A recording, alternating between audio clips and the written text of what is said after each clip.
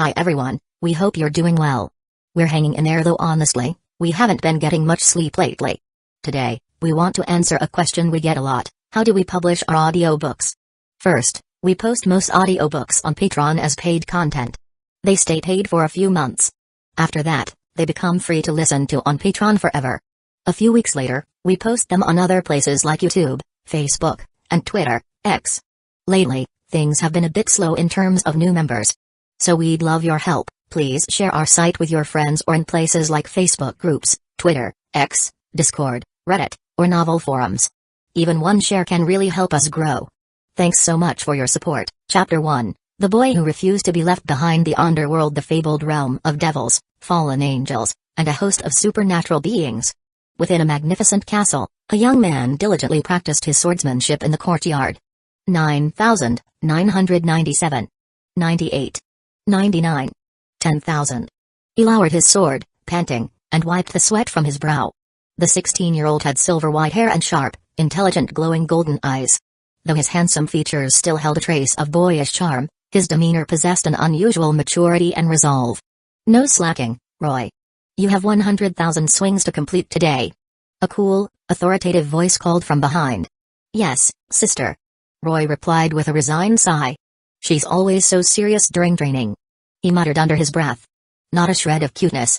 He resumed his practice. Roy was a transmigrator, the how and why lost to the mists of time. His current name, Roy Lucifuge. At first, he'd been doubtful, but after several years in this world, the reality was undeniable. He was living in the world of high school DxD. Devils, fallen angels, UK, spirits, angels. Even dragons and gods, beings of myth and legend, were real here. The woman who'd just spoken was his older sister, Greyfire Lucifuge. In the original story, she was Sirst Lucifer's queen, renowned as the strongest of his peerage, the silver-haired Annihilation Queen. However, in this reality, things were different. Born into the prestigious extra-demon house of Lucifuge, Greyfire's family had served the old Satan Lucifer for generations. During the Devil Civil War, she'd fought for the old Satan faction, eventually clashing with Seraphal Leviathan for the title of strongest female devil. Though she didn't win, her power rivaled that of a Satan. This elevated House Lucifuge to a position of power within the underworld, independent of the Lucifers. However, the war had decimated their ranks, leaving only Greyfire and Roy, the last male heir. Roy had initially believed that being born into a powerful devil family, with such a strong sister, guaranteed him a life of easy power and a harem of beautiful girls. Riser Phoenix, in that regard, was the embodiment of every devil's dream. Reality, however, proved harsher. Despite his lineage, Roy lacked any significant talent for demonic power. After years of relentless training, he was only a low-class devil. His peers, Ryaz and Sona, had already reached high class. He'd been tempted to give up, but Greyfire's unwavering belief in him pushed him forward. Her strict training regime was a constant in his life. Unfortunately, this also earned him a reputation as a talentless failure within the underworld. He didn't let it bother him. 99,997. 98. 99. 100,000. He finished his sword swings, his arms shaking, sweat pouring down his face. He was too exhausted to even wipe it away. And this was just the beginning of his daily training. Take a break, Roy. We'll start magic practice soon. Greyfire said, a rare smile softening her usually stern features. All right, sister. Roy gasped, collapsing onto the ground. After a short rest, it was time for magic. Years of practice, hampered by his lack of aptitude, had yielded only a handful of basic spells: teleportation, memory manipulation, magic bullets, healing, and, most importantly, the contract magic necessary for forming pacts with familiars and prospective servants. Of course, forming a peerage required evil pieces, something he didn't yet possess. The world of high school DxD was a fascinating place. While humans were the majority, true power resided with the devils and gods. Above even them were beings like Athos, the infinite dragon god, and Great Red, the true red dragon god emperor, entities at the very apex of power. In such a world, Roy refused to be ordinary. He wouldn't stand idly by while the girls he admired ended up with someone else. If he couldn't be ordinary, he would be extraordinary. Lacking magical talent, he'd dedicated himself to the sword. While others played, he trained. While others rested, he trained. His relentless dedication had honed his swordsmanship to an exceptional level. He was confident that no one in this world could match his skill with a blade. In his past life, he'd been regular Joe. But now, reborn into this dangerous and exciting world, he would achieve his dreams. and to do that, he needed power. Chapter 2, The Only Male at Kwa Academy. Kendo Captain returns. The next day, Roy packed his bags for the return to Kwa Academy. Summer break was over, it was time for his second year. Each devil family in the underworld governed a specific territory. House Lucifuge was no different. However, due to Roy's underwhelming power, Greyfire hadn't assigned him a territory of his own. She placed him at Kwa Academy, jointly controlled by the Greenery and Citrate clans. This way, she could keep a closer eye on him. He was, after all, the last male Lucifuge, the future of their house. At the Kwa Academy gates, groups of girls chattered and laughed, their youthful energy infectious. Roy noted, with some amusement, that he was the only male student present. His intervention had prevented the school from becoming co-ed, as it did in the original story. He remained the sole exception. Sai Hayata hadn't transferred, and Roy didn't know what had become of him. Perhaps he'd already been killed by a fallen angel. Mid-conversation, the girls noticed Roy. Their chatter died down as they turned to stare. Wow, he's so handsome. Which upperclassman is that? Are you a new student? You don't even recognize Roy Senpai? He's the only boy at Kwa Academy. Our very own Prince Charming. And a Kendo Club captain. Roy offered a polite smile, unfazed by the attention. Handsome, elegant, and the captain of the Kendo Club, he was the perfect Prince Charming in the eyes of every girl at Kwa Academy. He was used to this by now. He walked towards the school building, ignoring the whispers and admiring glances. Roy. A voice called out. The crowd parted, revealing a girl with vibrant crimson hair, brighter than any natural shade. It was Ryaz Greenery, Kwa Academy's resident idol. Standing next to Ryaz were Akeno Himejima, the Academy's second most popular idol, and Konkatuju, the quiet but adorable first-year student. Good morning, Ryaz-senpai, Akeno-senpai, and Konko-chan. Roy greeted them cheerfully. He'd made it a point to befriend Ryaz, Akeno, and student council president Sunasaitri during his first year. Good morning, Roy. Ryaz replied, smiling. Despite his lack of talent, she admired his work ethic. Also, thanks to Roy's influence, her peerage was currently limited to Konko and Akeno. She hadn't encountered Gasper or Kiba yet. Morning, Konko mumbled, offering a small wave. Era, Roy. You always greet Ryaz first. Am I not as important to you? Akeno teased, feigning heartbreak, tears welling in her eyes. Roy sighed inwardly. Akeno's dramatic flair was unmatched. He'd been caught off guard by it when they first met. Of course you're important to me, Akeno-senpai. Roy replied sincerely. Akeno blinked, momentarily stunned by his earnest response, a blush creeping up her cheeks. Ryaz pouted. Are you saying I'm less important than Akeno? She huffed playfully, hands on her hips, leaning forward. She seemed oblivious to how the pose accentuated her figure. Roy's headache returned. Ryaz, please don't pick up Akeno's bad habits. He thought with a sigh. Seeing his exasperated expression, Ryaz giggled. She'd been teasing. She had a soft spot for the hard-working underclassmen. She wouldn't tease just anyone like this. Come on, class is about to start. Ryaz announced, heading towards the school building. Roy followed. He was in Class 2A, while Ryaz and Akeno were third years, and Konko was a first year. Their paths diverged. As Roy reached his classroom, a chorus of greetings met him. Good morning, Captain. You've gotten even more handsome over the break, Captain. Captain, we haven't seen each other all summer. How about a hug? The most enthusiastic of the girls was Eika Kuryu, known for her surprisingly bold personality despite an initial shyness. She loved teasing Roy and often engaged him in conversations most boys their age would find interesting. Next to Eika were Kates and Marayama, two other attractive girls who had played minor roles in the original story. All three were elite members of the Kendo Club. Chapter 3, The Cheat finally awakens. Roy observed the girls' diligent Kendo practice. He'd shared some techniques, surprised by their natural aptitude. He even considered adding them to his peerage. However, after some thought, he decided to wait. Choosing servants was a serious matter. Evil pieces were a finite resource. They were based on chess pieces. A rating game peerage consisted of 1 king, 1 queen, 2 rooks, 2 knights, 2 bishops, and 8 pawns, 16 in total. The current Maus distributed 15 of these, excluding the king. The king piece, capable of drastically enhancing its user's power, was considered too dangerous for general distribution. Only Adhika Beelzebub, the creator of the evil pieces system, could bestow it. Choosing servants required careful consideration. Roy often daydreamed about unlimited evil pieces. It would solve so many problems. But it was just a fantasy. Good morning, everyone. He greeted the girls with a smile. Classes dragged on. Roy even dozed off.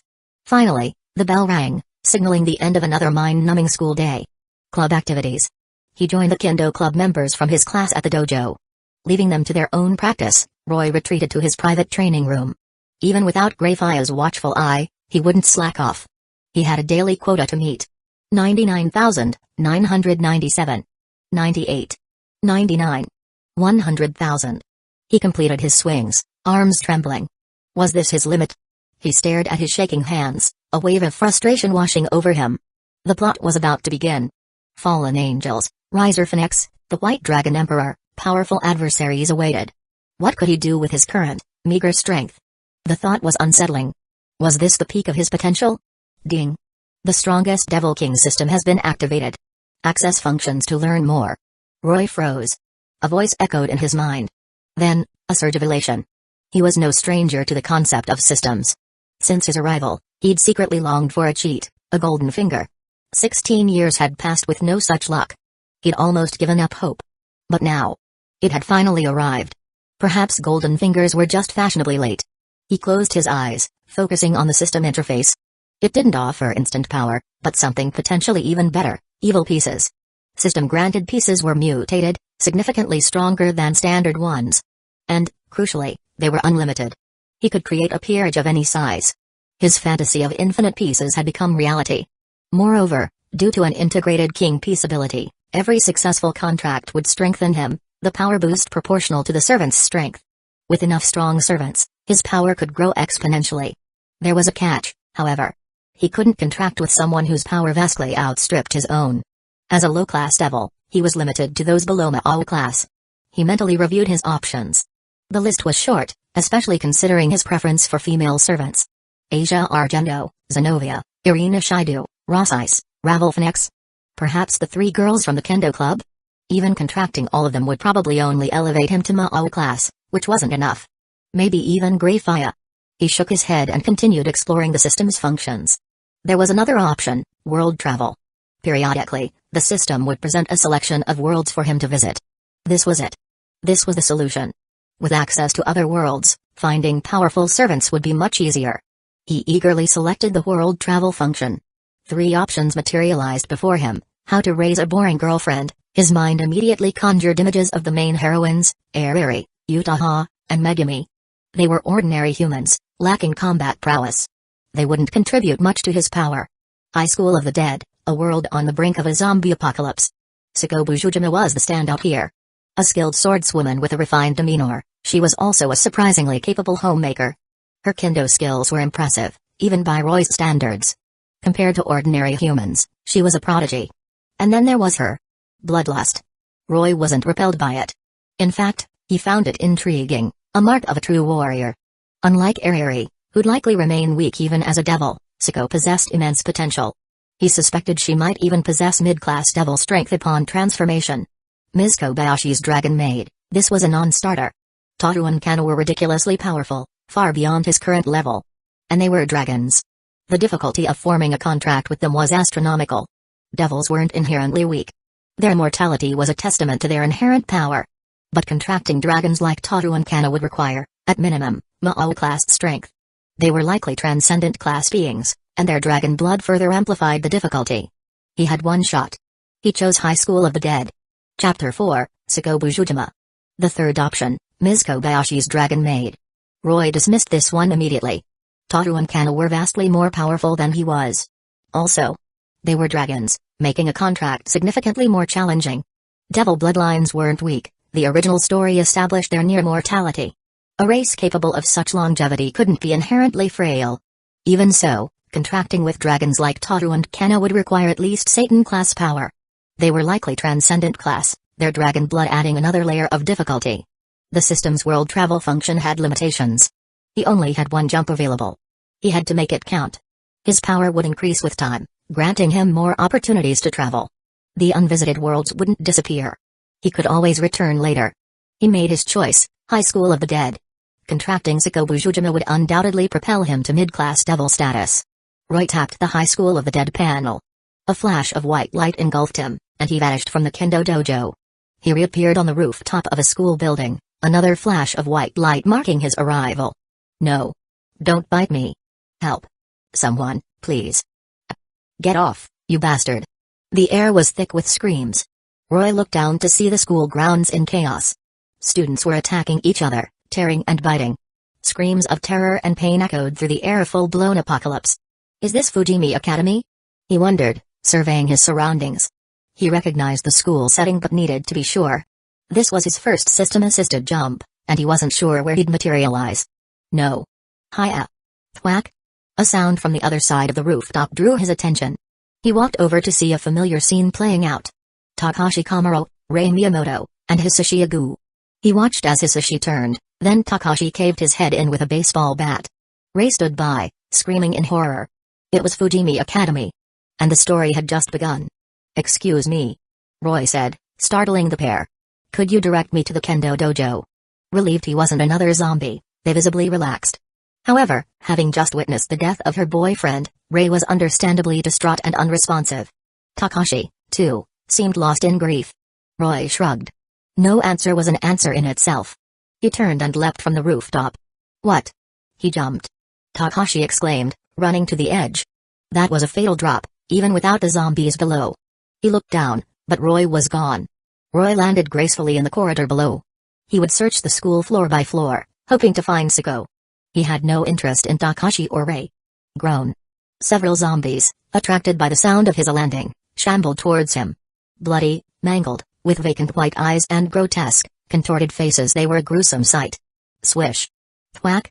With a speed imperceptible to the naked eye, his wooden sword flashed. Heads flew.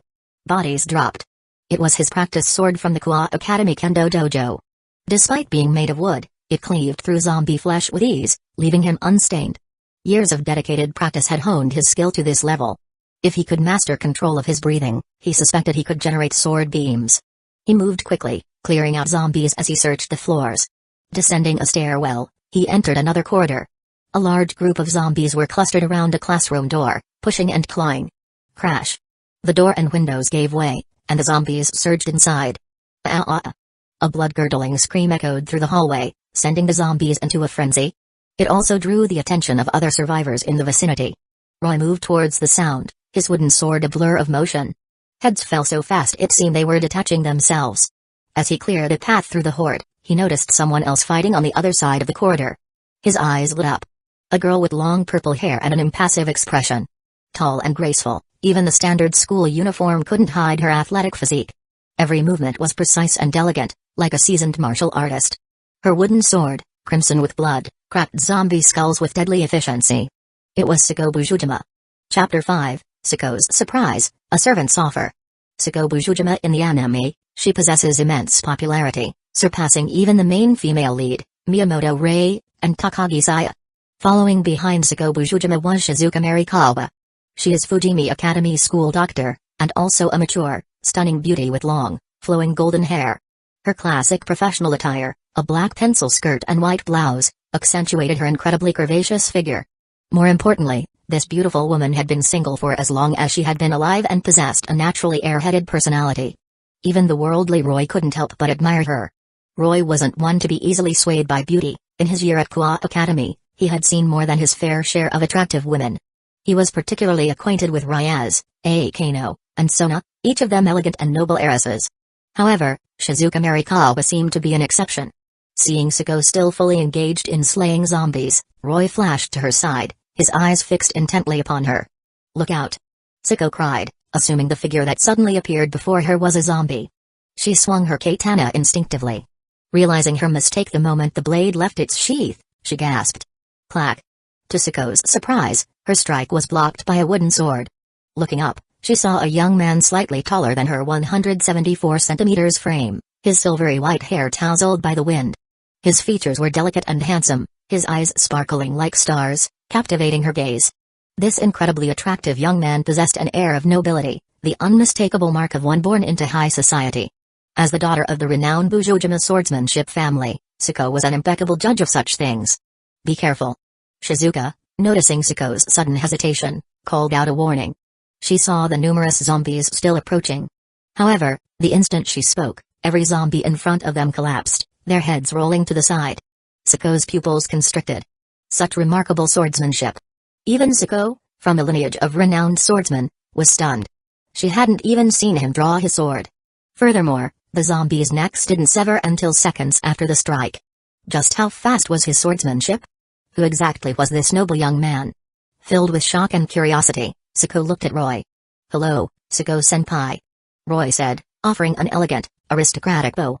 As the sole heir of the House of Lucifuge, his older sister Greyfia had drilled him relentlessly on proper noble etiquette. Such refined manners and graceful demeanor didn't seem out of place even in this hellish landscape. Sako, seeing Roy's formal greeting, returned the gesture with equal seriousness. "Greetings, Kuhai," she replied. Seeing her serious response, Roy couldn't help but smile inwardly. He wasn't one for strict adherence to noble customs. This was his first encounter with Sako, and unsure how to address her, he had defaulted to his ingrained training. After all, in his past life, he was anything but smooth. "Sako-senpai, I'm quite taken with you. Please become my servant." With the greetings out of the way, Roy stated his purpose directly. Though blunt, as a man of few words, he couldn't conjure up sweet nothings to woo a girl.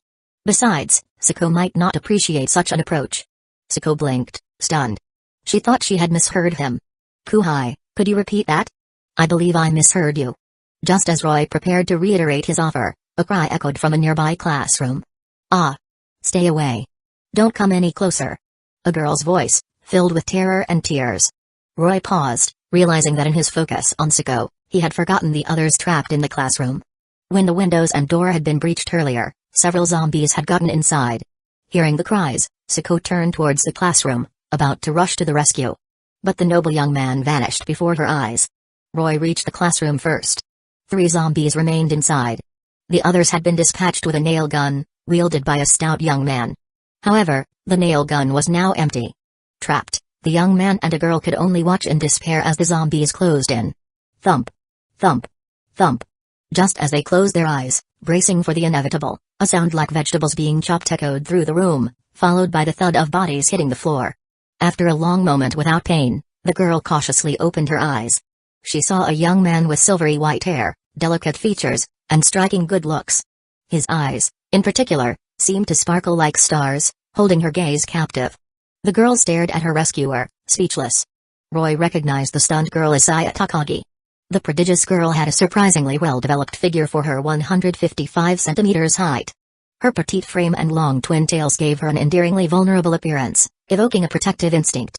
Most importantly, at only 16, she already boasted an F-cup bust, a truly remarkable sight. She was the epitome of a delicate, yet voluptuous, twin-tailed delight. Next to Saya Takagi stood the heavy-set Hirano Kata. "Are you alright?" Roy asked the two, still stunned from their near-death experience. Saya, seemingly lost in thought, continued to stare at him without speaking. Hirano, on the other hand, gave a weak, pale smile.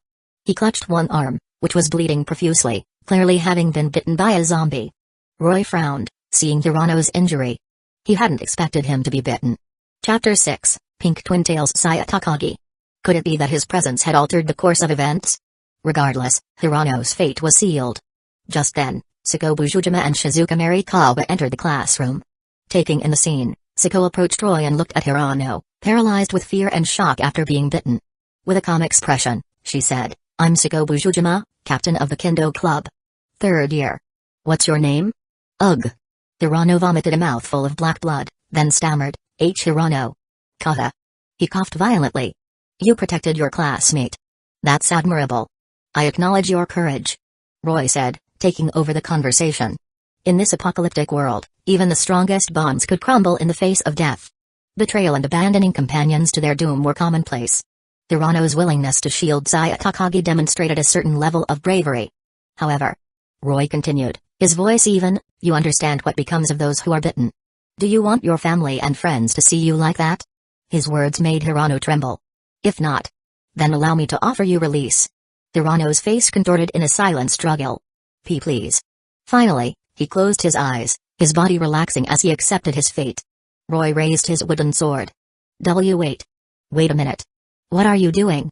Shizuka cried, rushing forward to stop him. "Marikawa-sensei, please don't interfere," Sako said, gently restraining her. To preserve a man's dignity is a woman's duty. Her words held a double meaning, referring to both Roy and Hirano. Roy smiled, surprised to hear Siko's famous line. He remembered it well. In the next instant, Roy's sword fell swiftly, granting Hirano a painless release. I'm Siko Bujujima, from Class 3A. Siko said, introducing herself to Roy as the immediate danger past. She was intensely curious about his identity. His speed, his swordsmanship, everything about him intrigued her. Even Saya, who had been quietly weeping, stopped and looked up at the mention of Siko's name. Siko-senpai. Roy said with a smile, my name is Roy Lucifuge. I'm a second-year student at Kua Academy. Judging by your name, you're a foreigner? I'm Shizuka Marikawa, the school nurse here. Shizuka said, her air-headed nature apparent. It's a pleasure to meet you. Roy replied with a smile. Kua Academy? Siko repeated the name, but it drew a blank. She had no recollection of such a school. They exchanged introductions, but Saya remained silent. And you? What's your name? Roy asked, extending a hand to Saya. He knew that facing such a horrifying apocalypse, Saya, an ordinary student, was near her breaking point, just as she had been in the original story. Saya lifted her tear-streaked face, meeting Roy's gentle smile. Somehow, his presence calmed her turbulent emotions. She managed a weak smile. My name is Saya Takagi. I'm a genius, you know. Though her smile was strained, Roy didn't find it off-putting. She took his hand and stood up. It's a pleasure. Roy replied, smiling back. Turning to Siko, he spoke with a serious tone. We can't stay here any longer. We need to leave immediately. What do you suggest? Siko agreed readily. As the school nurse, Marikawa-sensei should have a car, correct? Roy looked at Shizuka. Yes. Shizuka nodded, her expression vacant. Where are the keys? Oh, let me look. Shizuka rummaged through her bag. Found them. Look. She exclaimed, holding up the keys like a child showing off a prized possession. Marikawa-sensei's car should be able to fit 4 people, right? Including himself, there were 4 people present, Siko, Saya, and Shizuka. Roy remembered Shizuka having a small car, so it should be enough. No problem. Shizuka chirped. Then we shouldn't delay. Let's go. Now, let's assign roles. I'll take the lead, Siko-senpai will cover the rear, and Takagi-san and Marikawa-sensei will stay in the middle. Any objections? Roy placed himself in the most dangerous position at the front, leaving the relative safety of the rear to the others. No problem. Siko agreed without hesitation. She had no reason to refuse, especially considering this mysterious young man's evident strength. But Shizuka started to say something but was interrupted by Saya. I know what you're worried about, Marikawa-sensei, but we can't worry about that now. Saya, having regained her composure, understood that Shizuka was still concerned for the other students. Indeed, Marikawa-sensei. Let's focus on escaping first. Siko added. Shizuka, though still worried, didn't argue further. Then let's go. Seeing no further objections, Roy led the way, and the 4 of them set off. Just as they exited the classroom. Did Roy-senpai kill all these zombies? Saya asked, her voice trembling as she saw the numerous headless corpses at the doorway. She recalled the zombies that had fallen before her just moments before. Siko, recalling Roy's swordsmanship, was filled with admiration. Such skill was unlike anything she had ever witnessed. Yeah, they were just ordinary zombies. Let's hurry. Roy said dismissively, waving his hand as he stepped out into the corridor. The 3 girls followed close behind, saying nothing more. Chapter 7, Escaping Fujimi Academy with 3 girls. When you give up, that's when the game is over. As they made their way, numerous zombies swarmed towards them. Roy, wielding his buckin, casually swung his arm. Thump. Thump. Thump. The 3 girls watched as flashes of the wooden sword sliced through the air, separating the zombies' heads from their bodies. There wasn't a single hitch, as smooth as cutting through tofu. This was with Roy intentionally slowing his sword strikes, otherwise, they wouldn't even have been able to see how the zombies died. So skilled. Siko Bujujima watched from behind, her eyes sparkling with admiration. With Roy leading the way, they hardly had to do a thing. His heightened senses detected every zombie within their vicinity, swiftly eliminating them before they could pose a threat. They felt completely safe, proceeding quickly towards the school parking lot. They soon reached the parking lot and located Shizuka Marikawa's car. Just as they were about to get in, a group of people, following the path they had cleared, ran towards them and blocked the car. At the head of the group was the most repulsive character in the original story, Koichi Shido. Marikawa-sensei, please take us with you. Shido pleaded, a false smile plastered on his face. But my car can't hold so many people. Shizuka said, her expression troubled. I'm sorry, Shido-sensei, but please find another vehicle. Tsuko firmly refused his request. The man didn't strike her as trustworthy, and their car only had room for 4. However, Shido didn't retreat, his fake smile unwavering. I understand that, but the keys to the school bus are in the first floor office. If we can get those keys, taking everyone with us won't be a problem. And with this student's abilities, retrieving them should be a simple task, right? He looked at Roy, having witnessed him effortlessly cutting down the surrounding zombies from his vantage point upstairs. He knew this was his chance to escape and had promptly gathered a group of students to follow. After sacrificing a few students' lives along the way, they had finally caught up. So, he was trying to use him? Roy stared coldly at Shido, his eyes glacial. I'll say this once. 5 seconds. Get out of my sight, or die. His disgust for Shido was immense. If not for his reluctance to have Tsuko and the others think of him as a casual killer, he would have already erased this scum from existence. Shido flinched under Roy's icy gaze. But survival instincts spurred him on. Student, you're not from this school, are you? I'm a teacher, and as a student, you should listen to your teachers. Furthermore. Shido continued his desperate plea. 3.2.1. As Roy reached one swish. No one saw him move. But in the next instant, Shido's head flew off his shoulders, blood gushing from his neck. Ah! The students Shido had brought shrieked in terror. Their screams attracted the attention of the surrounding zombies, drawing them closer. Idiots, Roy cursed inwardly. I suggest you find the bus keys and drive the bus out of here. Otherwise. He glanced at the approaching horde, the implication clear. Of course, he was just putting on a show. He didn't care about their fate. The students, terrified by the encroaching zombies, scattered in a panic. Marikawa-sensei, the keys, please. Roy turned to Shizuka. Huh? Oh. Shizuka blinked, then fumbled for the keys in her bag. Roy snatched the keys and got into the driver's seat. Get in. He started the engine. Tsuko, Saya, and Shizuka quickly climbed into the car. But Roy-kun, do you even have a driver's license? Shizuka asked, her usual ditzy demeanor returning as she sat in the passenger's seat. Roy chuckled. Of course not. But I don't need one. Before he could finish, the car lurched forward. Eek. The sudden acceleration threw Shizuka back against the seat, her ample bosom bouncing. Roy's eyes flickered downwards for a moment, nearly causing him to crash into a flower bed. Roy-kun, pay attention to the road. Saya called out from the back seat, annoyed by his momentary distraction. Ahem. Roy cleared his throat, turning back to focus on driving. The streets were teeming with zombies, drawn by the roar of the engine. To protect the car from damage, Roy enveloped it in a layer of demonic power. He plowed through the horde, quickly escaping the school grounds and entering the city. However, the sight that greeted them was grim. The entire city was eerily silent, smoke rising from various locations. It was clear that the entire city had fallen. Roy turned on the car radio. A female voice began a news report. Reports indicate that the number of victims in Saitama Prefecture has exceeded 10,000. And President of the United States has abandoned the capital, evacuating by helicopter to an aircraft carrier. Ah. No. A scream cut off the broadcast, followed by the sounds of tearing flesh and gnashing teeth.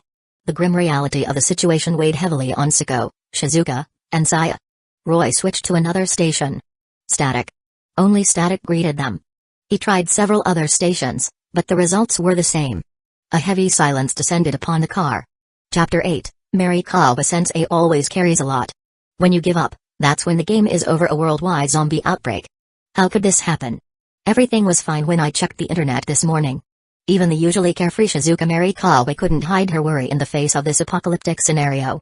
Unbelievable. In just a few hours, the whole world has changed. Saya Takagi exclaimed in disbelief. It's quite similar to the Black Death in the 14th century.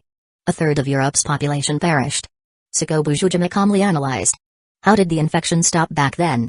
Shizuka asked, turning to Tsuko with a worried expression, hoping for some good news. There are many theories, but the most likely explanation is that it simply ran out of people to infect. Tsuko replied. Shizuka and Saya fell silent. But the dead are walking around, attacking people. Shizuka murmured, looking at the scattered zombies outside the window. So there's no way to stop it from spreading? Saya added, breaking the silence. Well. Summer is coming soon. Once the flesh rots away, leaving only bones, they might not be able to move anymore. Shizuka suddenly exclaimed, a hopeful glint in her eyes. How long will that take? Tsuko asked, despite her doubts. Shizuka counted on her fingers. In summer, it takes about 20 days for a body to decompose to bones. In winter, it might take several months. Either way, it won't be too long. She finished with a naive smile, as if the problem were already solved. We don't know if they will decompose. Corpses that walk around and attack people aren't exactly within the realm of normal medicine. This could go on indefinitely. Saya countered, bluntly shattering Shizuka's optimistic theory. Oh no. Shizuka sighed again. Sako, noticing that Roy had been silent, asked curiously, Roy-kun, is something wrong? Her question drew Shizuka and Saya's attention to him as well. Huh? I'm fine. Just thinking about where we should go next. Roy replied. He hadn't been concerned about their worries, so he had remained quiet. The three girls' eyes lit up. They hadn't even considered that yet. Roy's foresight made him seem incredibly dependable. So, Roy-kun, have you decided? Sako asked. Well, it's getting dark. We need to find a safe place to rest for the night. Roy explained. Then we need to confirm our family's safety, and finally, find a secure location. That's my plan, in short. He had simply voiced the most logical course of action. His actual goal was to make them his servants and then find a way to leave this world. The three girls readily agreed with his plan. There wasn't a better alternative. So where should we go first? Saya asked, adjusting her glasses. Whose home is closest? Roy asked, glancing at the two girls through the rearview mirror as he drove. My only family is my father, but he's currently at a dojo overseas. I don't really have anywhere to go. Sako answered calmly. My house is in the city just ahead. I want to go back and check on my mother. Saya said, her expression a mix of longing and fear. Oh dear. My parents are gone, and my relatives live quite far away. I don't have anywhere to go either. Shizuka chimed in. But if we're looking for a place to rest, a friend of mine has a house nearby. She held up her index finger excitedly. Is it your boyfriend's house? Saya asked suspiciously. And no, it's not. Shizuka quickly waved her hands, flustered by the misunderstanding. It's a female friend's house. Because of her special job, she asked me to help clean it. And there's a convenience store nearby, and a car parked there that's as big as a tank. She gestured to emphasize the size. Roy glanced over, Shizuka's ample bosom jiggled with her movements. Quite bouncy, he thought. Alright, we'll rest at Shizuka-sensei's friend's house tonight and head to Takagi's home tomorrow. Roy decided. Indeed. I'm exhausted. I'd love a shower while we still have electricity. Saya added, looking at the bloodstains on her clothes with discomfort. Roy-kun, you haven't told us about your family. Sako noticed, realizing that while they had all shared their family situations, Roy hadn't. Ah. My family doesn't live here, so there's no need to worry about them. Roy said casually. Is that true? Sako wondered, observing his relaxed demeanor with a hint of skepticism. They drove in silence. As dusk settled, they finally arrived at the house Shizuka had mentioned. See? It's like a tank, isn't it? Shizuka said proudly, pointing to a modified Hummer parked in the courtyard. The massive vehicle exuded an aura of power and dominance. Just who is your friend? Saya asked, impressed. Anyway, we should clear out the surrounding zombies first. Sako said, noticing the undead gathering, drawn by their arrival. Indeed, Sako-senpai. Please protect Takagi-san and Marikawa-sensei. I'll take care of these zombies. Roy grabbed his wooden sword and headed towards the scattered undead. Wait, Roy-kun. Sako called out. Chapter 9, Sako-senpai. Become my servant. Fear is not evil. It tells you what your weakness is. And once you know your weakness, you can become stronger. Roy turned, looking at Sako Bujujima quizzically. Don't mistake me for a frail woman. I'm perfectly capable of fighting. Sako said, a smile playing on her lips. Roy paused, realizing she was right. Sako Bujujima, after all, possessed a thirst for battle, a desire to unleash her swordsmanship. Roy's tendency to eliminate all the zombies himself had left her with no outlet for this urge. Then I'll leave it to you, Sako-senpai. He agreed, allowing her to take on the surrounding zombies. Roy would focus on protecting the group, including Sako herself. If she encountered danger, he could intervene instantly. Sako smiled brightly at his assent, then began her deadly dance with the wooden katana. Roy stayed close to Shizuka Marikawa and Saya Takagi, keeping a watchful eye on Sako's progress. As the slaughter began, Sako's movements grew increasingly swift and precise. Her swordsmanship was incredibly sharp, noticeably more refined than before. Observing Roy's own swordsmanship had clearly elevated her skills. Roy also noticed a growing excitement in her expression, a clear enjoyment of the battle. As he suspected, living in an era of peace was a waste of her combat talent. She should be at his side, witnessing the strongest fighters across various worlds, reveling in the thrill of combat. In no time at all, Sako had cleared the area of all zombies. Phew. Let's get inside," she said, her expression returning to its usual calm after the fight, exhaling softly. "Yes, you've worked hard, Suko-senpai. Let's go in and rest," Roy replied, leading the way into Shizuka's friend's house.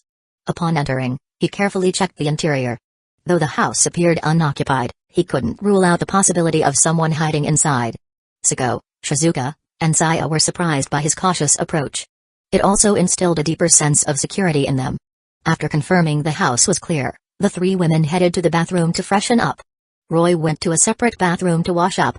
Though he hadn't been splattered with blood, he still felt the need to cleanse himself. He finished first, emerging to find the others still enjoying themselves in the bathroom. It seemed they wouldn't be out for a while.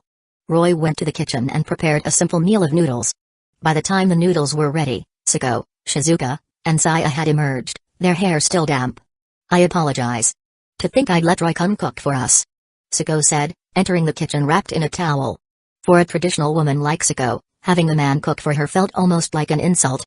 However, Roy had quietly prepared dinner while she was bathing, leaving her with little choice. Roy admired Suko's appearance. The simple towel did little to conceal her stunning figure. He mentally applauded her beauty. Her words pleased him even more.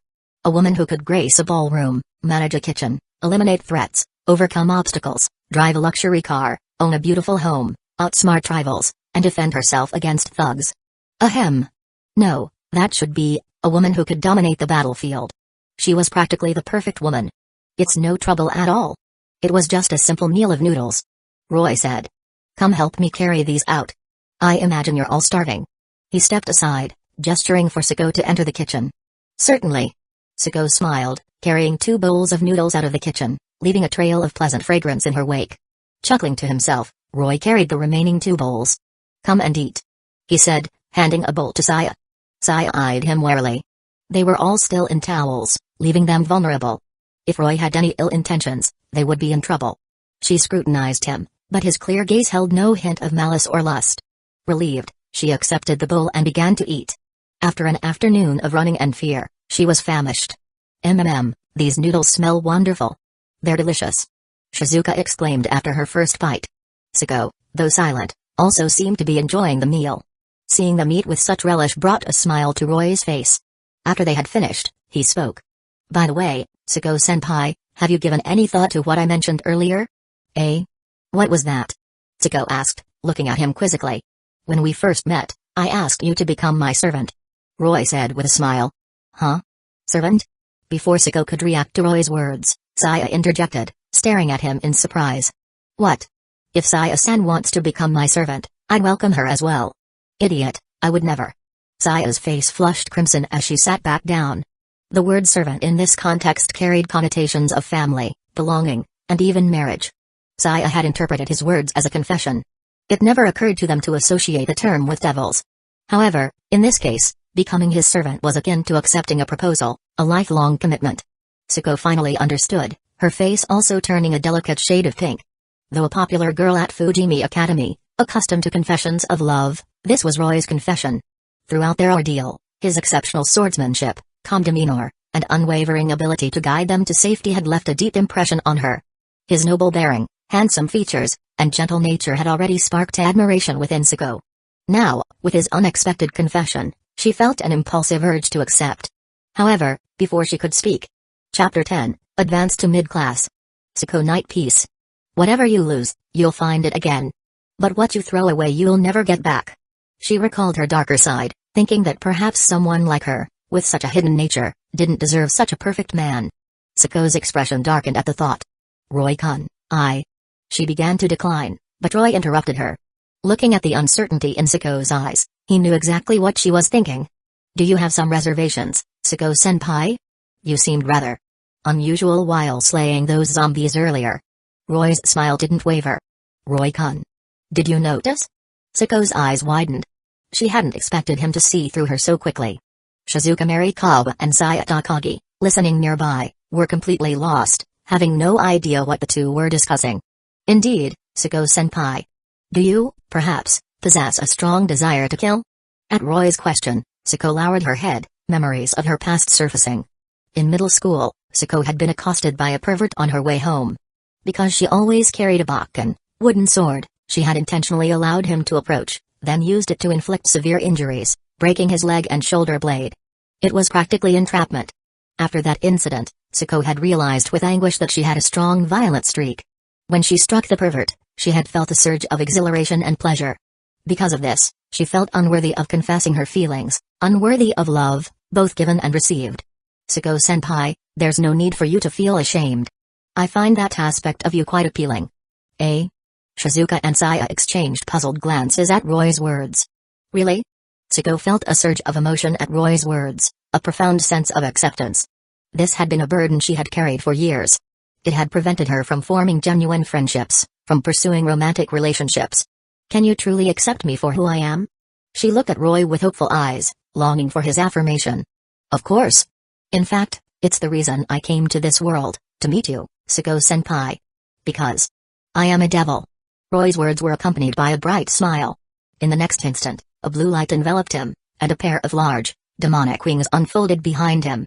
The noble, enigmatic devil stood before the three girls. They stared at Roy's transformation, dumbfounded but unafraid. Unlike the devils of their imagination, Roy exuded an aura of elegance, power, and captivating handsomeness. There was nothing grotesque or repulsive about his appearance. Instead of fear, they felt a surge of curiosity. Roy-kun, what is the meaning of this? Sako asked, her eyes wide with fascination. A devil? You're joking, right? Saya interjected, still struggling to process the surreal scene. Oh my.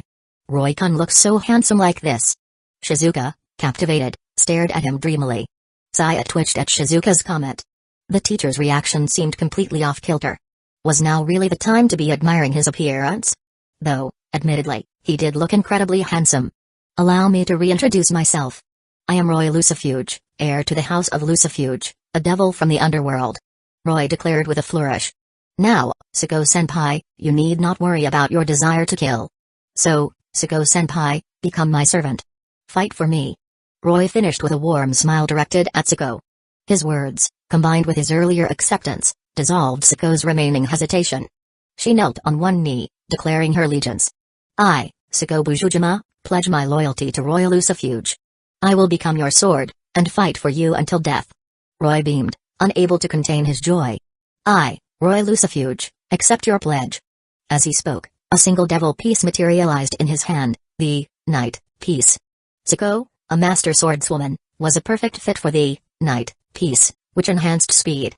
Roy raised his hands, and a large, blue magic circle appeared beneath Sako's feet. By my name, Roy Lucifuge, I command thee, Sako Bujujima, to become my servant, a devil, and be reborn as my knight. The words of the contract flowed from Roy's lips. Simultaneously, the Knight piece floated towards Sako, merging with her body. The next moment, Sako was bathed in a blue light, demonic wings sprouting from her back. As the light subsided, her magnificent wings fully extended, adding an aura of noble grace to her already striking appearance. So beautiful. Shizuka murmured, staring at Sako with a touch of envy. This can't be real. Saya exclaimed, still in disbelief. Upon the contract's completion, Roy's power surged dramatically before receding. He couldn't help but smirk. The contract with Sako had propelled him to the rank of a mid-class devil. For over a decade, Roy had been unable to break through to this level. Now, simply by forming a contract with Sako, he had achieved it effortlessly. His mood soared. And just as he had anticipated, thanks to Roy's potent, mutated evil pieces, Sako possessed the power of a newly ascended mid-class devil immediately upon her reincarnation. Sako, how do you feel? Now that she was one of his own, Roy addressed her by her first name. Sako considered his question, carefully assessing the changes within her. She glanced out the window, her vision noticeably sharper and more expansive. Even in the darkness of night, she could see more clearly than in broad daylight. Chapter 11, 2 more servants acquired. If you win, you live. If you lose, you die. If you don't fight, you can't win. Her hearing became exceptionally sharp, able to discern even the distant groans of zombies with clarity. She picked up the wooden sword again and swung it experimentally. Swish. The blade cut through the air with ease, the sound a testament to her newfound strength. A few casual swings were far more powerful than anything she had managed before. It feels amazing. Sako murmured, her gaze soft as she looked at Roy. From this moment forward, she belonged to him, body and soul. Roy nodded in satisfaction, then turned his attention to Shizuka. Shizuka-sensei, how about it? Would you like to become my servant? Eh? Shizuka hadn't expected the question and hesitated, uncertainty clouding her features. As my servant, You'll never have to suffer from backaches again," Roy offered, his words a tempting lure. Well, he was a devil, after all. Shizuka's eyes widened. As a woman blessed, or perhaps cursed, with G-cup breasts, she understood the appeal of such an offer. While many envied her ample bosom, it came with its own set of problems, primarily the weight. She frequently experienced back pain, and her favorite position was leaning down on the desk, which provided some relief. Roy's offer was incredibly tempting, more so than anything else at this moment. "I accept," she exclaimed, beaming at Roy. Saya Takagi stood nearby, speechless, an anime vein throbbing on her forehead. What a strange reason to agree. To be swayed by the promise of no back pain. But then, Saya glanced down at her own developing chest. They weren't small either.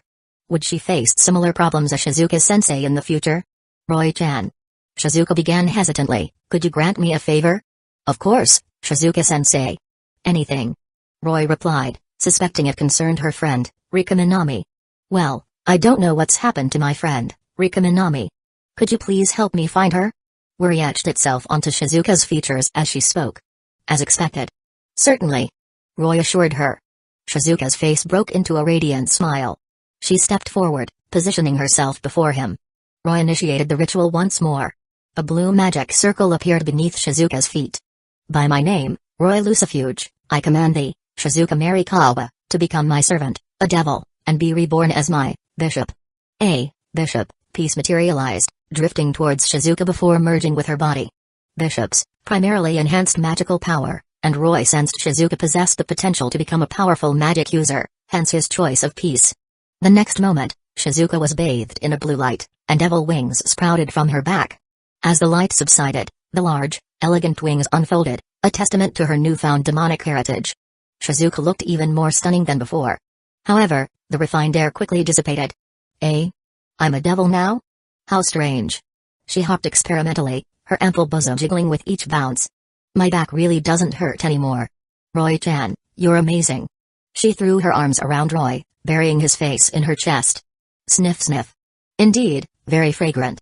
Extricating himself from Shizuka's embrace, Roy turned his gaze towards Saya. Saya, despite her reluctance, couldn't deny the reality of the situation. She had witnessed two people reborn as devils with her own eyes. Takagi-san. Roy addressed her, would you be willing to become my servant? You must realize that this world is completely broken. Utter destruction awaits it. Wouldn't you rather come with me to the underworld? You'll have a new life there. And by the way, he added, becoming a devil not only eliminates back pain, but it also grants eternal youth. Roy laid out the temptations one after another, enough to sway even the most resolute individual. If I become your servant, I'll leave this world. Saya asked, struggling against the allure of his words. Indeed. Could my parents come with me? She asked, her gaze full of hope. She still had ties to this world and couldn't simply abandon them. I'm afraid not. Only my servants can come with me. I won't make your parents my servants. Roy refused without hesitation. He wouldn't take men as servants, especially not those he didn't favor. Saya slumped onto the sofa, dejected by his immediate refusal. With her sharp mind, she knew he was right. This world was doomed, and death awaited her here. Furthermore, she didn't even know if her parents were still alive. In this apocalyptic world, hope was right before her eyes. Even if it wasn't sacred salvation, even if it came from a devil, as long as it offered escape from this abyss, she was willing. I accept. She said, but could I please see my parents one last time? Saya agreed, her final wish being to check on her parents. If she couldn't take them with her, she wanted to help them in their final moments. Of course.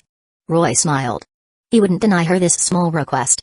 Saya's face brightened, a genuine smile returning as she approached Roy. By my name, Roy Lucifuge, I command thee, Saya Takagi, to become my servant, a devil, and be reborn as my bishop. Another bishop piece appeared, floating towards Saya and merging with her. Saya was an intellectual genius, close combat wasn't her forte. However, with her intellect, she might have a talent for magic. The next moment, Saya was enveloped in a blue light, devil wings sprouting from her back. As the light faded, her magnificent wings unfolded, enhancing her already striking beauty. She was a vision of elegance and grace. Chapter 12, A Sleepless Night. The darker the night, the brighter the stars shine. Looking at the three girls who had all become his servants, Roy nodded in satisfaction. All right, it's getting late. Let's get some rest. Tomorrow, we'll check on Saya's house first, then go find Rika Minami. The three girls nodded in agreement and returned to their rooms to rest. Just as Roy turned off the lights and prepared for bed, the door opened. Sako Bujujima, clad in a bath towel, stood in the doorway. She closed the door behind her and stepped inside. Sako? Roy looked at her quizzically, wondering what she was doing there so late. As your servant, it's only natural that I attend to my master's needs, she said, a blush creeping up her cheeks. Roy didn't hesitate, ready to accept Sako's offer. He wasn't one to refuse a gift so readily presented. However, just then, the door opened again. Roy-kun, I can't sleep. Shizuka Marikawa, looking sleepy and disoriented, also entered the room. Roy was taken aback. Why were they all coming to his room? Still, one dish or two, he wasn't about to complain. But before he could react, the door opened yet again. Roy, I'm a little scared, could I? Saya Takagi, blushing, stepped inside, then froze, seeing Sako and Shizuka already there. Her face turned crimson, but instead of fleeing, she covered her face and climbed into the bed, hiding under the covers. Roy sighed. It seemed tonight was destined to be a sleepless one. The next morning, Roy woke up early, though, in truth, he hadn't slept at all. He looked around. Sako was gone, presumably already awake. Pushing aside Shizuka and Saya, who were clinging to him like octopus, Roy got out of bed. The aroma of food drew him to the living room. Peeking into the kitchen, he saw Sako, wearing only an apron, preparing breakfast. Sako-chan, why are you up so early? He asked, wrapping his arms around her from behind. As a woman of the Bujujima family, these are my duties. She felt guilty about letting Roy make dinner the previous night.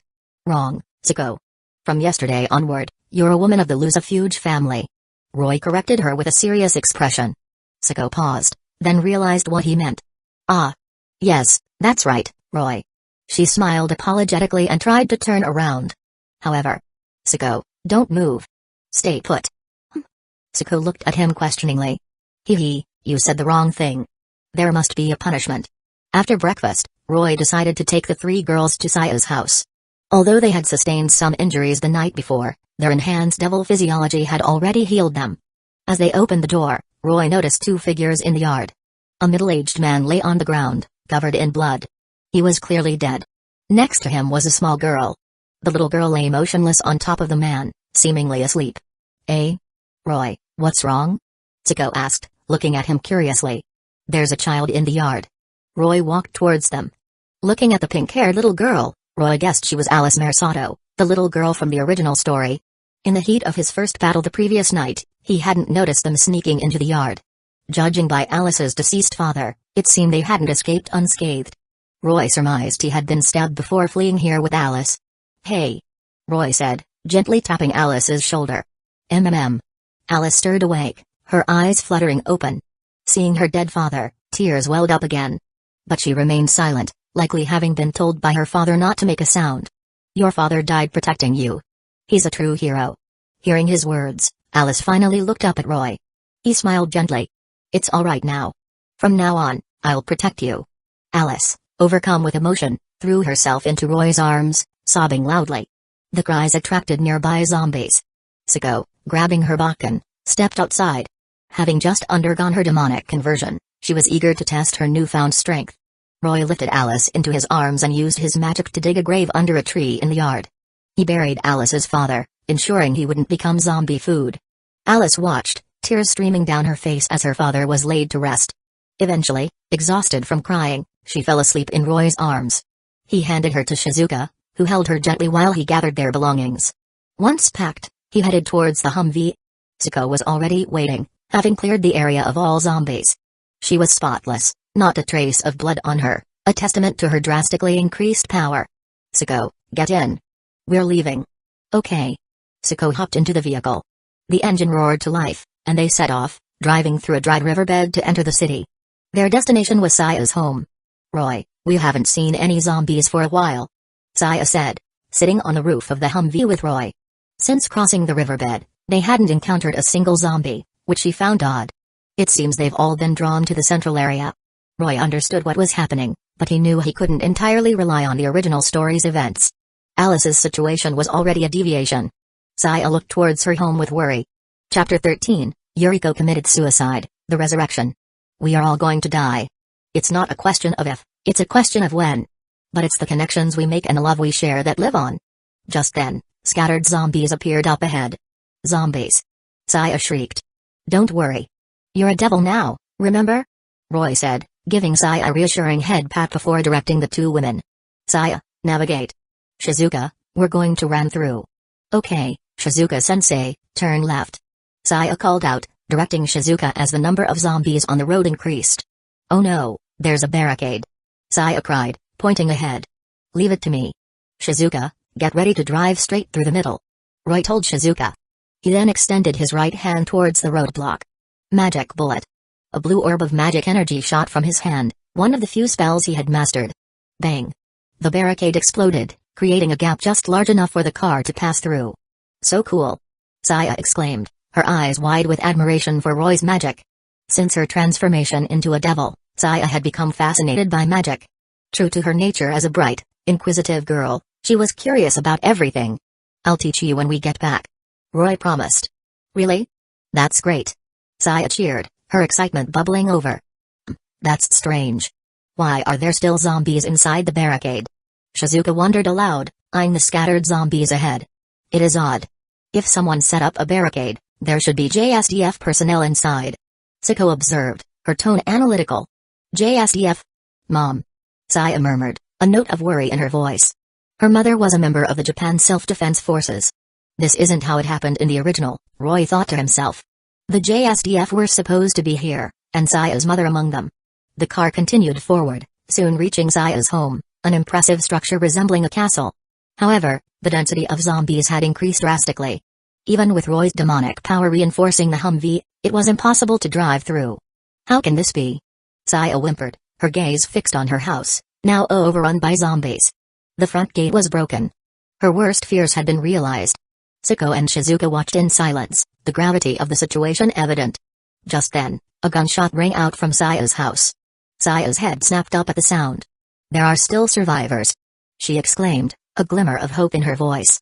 Shizuka-sensei, hurry. Drive inside. But.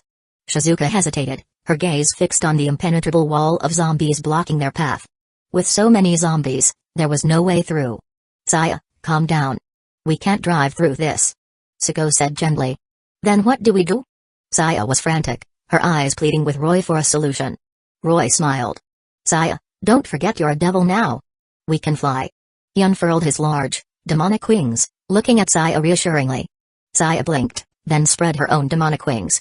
Siko and Shizuka emerged from the Humvee, extending their wings as well. Shizuka, take Alice. Let's go. Roy instructed, taking the lead and flying towards the source of the gunshot. The three women and a little girl, Alice, followed close behind. They soon reached the location of the gunshot, the rooftop of Saya's house.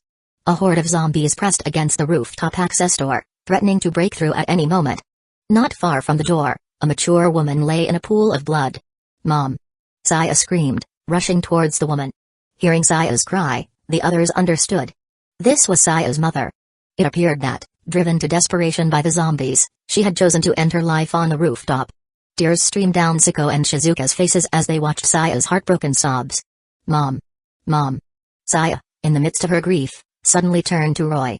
Roy, can you save my mom? You're a devil. You can do it, right? Her tear-filled eyes held a desperate plea, even though she knew that resurrection was almost impossible. Roy frowned in thought. He contemplated whether to save the woman. Even the pieces in Ryaz's peerage could revive someone recently deceased, like Asia. His mutated evil pieces were even more potent. But Roy was a perfectionist, and this woman was not married. Suddenly, his eyes lit up. He had an idea. I'll try. He told Saya. Thank you. Thank you, Roy. Saya cried, her face radiant with gratitude. If you really want to thank me, there's something I want later. Roy whispered in Saya's ear. Saya blushed crimson but nodded in agreement. Roy smirked. A large magic circle appeared beneath Saya's mother, Yuriko. By my name, Roy Lucifuge, I command the soul of Yuriko Takagi to become my servant devil, reborn as my bishop. This incantation was different from his usual ones. A spectral image of Yuriko's soul emerged from her body. The bishop piece in Roy's hand floated towards Yuriko's soul, merging with it. In the next instant, Yuriko's spectral form glowed brightly. Moments later, the light subsided, revealing a perfect, restored body hovering in the air. Chapter 14, New Servant, Yuriko Revival, Nuclear Strike. We don't die for our friends, we live for them. This body was identical to Yuriko's, though much younger, almost like a grown-up Saya. This was Roy's solution, utilizing the power of the evil pieces. He had completely reconstructed a perfect body for Yuriko. However, because so much magic was used in the reconstruction, Yuriko was considerably weaker than Saya. "Mom!" Saya cried tears of joy as she saw her mother truly revived, rushing to embrace her. Under Saya's watchful gaze, Yuriko slowly opened her eyes. Is this heaven?" Yuriko murmured, looking at her daughter with confusion. Her last memory was of taking her own life with a gun. Mom, you're okay. That's wonderful. Saya. Is that you, Saya? Did you die too? Yuriko asked, still disoriented. Saya giggled. She had never seen her normally serious and composed mother so bewildered. Mom, you're not dead. None of us are. Saya explained. Finally, Yuriko's mind cleared. As she stood, she suddenly felt a chill and instinctively hugged herself. Saya quickly removed her jacket and offered it to her mother. After putting on the jacket, Yuriko took a look around. Her eyes fell on Roy, and she instinctively knelt. Master. Yuriko addressed him respectfully, then looked surprised at her own actions. Why had she bowed to this boy? And why had such an embarrassing title escaped her lips? Roy wasn't surprised. As his servant, she was bound to him. Mom, Roy is the one who brought you back. Saya explained everything that had happened. Roy. I see. Yuriko finally regained her composure. She knelt again before Roy. Yuriko greets her master. Roy nodded and helped her to her feet. He then turned to Yuriko's original corpse, enveloping it in demonic energy. Within moments, the body was completely obliterated. Now that Yuriko was revived, there was no need for her old body to remain. Yuriko felt a strange sensation looking at her former self. Her new body was younger. If she walked alongside Saya, they would surely be mistaken for sisters. Prompted by Saya, Yuriko explained why she had chosen to end her life on a rooftop. It turned out that someone within the self-defense force had been bitten but hadn't reported it. When a large horde of zombies attacked, this betrayal, combined with the external assault, led to the fall of the Takagi estate. Yuriko had fled to the rooftop, trapped with nowhere else to go, and ultimately chosen suicide. Saya fell silent, absorbing her mother's words. Alright, now that this is resolved, let's move on. Roy declared. The only one left is Shizuka's friend, Rika Minami. Shizuka, do you know where she is now? He turned to Shizuka. I don't know her exact location, but I remembered Rika's phone number this morning. Shizuka said with a cheerful smile. Saya, let Shizuka borrow your phone. Roy instructed. Oh. Shizuka accepted Saya's phone. This is 1. This is 2. Roy sighed, watching Shizuka's ditzy attempts to operate the phone. She was adorably clueless. Saya and Suku also exchanged exasperated glances. Ring. The call connected. Hello? A woman's voice answered. Shizuka exclaimed in delight, Rika. Thank goodness you're alive. I'm so glad. Rika's lips curved into a smile at the sound of Shizuka's voice. She was clearly relieved as well. Where are you now? Are you at my place? No, we left there. Oh, and we borrowed your car. Shizuka chattered away, lost in the reunion. Ahem. Shizuka, please ask her for her location. Roy interrupted, finally losing his patience. He wasn't sure if the events would unfold as they did in the original story, with a nuclear EMP disabling all electronics. But to avoid any unforeseen complications, it was best to locate Rika quickly. Shizuka stuck her tongue out playfully. Oh, right. Rika, where are you now? Is there anyone else with you? Rika asked, having heard the commotion on Shizuka's end. Yes. Roy-chan is protecting me. Rika understood immediately. Knowing Shizuka as she did, she knew her friend would never have survived this long without protection. She felt a surge of gratitude towards the person who had kept Shizuka safe. Rika, tell us your location quickly so we can come and rescue you. Shizuka, it's okay. Knowing you're safe is enough for me. It's very dangerous out there, so please don't come looking for me. Concerned for Shizuka's safety, Rika refused to reveal her whereabouts. Rika. Static. Bang. A brilliant white light flashed across the sky. The line went dead. Shizuka looked at the phone in her hand. Smoke curled from the device. It was clearly fried. Could it be? Everyone looked towards the sky. A white ring expanded across the heavens, brighter than the sun. It's a nuclear attack. Saya said grimly, recognizing the telltale sign. Shizuka looked at Saya with confusion. When a nuclear warhead detonates in the upper atmosphere, gamma radiation causes the air molecules to scatter electrons. Saya explained, her expression grave. Chapter 15, Finding Rika Minami dying is not repaying a debt.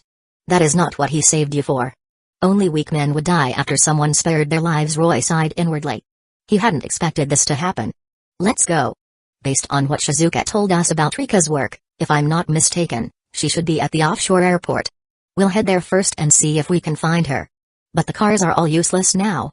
How are we supposed to get there? Shizuka asked worriedly. Shizuka's friend is part of a special forces unit. The car she left behind should have some kind of EMP protection. If that fails, we'll just have to fly. With that, Roy swept Yuriko into a princess carry and flew towards the vehicle. Since most of Yuriko's demonic peace power was used to construct her physical body, she couldn't even manifest her devil wings. He had no choice but to carry her. Being carried like this, clad only in Saya's jacket, made Yuriko blush deeply. However, now that she had a new life, such concerns seemed trivial. She would entrust everything to the person before her, the one who had granted her this rebirth. The group returned to the car, and as Roy predicted, it was unaffected by the EMP. Shizuka took the wheel, and they set off for the offshore airport. Mom, seriously, can you please put some clothes on? Saya said, exasperated, looking at her mother. Ever since Roy had carried her back, Yuriko had refused to get down. Was this really her mother? Saya briefly wondered if something had gone wrong with the reincarnation ritual, and her mother had been reborn as a succubus. There's nothing I can do. Saya's clothes are too small, and Mommy's too tired to move. Yuriko whined, clinging to Roy with a mixture of coquettishness and stubbornness. Roy observed his creation with satisfaction. Normally, demonic pieces offered a chance of reincarnation only immediately after death. Reincarnating someone long deceased was impossible. Moreover, normal pieces couldn't create a new body from a soul. This was the power of his mutated piece, it could create a physical form directly from a soul. That's how Yuriko had been reborn. Roy had also discovered that during the creation process, he could manipulate the age of the new body.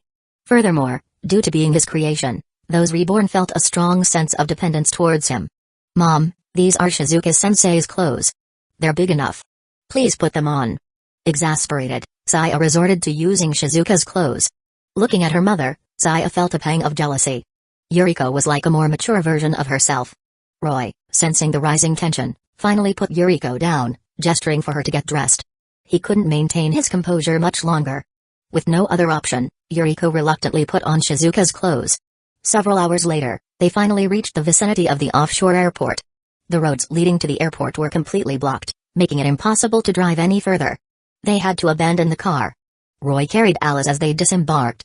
Alice had recovered from her earlier trauma, proving to be a remarkably resilient little girl. We'll fly the rest of the way. Saya, take your mother. Let's go. With that, Roy unfurled his devil wings and soared into the air. Siko and Shizuka quickly followed.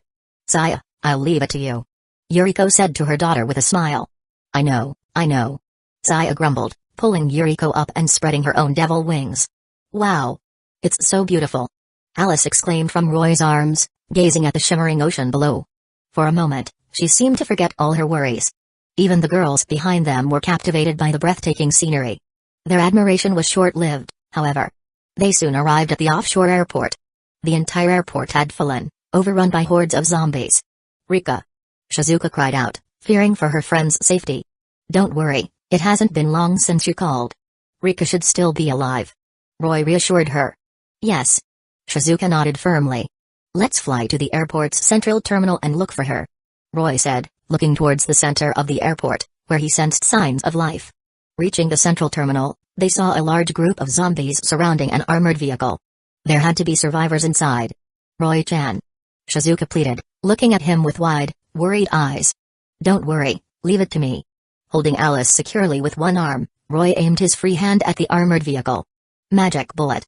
Several blasts of demonic energy shot from his hand. Boom. Boom. Boom. Explosions rocked the area, sending the tightly packed zombies flying. Only a few scattered undead remained, shuffling towards the vehicle. Siko. Roy called. Understood. Without needing further explanation, Siko grasped his intent. She descended swiftly, her wooden katana ablur as she efficiently dispatched the remaining zombies. In less than a minute, the area around the armored vehicle was clear. Let's go down. Roy said, leading the others down to the vehicle. Hey, Rika, are you in there? Shizuka called out, knocking on the door. The armored vehicle's windows were opaque, preventing them from seeing inside. Cough, cough. Is that Shizuka? A female voice responded, followed by the sound of the door opening. It really is you, Rika. Shizuka beamed, reaching out for a hug. Rika, however, stopped her. Cough. Cough. Shizuka, I'm so glad to see you before I die. I don't know how you got here, but you need to leave, now. Rika said, her face pale. Chapter 16, Rika's rebirth as Roy's pawn. Even if things are painful and tough, people should appreciate what it means to be alive at all. Why, Rika? We came here specifically to save you. Shizuka asked, bewildered. Rika gave a bitter laugh and revealed her ankle. It was a bloody mess, clearly the result of a zombie bite. No way. Shizuka gasped. So, you should leave. I was about to end it all before you arrived. Rika trailed off, then looked at Shizuka. But being able to see you one last time, that's enough. Shizuka panicked, seeing Rika like this. Then, as if remembering something, she turned to Roy and clung to his arm, pleading. Roy-chan, please, can you save Rika? In Shizuka's eyes, Roy, capable of even reviving the dead, could surely handle a zombie virus. Roy had been observing Rika since their arrival. With her long purple hair, tan skin, and curvaceous figure, she was quite attractive, and still single, he noted. She might not possess Siko's talent, but for Shizuka's sake, he decided to make her his servant. Will you become my servant? Roy asked Rika directly. Once she became his servant, a mere zombie virus would pose no threat. Rika stared, taken aback, then looked at the young man Shizuka was clinging to. Silvery white hair, handsome, almost devilishly attractive features, and that unmistakable aura of nobility. She had never met anyone like him. Rika, don't just stand there. Answer him. Shizuka urged, seeing her friend's hesitation. Hey, to think someone would confess to me just before I die. Rika chuckled, mistaking Roy's offer. Alright, young man, I accept. Please take good care of Shizuka. She spoke as if delivering her last words, completely misunderstanding Roy's intention. Seeing her agreement, Roy wasted no time. He enveloped her in demonic energy, pulling her from the vehicle. Rika was bewildered, but the virus was rapidly reaching her brain, clouding her consciousness. A blue magic circle appeared beneath her feet.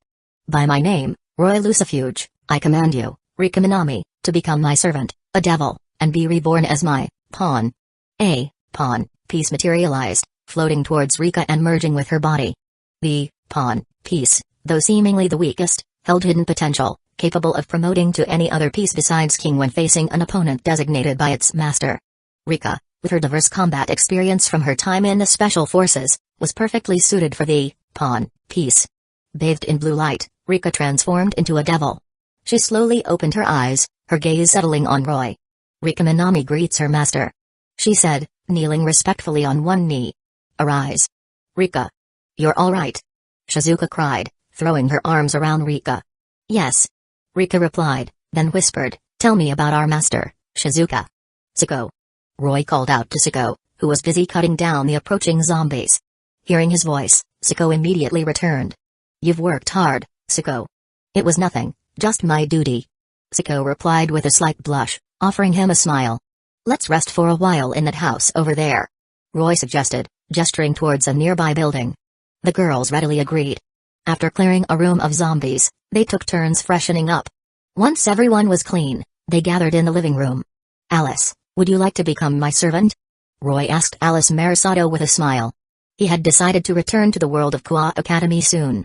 Of those present, only Alice wasn't his servant, and he couldn't leave her alone. Moreover, he had noticed Alice's potential and decided to take her under his wing. Huh? Like the big sisters? Alice asked curiously. Though young, the ever-perceptive Alice understood that this was a significant decision. Alice, don't you want to stay with your big sisters? I'll protect you. Shizuka chimed in. Shizuka and Alice had formed a close bond, with Alice often finding herself cradled in Shizuka's ample bosom. Roy often wondered if Alice might get suffocated, given Shizuka's tendency to rest her considerable weight on a small girl's head. Alice, already inclined to agree, nodded without hesitation upon hearing Shizuka's words. Yes, Royani-chan, I accept. With her consent, Roy immediately began the reincarnation process. By my name, Roy Lucifuge, I command you, Alice Marisado, to become my servant, a devil, and be reborn as my bishop. A bishop piece materialized, floating towards Alice and merging with her small body. A moment later, a soft blue light enveloped her, and a pair of small devil wings sprouted from her back. With the reincarnation complete, Shizuka scooped Alice into a hug. Alice is so adorable. She exclaimed, nuzzling her face against Alice's, making the little girl giggle. Alright, I've accomplished everything I set out. Chapter 17, Greyfire Shock, Return to DxD. If you don't share someone's pain, you can never understand them. The other girls were progressing well. Aside from Yuriko, whose new body had required a significant expenditure of Roy's demonic energy, excluding Sako, they all possessed the strength of low-class devils. Of course, to fully utilize this newfound power, they would need to learn how to wield magic. Roy himself, due to the power feedback from his servants, hadn't quite reached high-class devil status, but he had advanced to the intermediate of mid-class devil. Having accomplished his goals in this world, it was time to return to the world of high school DxD with the girls. Are we going back to Roy's world? Saya asked, her voice full of anticipation. Roy said it was in the underworld, didn't he? Sako added, equally curious about the world Roy had described. Eh? The underworld? Shizuka's imagination ran wild at the mention of the term, conjuring up images of a hellish realm. You'll see when we get there. Is everyone ready?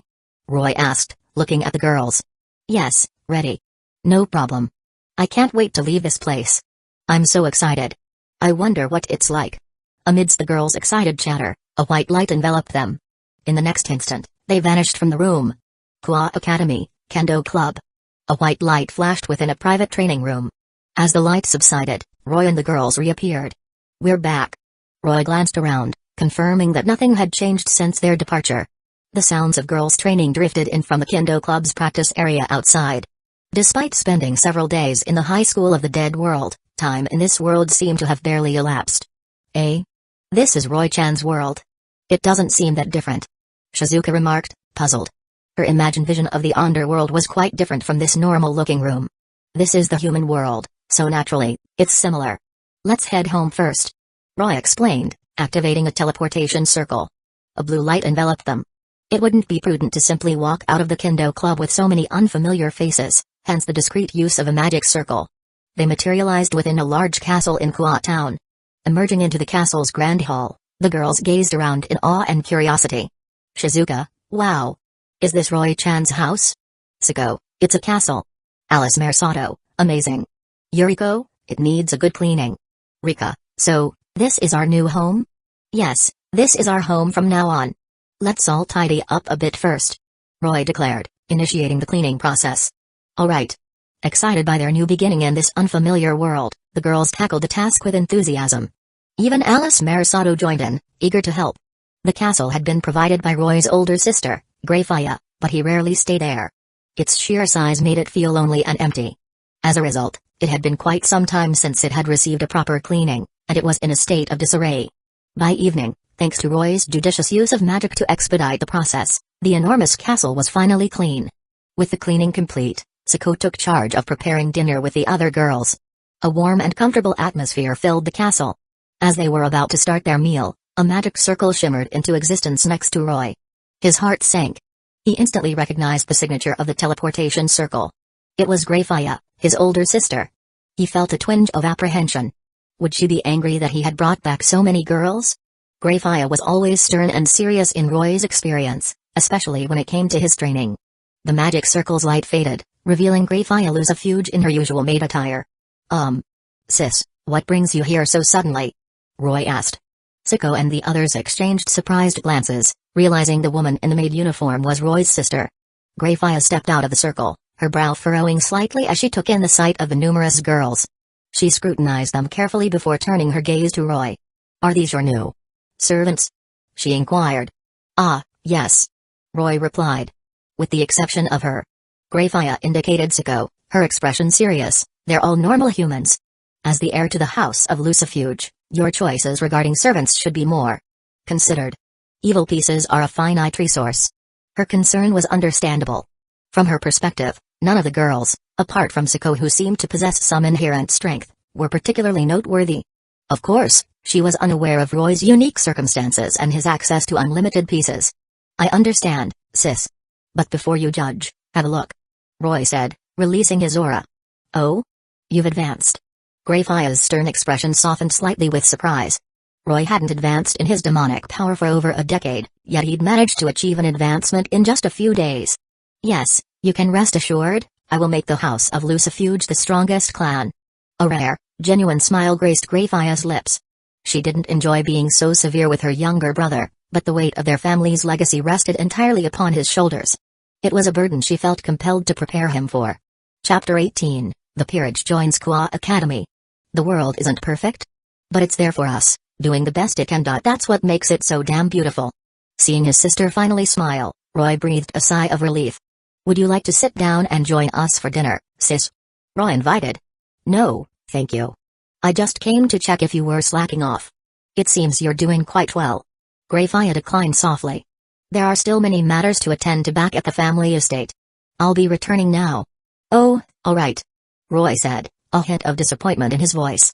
Grayfia smiled faintly, a magic circle appearing beneath her feet. In the next instant, she was gone. Phew. Sako, Shizuka, and the other sighed in relief once Grayfia had departed. Her presence had exerted considerable pressure on them. Haha, that was my older sister, Grayfia. Don't let her serious demeanor fool you, she's actually a very kind person. Roy chuckled, seeing their reactions. She seems very powerful. Shizuka remarked with admiration. And very stern. Saya added, feeling that Roy's sister wasn't easy to approach. That On-chan is scary. Alice said, clinging to Roy's arm. Haha. Don't be afraid, Alice. Once you get to know her, you'll realize she's actually very kind, despite her serious exterior. Roy reassured Alice, patting her head. Really? Of course. When it was time for bed, although everyone had their own rooms, they all ended up gathering in Roy's room. Fortunately, it was spacious enough to accommodate them all. He had anticipated something might happen that night, but with Alice present, any such plans were out of the question. The next day, Roy accompanied Sako and Saya to school. Shizuka, Yuriko, and Rika were no longer suitable for attending school, and Alice was still too young. Thus, Roy left them at home. He had already taught them some basic magic and provided them with spell books, instructing them to study while he was at school. He would continue their magical education after he returned. Although Roy's own magical abilities were somewhat lacking, he was more than capable of teaching them the fundamentals. At Qua Academy, inside the student council room, Suna-senpai. Roy greeted Suna with a smile as he entered. Suna's full name was Suna Saitri, the heiress of the prestigious Saitri clan, a family of high-class devils. She specialized in water magic and was a close friend of Ryaz, holding the third highest popularity ranking at Qua Academy. She was exceptionally intelligent, skilled in strategy and tactics. Her short black hair and glasses gave her a scholarly and refined appearance. Though not as flamboyant as Ryaz, Suna possessed a quiet elegance, and her glasses added to her charm. Roy-kun. What brings you here today? Suna asked, surprised by his visit. Her gaze then shifted to Sako and Saya standing behind him. Roy stepped aside, revealing the two girls. These are my new servants. I'd like to request your assistance with their enrollment procedures. Roy stated frankly. While Qua Academy had a principal, the true power resided with the student council, led by Suna. Therefore, enrolling Sako and Saya required her approval. I see. Suna gave Roy a thoughtful look before calling for Tsubaki Shinra. Tsubaki was Suna's queen and her right-hand woman. Tsubaki, please take them and handle their enrollment. Yes, Suna-kayaku. Tsubaki nodded and turned to Sako and Saya. The two girls looked to Roy for guidance. Go ahead. I'll pick you up after school. Roy reassured them. Sako and Saya followed Tsubaki out of the room. Roy remained, knowing Suna had more to say. Grayfia Lucifuge, the silver-haired Extinction Queen, once contended with a Ma'au Leviathan for the title of the strongest female devil in the underworld. Under her leadership, the Lucifuge clan has become one of the most powerful devil families in the underworld. And as the sole heir of the Lucifuge clan, although your talent is average, I trust you won't bring shame upon the Lucifuge name. Suna said, ostensibly recounting the Lucifuge family's achievements, but her words carried a subtle reprimand. Roy's lips twitched. After such a long preamble, it turned out Suna's concern was his choice of servants, two ordinary humans. Though not as direct as Grayfia, her meaning was clear. He couldn't help but find the situation somewhat amusing. He knew Suna and Ryaz had high standards, but he hadn't realized just how high. Indeed, they held little interest in ordinary humans, unless they possessed sacred gears. Suna hadn't detected Sako's latent potential, hence her veiled criticism. Therefore, despite the pointed nature of her words, Roy felt no anger, only a touch of gratitude. Don't worry, Suna-senpai. I won't disgrace the Lucifuge name. Roy assured her earnestly. A smile finally graced Suna's face. Roy's response seemed to have satisfied her. However, seeing Suna's rare smile, a mischievous thought crossed Roy's mind. Chapter 19, Wave of Tricks, Sona falls into the trap. A good strategy is one where everyone walks away alive. Roy suddenly turned to Sona. By the way, Sona-senpai. Yes. Didn't you once break off an engagement using a chess game? I did. Sona folded her arms, a knowing look on her face, waiting to see where Roy was going with this. If I were to defeat you in a chess game. Roy began, then hesitated, noticing Sona's amused expression. I mean, hypothetically. If I were to win, would why? I would. Huh? Roy thought he'd misheard. I said, if you defeat me in a chess game, I will become your fiancé. Sona clarified, a faint blush coloring her cheeks. Even she, a composed and intelligent young woman, couldn't help but react to such a bold proposition. However, the honesty of her offer was debatable. Roy was known throughout the underworld as something of a failure, remaining a low-class devil even after more than a decade. The prospect of him defeating Sona was almost laughable. Perhaps her words were meant as an encouragement. But Roy didn't think so. With his cheat abilities, defeating Sona wouldn't be that difficult. Really, Sona-senpai? Of course. As the heir of the Saitri clan, I wouldn't joke about such matters. Clearly, Sona didn't believe he could actually win. A victorious smile spread across Roy's face. Then it's settled. I'll be sure to inform my sister of our agreement. Well then, Sona-senpai, I'll take my leave. With that, Roy swiftly exited the student council room. Sona raised her hand to stop him but found he was already gone. She lowered her hand with a sigh, rubbing her forehead. I hope Serafal doesn't find out about this. I can only imagine what she would do. The thought gave her a headache. She had only meant to encourage him, but things had escalated unexpectedly. Sona's older sister was Serafal Leviathan, the current Leviathan and one of the 4 great Satans. Serafal had a cheerful personality and was responsible for diplomatic affairs in the underworld. She specialized in ice magic and had a peculiar fondness for dressing up as a magical girl. Her love for Sona bordered on doting. She would readily wage war against the fallen angels or heaven itself for her sister's sake. If Serafal learned that Roy was trying to steal her beloved sister, she would undoubtedly come looking for him. And Roy's sister, Greyfire, would certainly not stand idly by and watch her brother get bullied. The situation could easily escalate into a clash between 2 Satan-class devils. Hence, Sona's headache. But it was too late now. She could only hope Roy wouldn't spread the news of their agreement. Meanwhile, Roy, his spirits buoyed by his successful maneuver, returned to his classroom. Buku. Buku. Kuryuueka, Murayama, and Kates rushed towards him as he entered. What is it? Roy asked, looking at them curiously. After kendo practice yesterday, we went to the training hall to look for you, Buku, but you were nowhere to be found. When did you leave, Buku? We didn't see you go. Just to add, I asked all the other kendo club members, and none of them saw you leave either. The 3 girls peppered him with questions, their concern evident. Roy chuckled wryly. He had used a teleportation circle to return home with Siko and the others yesterday, which explained why they hadn't seen him leave the kendo club. He hadn't realized they would be so worried. Haha, don't worry. I'm fine. I just suddenly remembered something and had to leave. Roy said vaguely, avoiding a full explanation. Until he decided whether or not to make them his servants, he preferred not to reveal his demonic nature. Eh? His explanation clearly didn't satisfy them. They puffed out their cheeks and stared at him intently. Alright. I'll teach you kendo after school, okay? Roy finally relented under their combined gaze. Yay! The 3 girls cheered in unison, high-fiving each other excitedly. Roy realized he'd been played. They had been waiting for him to take the bait. He didn't need to look to know that Kuryuueka was the mastermind behind this plan. Soon, class began. The teacher entered with an unfamiliar girl. The girls in the class began whispering amongst themselves. The girl was Saya. Being a second-year student, she had been assigned to Roy's class. Siko, on the other hand, was placed in the third-year class. Saya Takagi. Saya wrote her name on the blackboard. Though she and Roy had formed a close bond, they weren't married yet, so she used her original surname. My name is Saya Takagi. Pleased to meet you all. Saya gave a brief self-introduction from the podium. The other girls in the class eyed her with envy. She was so young, yet possessed such an impressive figure. Her pink twin tails added to her undeniable cuteness. They sensed that another popular idol was about to join the ranks of the academy's most admired students. Alright, Takagi-san, you can take that empty seat over there. The teacher instructed, pointing to the desk behind Roy. Since Roy's deskmate was Eika Kuryu, and the desks in front of him were occupied by Murayama and Kates, the only available spot was behind him. Chapter 20, Roy vs. Siko. If you really want to be strong, stop caring about what your surrounding thinks of you. Stepping down from the podium, Saya couldn't resist indulging her tsundere nature as she passed Roy. Humphrey. Perhaps because she couldn't sit next to him, or perhaps simply out of habit, she let out a soft huff. Eh? Buku, do you know Takagi-san? Eika, taken aback by Saya's attitude, asked. Of course. Roy replied.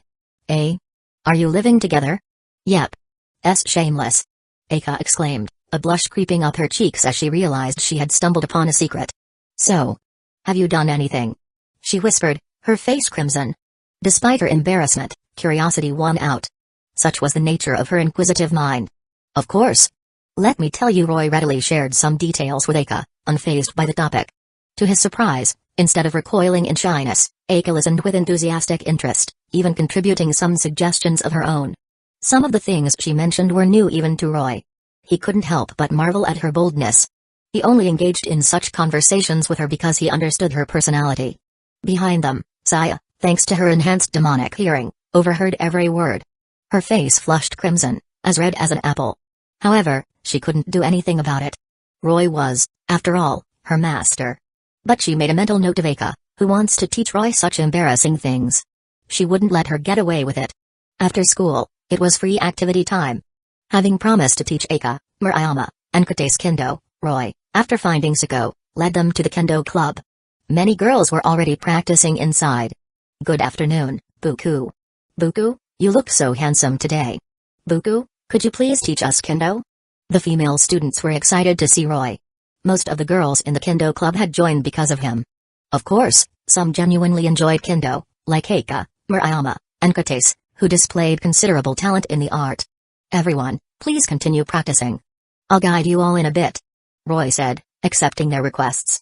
Since he had already agreed to teach Eika, Murayama, and Kate, he figured he might as well instruct everyone. Sako and Saya, observing Roy's popularity at school, felt a swell of pride. Inside his private training room, Roy turned to Sako with a smile. Sako, I know you've been wanting to spar with me, he said.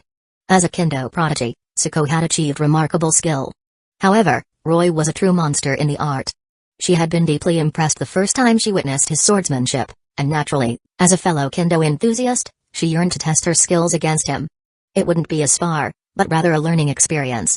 After all, your kendo surpasses mine by far, Sako admitted, shaking her head. Roy didn't dwell on the point. They each picked up a wooden katana and moved to the center of the training room, ready to begin. That must be Bujujima Sako-senpai, the new transfer student. She seems quite close to Buku. From what Buku said, Bujujima-senpai's kendo skills are incredible. It must be amazing to be able to spar with Buku. I'm so envious. They're even calling each other by their first names. Something tells me they're more than just friends. Eika, Murayama, and Kate whispered among themselves. Murayama, in particular, sensed an unusual connection between Roy and Sako. However, only Eika knew the true nature of the relationship between Roy and both Sako and Saya, the new transfer students. She had gleaned this information from her conversation with Roy that morning. She couldn't help but feel a pang of envy towards the two girls. Let's begin, Sako, Roy said, smiling and gesturing for her to attack. Sako readily accepted the invitation. She charged forward, her wooden katana held firmly in both hands. Strikes, thrusts, slashes, cuts. All kendo techniques revolved around these fundamental movements, including Sako's specialty, Iaido. Sako attacked swiftly, but her strikes were ineffective against Roy. He effortlessly parried each of her blows. Seeing her attacks failing to connect, Sako retreated a step, positioning her katana at her left hip, assuming the stance for a Iaido draw.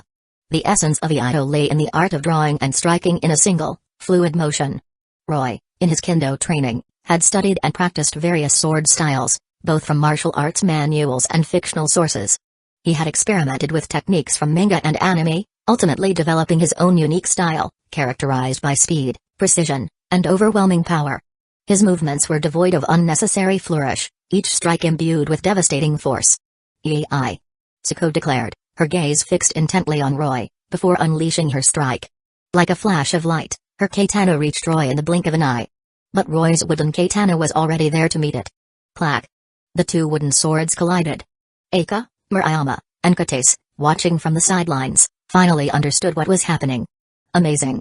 I didn't expect Bujujima-senpai's kendo to be so powerful, even on her first day. But Buku is still stronger. Look, he's effortlessly blocking all of her attacks. Yeah, You're right. Chapter 21, Learned Magic in Day 1, Dinner Together, Stray Devil. People fall in love without a reason, without even wanting to. You can't predict it. That's what makes it so powerful. Kuryu, Murayama, and Kates, observing Roy's effortless display, began chattering amongst themselves in awe. Although Roy had easily deflected Siko's attack, his gaze held unconcealed admiration. Siko's swordsmanship had improved dramatically since their first encounter. Her talent rivaled, and perhaps even surpassed, that of Yodokiba from the original story. Siko, the swordsmanship I practice doesn't belong to any particular school. Roy explained. Or rather, you could say it draws inspiration from various styles, ultimately forming its own unique approach. The key principles are speed, precision, and power. Master these three, and even a casual swing will hold immense power. Like this. Roy casually flicked his wooden sword towards a nearby training dummy. Siko and the others didn't even see the swing. But in the next instant, the intact dummy was cleaved cleanly in two. The cut was so smooth it was hard to believe a wooden sword had inflicted it. Buku is amazing. So cool. I knew Buku was the strongest. Witnessing such a stunning display, Kuryu, Murayama, and Kates erupted in admiration. Siko stared at the bisected dummy, lost in thought, a flicker of understanding in her eyes. Roy, seeing her deep in contemplation, didn't disturb her. He led the three girls and Saya out of the training hall. His primary goal in bringing Siko to the Kendo Club was to provide her with guidance. Secondly, he needed to officially register both Siko and Saya as members, a simple procedure that wouldn't take long. In the Kendo Club's main training area, Roy began instructing the female students, including Kuryu, Murayama, and Kates, in the fundamentals of swordsmanship. Saya watched from the sidelines, having little interest or aptitude for Kendo. Soon, club activities ended, and Roy returned home with Siko and Saya. We're home. Welcome back, Roy-chan. Shizuka greeted him enthusiastically, burying his face in her chest. How was your day? Everything alright at home? Roy asked, carrying Shizuka to the room where the others were studying magic. Yuriko, Rika, and Alice were all poring over their spell books. Roy Ania-chan. Alice cried out happily, rushing over for a hug. Roy scooped her up, smiling. Alice, have you been studying magic diligently? I studied really hard. Look. Alice nodded vigorously, eager to show off her progress. She held out her small hand, and a magic bullet, the size of an egg, materialized within it. Roy stared in surprise. He hadn't expected Alice to master the magic bullet spell in just one day. Although it was one of the most basic spells, learning it so quickly was a testament to her magical talent. It had taken him months to learn the same spell. Alice, you're amazing. Roy praised, giving her a kiss on the cheek. Alice beamed, happier with his praise than with mastering the spell itself. Me too. Shizuka said, not wanting to be left out. She held out her hands, and a soft, green light emanated from them. Healing magic. Roy was surprised again. Shizuka had also learned a spell in a single day. She looked at him expectantly, waiting for his praise. Shizuka, you're amazing too. Roy said, patting her head affectionately. He then turned his attention to Yuriko and Rika. The two women looked embarrassed. They hadn't managed to learn any magic in the past day. Don't worry, not everyone has their talent. It took me several months to learn the magic bullet spell. Roy reassured them, sensing their embarrassment. Yuriko and Rika relaxed, relieved by his words. Everyone, let's get dinner ready. Shizuka announced cheerfully. After dinner, Roy personally instructed the girls in magic. This routine continued for several days. During the day, Roy attended school with Siko and Saya, and in the evenings, he taught the others magic. One evening, however, Roy didn't conduct his usual magic lessons. Instead, he gathered everyone together. You've all learned some basic magic. Tonight, I'm going to show you a stray devil. Stray devil? Saya asked, puzzled. I'll explain on the way. Roy didn't elaborate further. He created a magic circle, and they vanished from the castle. In the next moment, they appeared in a forest. Stray devils were once servants of other devils. Roy began. Like us? Saya interrupted curiously. Exactly. Sometimes, a devil servant might betray or even kill their master and flee. Roy explained. Eventually, they lose their sanity and become monstrous beings. These are stray devils. They arrived at a dilapidated house. The stray devil is inside this house. It lures humans here and devours them. Roy said, pointing at the house. Eek. That sounds scary. Shizuka exclaimed, clinging tightly to Roy's arm. Chapter 22, Ms. Stray Devil is awesome. Fear is like fire. If controlled, it will help you, if uncontrolled, it will rise up and destroy you. Hey, Shizuka, we're devils now. How can we be afraid of something like this? Rika, ever the fearless Special Forces soldier, boldly approached the house. She pushed the door open with a hard shove. The other girls followed, showing no signs of fear. Even Alice wore an expression of curious anticipation. Siko's grip tightened on her katana, her excitement evident. It was no longer a wooden practice sword she held, but a proper blade Roy had retrieved from his family's vault. While not a legendary weapon or sacred gear, it was still a high-quality katana. They filed into the house, their vision unaffected by the darkness. However, a quick scan of the interior revealed no sign of a stray devil. Where is it? Where is the stray devil? Rika called out, her voice echoing in the silence. It's coming, Roy said quietly. Before the girls could react, a chilling voice echoed from the back of the hall. Such a pungent odor, yet tinged with a sweet aroma. Is it sweet or bitter? The voice drew closer, as if savoring the scent of a meal. A figure emerged from behind a stone pillar at the end of the hall. As the girls got a clear look at the figure, their faces flushed crimson. It was a naked woman, quite beautiful facially. You shameless hussy! Saya shouted, pointing at the woman indignantly. Saya, don't forget, she's a stray devil. Roy reminded her gently. Saya paused, taking a closer look. She noticed that only the woman's upper body was visible, and it was positioned several meters above the ground, at the height of the pillar. So where was the rest of her? Before Saya could figure it out, the stray devil let out a chilling cackle. Ah ha ha ha ha. Then, her entire body came into view.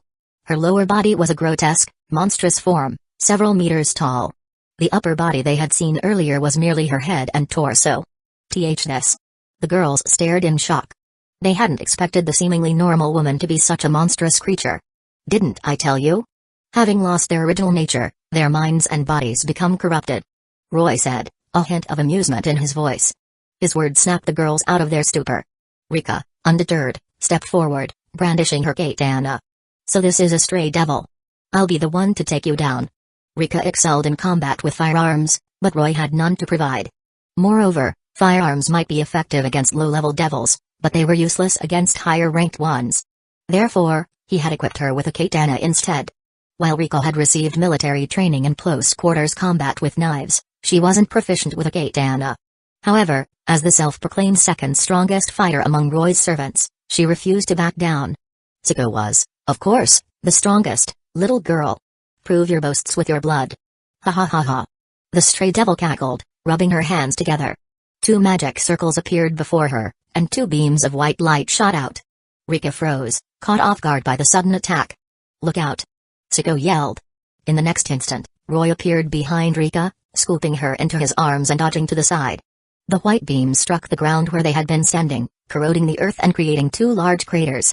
Be careful, Rika. Roy whispered in her ear. Rika snapped back to reality. Roy had saved her. She had wanted to demonstrate her leadership, as the oldest and most experienced among them. Yuriko, after her physical reconstruction, appeared younger. Instead, she had been instantly outmatched and had to be rescued. Shame and self-reproach washed over her. Roy, sensing her feelings, said gently, don't blame yourself, Rika. I know you wanted to prove yourself, but this is your first encounter with a stray devil. It's natural to be unsure how to react. His words brought Rika some comfort. I'm such an idiot. My little master sees things more clearly than I do. Thanks, Roy-sama. Rika's spirits lifted. However, Roy couldn't quite agree with her choice of words. Am I really that little? He asked, a playful smirk on his face. Rika stammered, caught off guard. She then realized what he meant, her face flushing. Leaning closer to his ear, she whispered, certainly not that little. Roy's smirk widened, pleased by her response. Saya, however, had reached her limit. Hey, this isn't the time for this. Can you two focus? She shouted, her face burning red. Roy decided to drop the teasing. Siko. Yes. A single glance was all it took. Siko understood his intent perfectly. They were in complete sync. Chapter 23, caught red-handed by Ryaz. A real warrior doesn't need to say anything. You can see it in his eyes that he's prepared to kill and be killed. Siko flashed forward, appearing before the stray devil. She drew her katana and swung. Swish. A flash of steel, and the stray devil's massive arm was severed. This stray was the same one that had appeared in the original story's first encounter. Its power was only on par with a low-class devil. For Siko, with her mid-class devil strength, it was an easy opponent. However, Roy remembered that this particular devil could still control its severed limbs. If they weren't careful, they could still be injured. Rika, go and assist her. Roy instructed. Huh? But Siko is. Rika began, but Roy cut her off. This devil has a special ability. It's not as simple as it looks. Rika nodded seriously. Understood. She rushed forward, but instead of joining the fight directly, she observed from the sidelines. Her swordsmanship was average at best, unlikely to inflict any significant damage on the stray. She focused on observing, hoping to discern the special ability Roy had mentioned. Meanwhile, the battle between Siko and the stray devil intensified. Lacking experience fighting devils, and hampered by the corrosive beams constantly firing from the stray's chest, Siko struggled to approach. She relied on her speed to evade its attacks. Siko's combat instincts were sharp. Spotting an opening, she closed the distance rapidly. Swish. Swish. Swish. In a flurry of strikes, Siko severed the stray's remaining arm and both legs. Without its limbs, the massive body crashed to the ground. The thrill of battling such a powerful foe sent a wave of excitement through Siko. Her cheeks flushed as she approached the downed devil, ready to deliver the final blow. But just then, "Look out!" Rika shouted, her voice filled with urgency. She dashed behind Siko. The stray devil's severed arm suddenly sprang to life, reaching for Siko with sharp claws. Even Siko would be injured if caught by those talons. Without hesitation, Rika threw herself in front of Siko, her katana meeting the incoming claw. Bang! The force of the blow was immense, sending Rika flying several meters. But she had successfully blocked the attack. Siko's eyes widened. Without a moment's delay, she swung her katana. Squelch! The stray devil's head was severed. With its head gone, the disembodied claw fell limply to the ground. "Rika, are you alright?" Shizuka rushed forward, checking on Rika's condition and casting a healing spell. Though sent flying by the blow, Rika hadn't sustained any serious injuries. This was why Roy hadn't intervened. "I'm so sorry, Rika-senpai." Siko apologized, bowing her head. It was her carelessness that had put Rika in danger. "It's okay, Siko. It was thanks to Roy's warning that I noticed the severed arm could still move." Rika shook her head, deflecting Siko's apology and giving credit to Roy. Siko turned to look at Roy, her eyes filled with even greater admiration. "Alright, no need for self-recrimination." The devil extermination was a success, and both Siko and Rika performed admirably. Roy announced, clapping his hands to bring the discussion to a close. Yeah. Siko Nizan was so cool," Alice said, her eyes sparkling with admiration. "And Rika did great too," Shizuka added encouragingly as she continued to heal Rika. "Sigh, we didn't get to do anything." Yuriko sighed, sounding bored. They had merely watched from the sidelines, unable to contribute. "That's because Mom is too weak. You haven't even mastered Magic Bullet yet," Saya quipped. "Besides, even if you had mastered Magic Bullet, you probably wouldn't have been able to break through that stray devil's defenses," she added, recalling her observations. Even Rika's sword had barely scratched it. Only Siko, a mid-class devil, could sever its limbs with such ease. "Saya, you didn't do anything either. You were trembling back there," Yuriko retorted. As a mother, she couldn't let her daughter's criticism go unanswered. Saya blushed, remembering her initial fear when the stray devil had first appeared in its full, grotesque form. "Mom." Before Saya could retort, Roy interrupted. "Alright, let's head back home first. This blood-soaked place wasn't somewhere they should linger." Rika, fully healed by Shizuka, was now completely fine. Her injuries hadn't been severe to begin with. Roy led the girls out of the house. Just as he was about to activate a teleportation circle, a red magic circle appeared before them. As the circle dissipated, Ryaz, Akano, and Konko materialized. "Oh?" Ryaz looked at Roy and his group in surprise, wondering what they were doing here.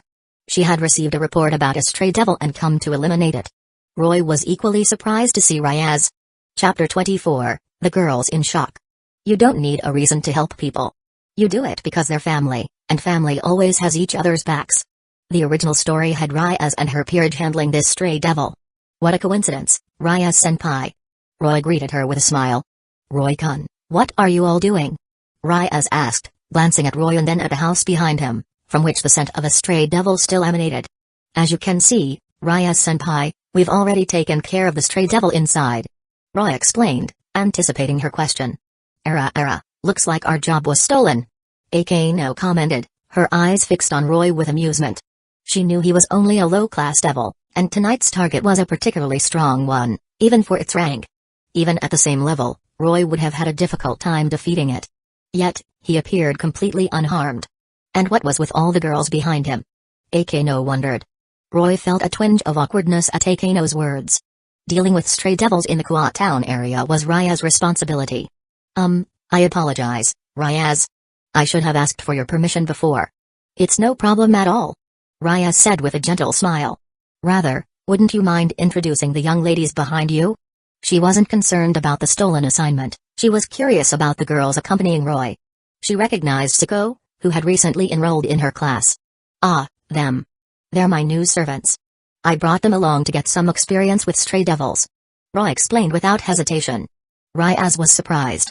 She could tell they were normal, with no signs of sacred gears. Why would Roy take them as his servants? Her puzzlement was evident, and Roy noticed. Hey, they may be normal now, but I assure you, their potential surpasses even those with sacred gears. Roy said confidently. With his cheat abilities, increasing their power wouldn't be difficult. He could simply take them to other worlds and equip them with powerful weapons, armor, or abilities. Their potential would far exceed that of sacred gear users in this world. Oh? Is that so? Ryaz didn't argue, instead expressing curiosity about the source of his confidence. Since the stray devil has been dealt with, we'll be heading back now. Goodbye, Roy-kun. Having completed her assignment, or rather, having had it completed for her, Ryaz prepared to leave. Roy-kun, do come visit the Occult Research Club sometime. Akano said with a playful smile. Goodbye, Roy-senpai. Konko said with a wave, her expression as impassive as ever. Goodbye. I'll visit the Occult Research Club when I have the time. And goodbye, Konko-chan. Roy replied with a smile and a wave. Ryaz activated a teleportation circle, and they vanished. Roy-chan, who were those people? Shizuka asked, curious. They were senpai from Kua Academy's third-year class, Ryaz Greenmurray, Akano Himejima, and Konka Tujo. Saya answered. The trio were popular at the academy. Even without actively seeking information, Saya had overheard countless conversations about them. Saya is right. However, those are their identities in the human world. Rya's true identity is the next head of the Greenmurray clan, one of the 72 pillars of devils, and holds the title of heiress. She's known as the crimson-haired ruin princess and is already a high-class devil. Her older brother is the current Lucifer, one of the 4 great Satans. Akano Himejima and Konko Tuju are Rya's servants. Akano is also a high-class devil, while Konko is a mid-class devil. Roy explained Rya's and her peerage's background in detail. He had already told them about the supernatural world and the power of the devils, so they understood the significance of the title Satan. Saya, Shizuka, Yuriko, and Alice were impressed. They sound amazing. And Amao? That's incredible. We seem so weak in comparison. Shizuka's unintentional comment dampened the mood. Someone like Konko was already a mid-class devil at such a young age. And Akano, around the same age as them, was a high-class devil. Hey, there's no need to compare yourselves to them. You've only just become devils. Roy said, offering words of encouragement. In my opinion, your potential is no less than theirs, perhaps even greater. Because you have me. That's right, everyone. Don't be discouraged. Yuriko, a former career woman, understood these things well. Mom, you seem to be the weakest one here. Saya teased. Yuriko was speechless. It was true. Because of the way her body was created, her magical power hadn't even reached the level of a low-class devil yet.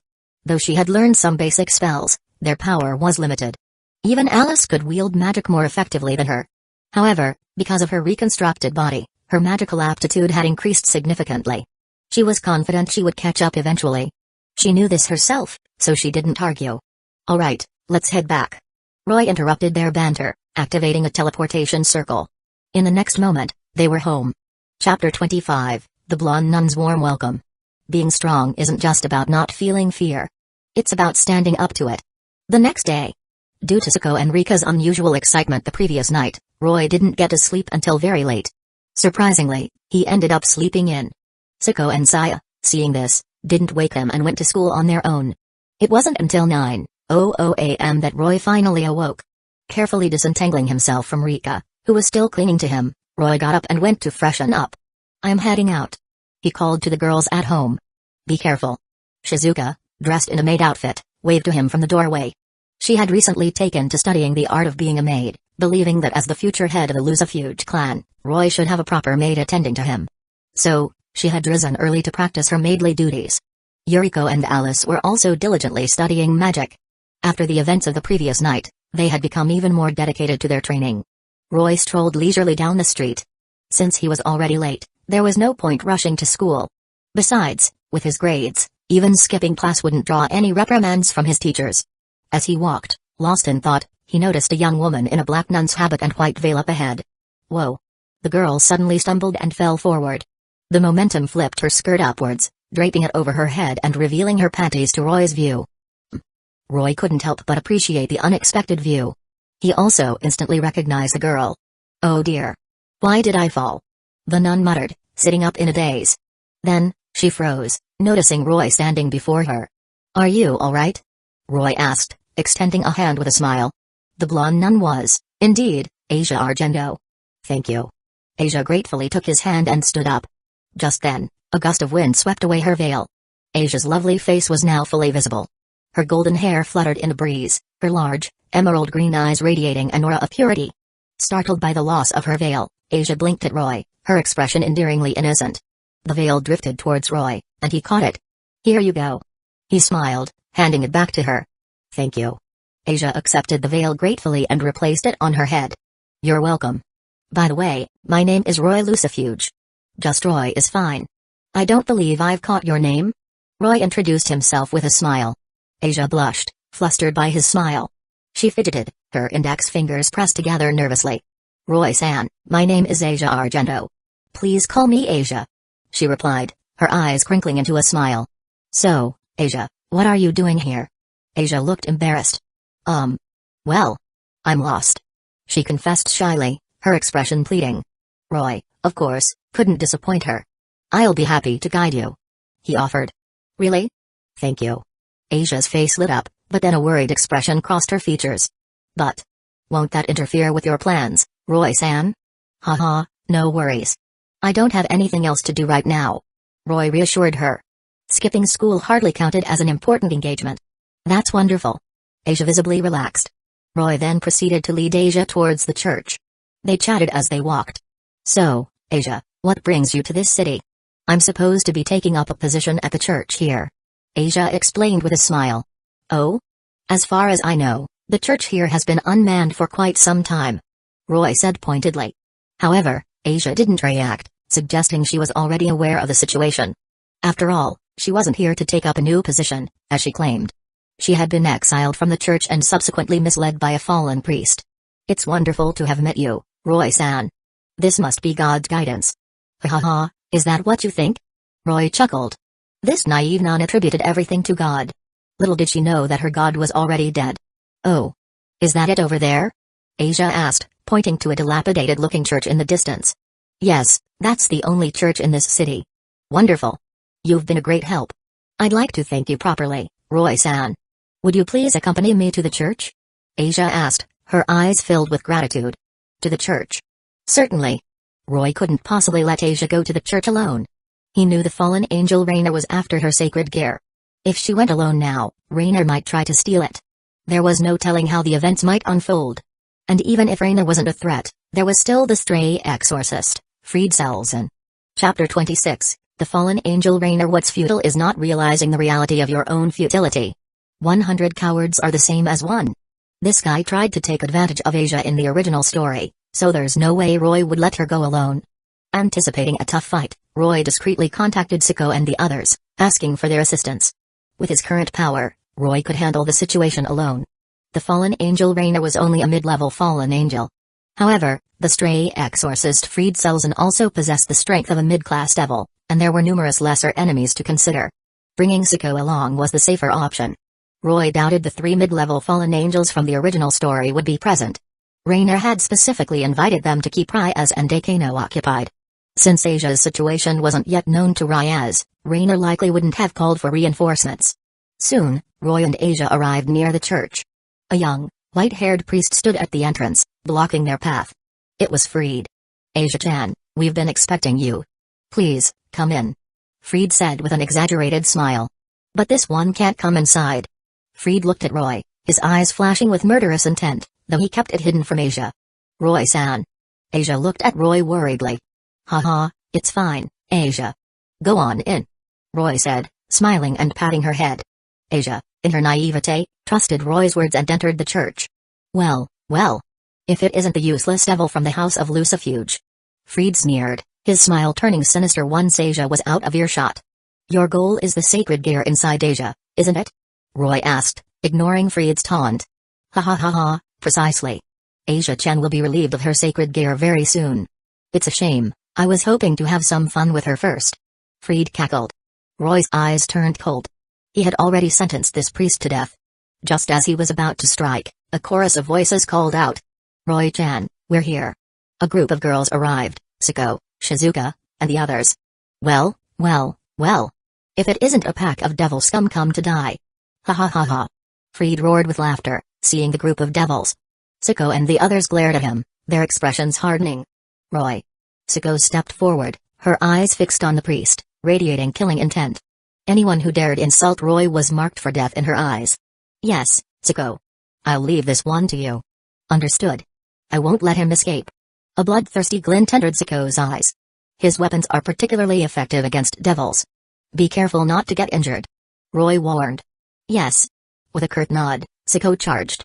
She couldn't wait to tear Freed apart. Don't get cocky, you stupid devil. Freed sneered at the approaching woman. He quickly drew a pistol and a sword. Clang. Sako's katana clashed against Freed's sword. The force of the impact sent a jolt through Freed's arm, numbing his hand. Before he could react, Sako unleashed a relentless barrage of attacks. Even Yodo Kiba had struggled against Freed in the original story. But against Sako, Freed was utterly outmatched. Sako's swordsmanship was on a completely different level.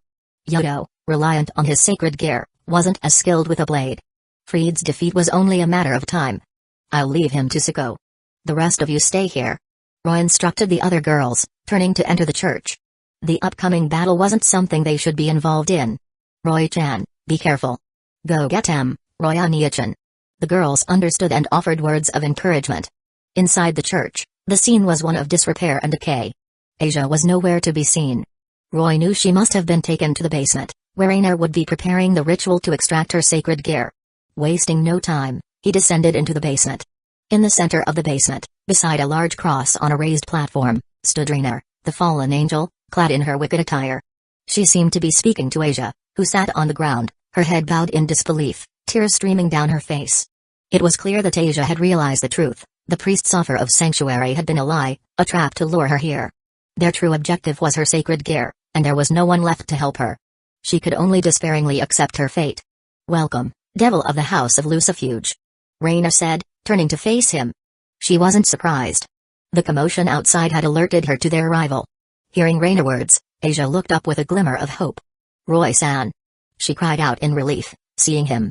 Don't worry, Asia. I'm here to save you. Seeing the innocent, cheerful young nun reduced to this state pained Roy's heart. Chapter 27, Saving the Little Blonde Nun. I am here. There is no greater security than that. Roy's killing intent was focused primarily on the fallen angel Rainer. He could have prevented Asia from coming to the church, but if she hadn't come, how would she have learned about the priests and fallen angels' deception? If Roy had directly invited Asia to become a devil, she likely would have refused. So, this experience was necessary. Rainer was undeniably attractive. In the anime, she had garnered a significant fan following, and Roy himself had found her appealing. However, reality wasn't an anime. The real Rainer was a depraved and wicked being. Roy would show no mercy. Ahahaha. That's not going to happen. Asia belongs to me. Rainer giggled, as if sharing a joke among friends. But her laughter vanished in an instant, replaced by a cold, murderous glare. Attack. Kill him. She commanded her subordinates below. Her followers drew their light swords and charged. They were merely low-level stray priests, no threat to Roy.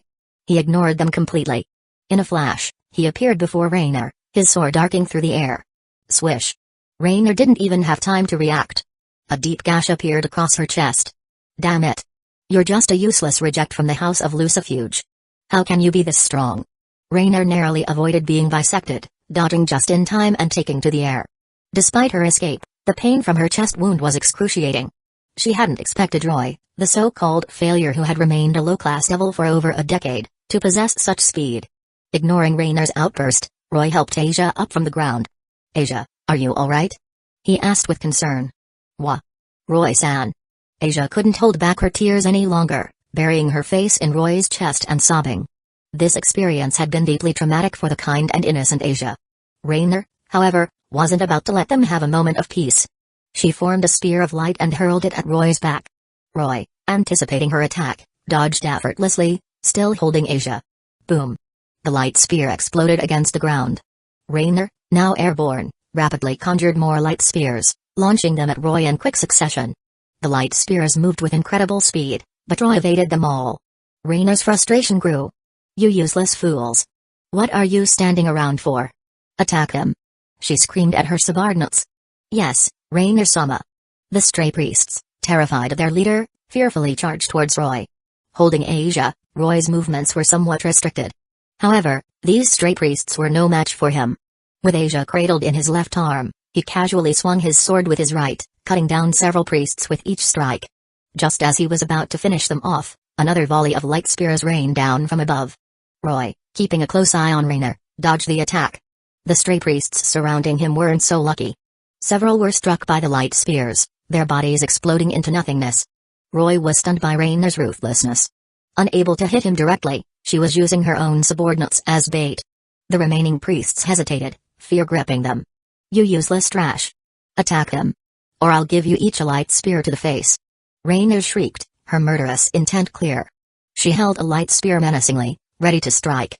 Faced with certain death if they disobeyed, the priests had no choice. Roy watched their internal conflict with amusement. The priests charged again. But they were too slow to even touch Roy. While Roy remained unscathed, Rainer's light spears decimated the ranks of her own followers. The last few surviving priests, their terror overwhelming them, turned to flee. But Rainer wouldn't allow them to escape. Several light spears later, they were all dead. My. Quite a spectacle. "You've managed to eliminate your entire squad," Roy remarked, setting Asia down gently. He looked at Rainer with a mixture of amusement and disdain. He hadn't dared put Asia down earlier, lest she be captured, but now, thanks to Rainer's indiscriminate attacks, he was free to fight without restraint. Rainer's face contorted in rage at Roy's mocking tone. "Damn devil. Die." She fired another light spear at Roy. This time, he didn't dodge. With a single stroke, he shattered the spear of light. What? Impossible. Rainer couldn't believe her eyes. He had been dodging her attacks until now, and suddenly, he was casually destroying them. Roy smirked. He had only been avoiding direct confrontation because he had been protecting Asia. Chapter 28, Asia, let's go home. A winner doesn't ask how the world is, but how it should be. Now free from the concern for Asia's safety, Roy no longer needed to hold back. "Asia, stay here and wait for me. I'll take you home soon," Roy said with a reassuring smile. "Okay." Asia clasped her hands together, returning a gentle smile. For her, this person who had rescued her from despair was everything. "Ahahaha, I can't believe my ears. Asia, you're going home with a devil? Have you finally fallen so far as to consort with devils?" Rainer erupted in mocking laughter, deliberately emphasizing Roy's demonic nature. Roy remained silent, his gaze fixed on Asia. He had faith in her. Asia was momentarily taken aback by Rainer's words but quickly recovered. "I trust Roy-san, whether he's a devil or a human. Compared to him, you fallen angels are the wicked ones," she declared, her gaze unwavering. Asia had been indoctrinated by the church, taught that devils were the most evil creatures in existence. However, after this experience, she realized that devils weren't as evil as she had been led to believe. On the contrary, she now saw the fallen angels and the priests, who had pretended to accept her, as far more wicked than any devil. Ha ha ha, how amusing. To be called evil. Rainer's expression was strangely gleeful. She seemed to relish the label. But her twisted smile quickly morphed into a mask of rage. "I'll kill you." Asia flinched, hiding behind Roy. "Don't worry, Asia. I'll take care of her," Roy reassured her, turning his attention back to Rainer. "Ha ha ha, you think you can defeat me just because you dodged my light spears? Do I?" Before Rainer could finish her sentence, Roy was upon her. His right hand rested on the hilt of his sword, ready to draw. Yay slash. Swish. The draw was so fast it was almost invisible. A thin line of blood appeared on Rainer's neck. A moment later, blood spurted forth. Impossible. Rainer clutched at her throat, but the bleeding wouldn't stop. "Azazel and Kokobiel won't let you get away with this," she choked out. "Hey, let them come. I'll be waiting." If those two fallen angels came, his sister Greyfire wouldn't stand idly by. And given enough time, Roy himself would become a force to be reckoned with. Rainer's body finally collapsed, her last words echoing in the air. Just then, Siko and the others arrived in the basement. "Roy, are you alright? Roy-chan, let me see if you're hurt." Seeing that all the enemies were dead, the girls rushed to Roy's side, checking for injuries. "I'm fine. I'm not hurt at all," Roy said, exasperated. But Shizuka, ever the warrior, insisted on examining him. "Are you hurt, Roy-san?" Asia asked, her voice full of concern. Seeing Shizuka's hands wandering a bit too freely, Roy rapped her on the head. She wasn't checking for injuries, she was taking advantage of the situation. "Ow!" Shizuka clutched her head, finally calming down. "By the way, Sako, what happened to the stray exorcist?" Roy asked, turning to Sako. A satisfied smile spread across Sako's face. "As you commanded, the stray exorcist is dead." "Well done, Sako." Roy gave her a thumbs up. "Humphrey, thanks to someone, we almost let that stray exorcist escape." Saya muttered. "Oh? What happened?"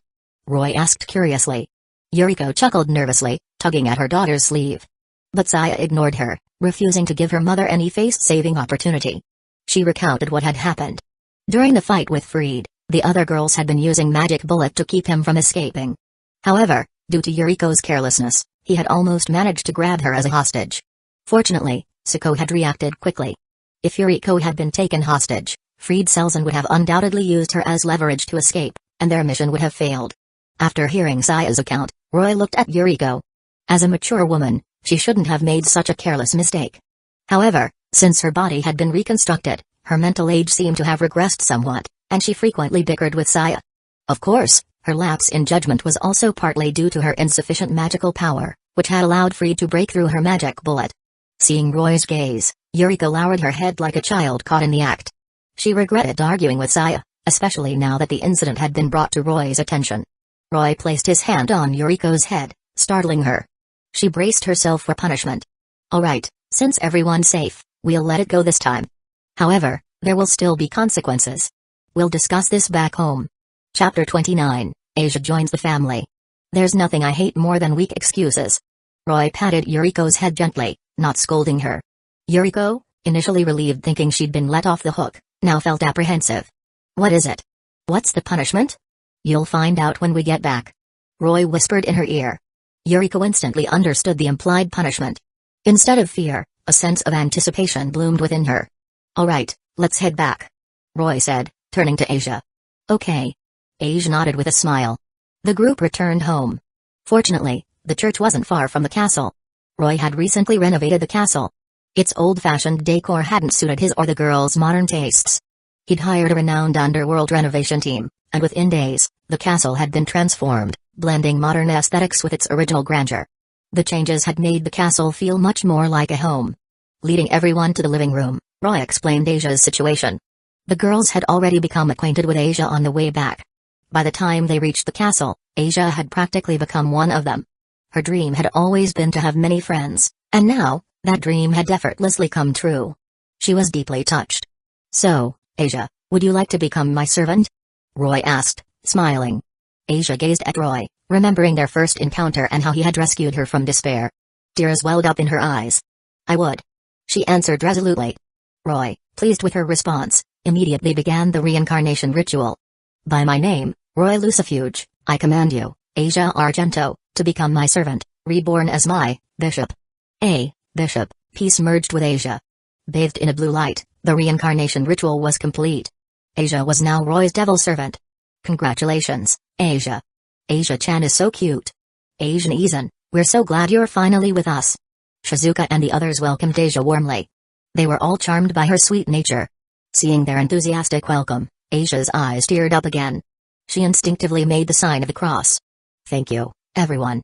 This must be a blessing from the Lord." Ouch! The moment she finished her prayer, a sharp pain shot through her head. "Huh? Asia, what's wrong? Asian Izan, are you okay?" The girls looked at her with concern. Roy, however, couldn't help but chuckle. "Asia, you're a devil now. Of course, praying to God will cause you a headache." He didn't mind her praying. After all, Asia had grown up in the church. Prayer was ingrained in her, it would take time for her to adjust. "Oh. This must be a trial from the Lord." Ouch! Asia instinctively prayed again and was immediately struck by another headache. The girls giggled. That evening, to celebrate Asia's arrival, Shizuka, Sako, and the others prepared a lavish dinner. Asia officially became a part of their family. When it was time for bed, Asia was shown to her own room. However, seeing Yuriko sneak into Roy's room, curiosity got the better of her, and she followed. She didn't emerge until the next morning. Early the next day, A slightly sore Asia used twilight healing on herself before getting up to prepare breakfast. She found Shizuka already awake in the kitchen. Together, they started preparing breakfast. Roy-san, wake up. Breakfast is ready. Asia called out, peering over Roy as he slept, a cheerful smile on her face. Asia. Roy, still drowsy, gave her a good morning kiss before following her to the dining room. Asia, why don't you come to school with us today? Roy suggested during breakfast. Really? Asia blushed, readily agreeing. The thought of going to school and making new friends filled her with excitement. Asia was at the perfect age for school, and her desire for companionship made the decision easy for Roy. Once again, they arrived at the student council room. Suna-senpai, I need to ask for your help again. Roy said, grinning at Suna before pulling Asia forward. This is my new servant, Asia Argento. Asia, this is the student council president, Sunakaya-ku. He introduced them to each other. Sunakaya-ku. Asia greeted respectfully. Hello. Tsubaki, please take Asia and handle her enrollment. Suna instructed, then turned back to Roy, her expression serious. About our previous conversation, have you? She didn't finish her sentence, but Roy understood her meaning. Despite her composed demeanor, Suna was clearly nervous. Roy had tricked her into agreeing to become his fiancée if he could defeat her. Chapter 30, the girl can't wait to join the harem. The heart is such a nuisance.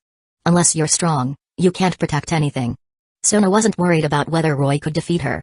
Her concern stemmed from the potential fallout if their agreement became public knowledge. Don't worry, Suna-senpai. I won't tell anyone about this until I'm confident I can defeat you. Roy reassured her seriously. Suna breathed a sigh of relief. However, her reaction irked Roy somewhat. Ahem, Suna-senpai, you don't seem worried at all about me actually defeating you. Is it because you already have feelings for me? Roy mused, stroking his chin with a mock-serious expression. He even nodded, as if convinced of his own deduction. Absolutely not. Suna denied flatly. Really? Roy feigned disappointment. Suna couldn't help but feel a twinge of sympathy for him. Of course, if you do manage to defeat me. Then what? Then you'll have proven yourself worthy of being my fiancé. And I will keep my word. A faint blush crept onto Suna's cheeks. Even she, the composed and intelligent heiress, felt a touch of shyness discussing such matters. A confident smirk played on Roy's lips. Don't worry, Suna-senpai. That day won't be far off. With that, he turned and left the student council room. Suna was momentarily stunned by his sudden display of confidence and assertiveness. Then, a smile touched her lips. I look forward to it. She murmured, watching him leave. She had clearly acknowledged Roy's potential. Now, all he needed to do was overcome the obstacles in his path. The biggest obstacle being Seraphal Leviathan, Suna's older sister and one of the four great Satans. Without power rivaling Amao, challenging her would be futile. Back in the classroom, class, we have another transfer student joining us today, this time from overseas. Everyone, please welcome her. The teacher led Asia to the front of the classroom. The students' eyes lit up at the sight of the blonde girl. No one could dislike someone as gentle and kind as Asia. The classroom erupted in applause. Asia-san, please introduce yourself. The teacher said. Yes. Asia, overwhelmed by the warm welcome, felt a flutter of nervousness. My name is Asia Argento. I'm currently living with Roy. Roy-san. Pleased to meet you all. She bowed politely. Another round of applause followed, along with excited whispers. She's so cute. She's living with Buku? I'm so jealous. I wish I could live with Buku too. How does this new girl know Buku? The whispers continued, filled with envy towards Asia. Asia-san, you can take that empty seat over there. The teacher instructed, pointing to the desk next to Saya. Okay. Asia walked over to Saya with a cheerful smile. Saya-san, pleased to meet you. No need to be so formal, Asia. Saya replied, pulling Asia down to sit beside her. They had become quite close after spending the previous day together. Hey, Buku, is this another one of those relationships? Akakuri-yu nudged Roy with her elbow, whispering in his ear. I'm not sure what kind of relationship you're referring to, but I suppose it's similar. Roy replied thoughtfully. He assumed Deka was referring to a romantic relationship. However, his relationship with Asia was more complex than that. But aren't you and Saya in that kind of relationship? And now? Aka looked at him questioningly. Our relationship isn't as simple as you think. Roy said vaguely, avoiding a direct explanation. Aka, however, jumped to her own conclusions, assuming Asia was Roy's mistress or something similar. It was the only explanation that made sense to her. She wasn't surprised by Roy's supposed behavior. She had seen such things before. Besides, for someone as outstanding and perfect as Roy, having a few romantic interests wasn't unusual. Why didn't he ask me? She muttered under her breath. What was that, Kuryu-san? I didn't quite hear you. Roy asked. Oh, nothing. Eika waved her hand dismissively, her face flushing crimson. She hadn't meant to say that out loud. Relieved that Roy hadn't heard her, she glanced at him and sighed inwardly. However, with his enhanced demonic senses, Roy had heard her clearly. He found her flustered reaction amusing. He pondered whether to make Eika Kuryu, Murayama, and Kata's his servants. He was quite fond of the three of them. And now that he had more demonic pieces, it wouldn't be difficult. But after some consideration, he decided to wait. After school, Roy-senpai, Ryazbuku invites you to the Occult Research Club. Konko Taja said, intercepting Roy, Asia, and Saya just as they were about to meet up with Siko and head home. Chapter 31, Invitation from Ryaz? Someone who can't sacrifice anything, can never change anything. Occult Research Club? Roy mused. It's probably about that incident yesterday at the church, with the stray priest and the fallen angel. Ryaz was, after all, responsible for the safety of Kuat Town. It was only natural she learn about the church incident. Saya, Asia, why don't you two head over to Siko's place? Roy said to the girls beside him. I'll go to the Occult Research Club first. Yes. Asia replied with a sweet smile. Humphrey. Saya let out a haughty little snort, her displeasure evident. She knew Ryaz was the one who had invited Roy. Even Saya had to admit, Ryaz was an elegant young woman, a true Ajao-sama. But that didn't make Saya any less jealous. Be a good girl and go find Siko, Saya. Roy said, gently patting her head and whispering in her ear. I'll have a reward for you tonight. He had a soft spot for Saya's tsundere act, especially when he was the one teasing her. I don't need a reward. Saya retorted, her face flushing crimson. Asia, observing Saya getting her head patted, gazed at Roy with wide, hopeful eyes. Roy, of course, couldn't let Asia down. He gave her head a gentle pat as well. Asia purred like a contented kitten, her eyes closing in bliss. All right, let's go. Roy said, turning to Konko. Konko, however, was staring intently at Asia's head being stroked. Roy chuckled. Does Konko-chan want some head pats too? A faint blush crept onto Konko's usually stoic face. Roy-senpai, you pervert. She mumbled, turning on her heel and walking away. Roy shrugged at Asia and Saya, a playful grin on his face, then followed after Konko. It wasn't long before they arrived at the Occult Research Club. Roy-kun, you're quite the elusive one, aren't you? Ryaz greeted him with a hint of playful reproach in her voice. Ever since their encounter during the stray devil incident, she had invited him to the club, but he hadn't shown up even once. Ahaha, sorry about that.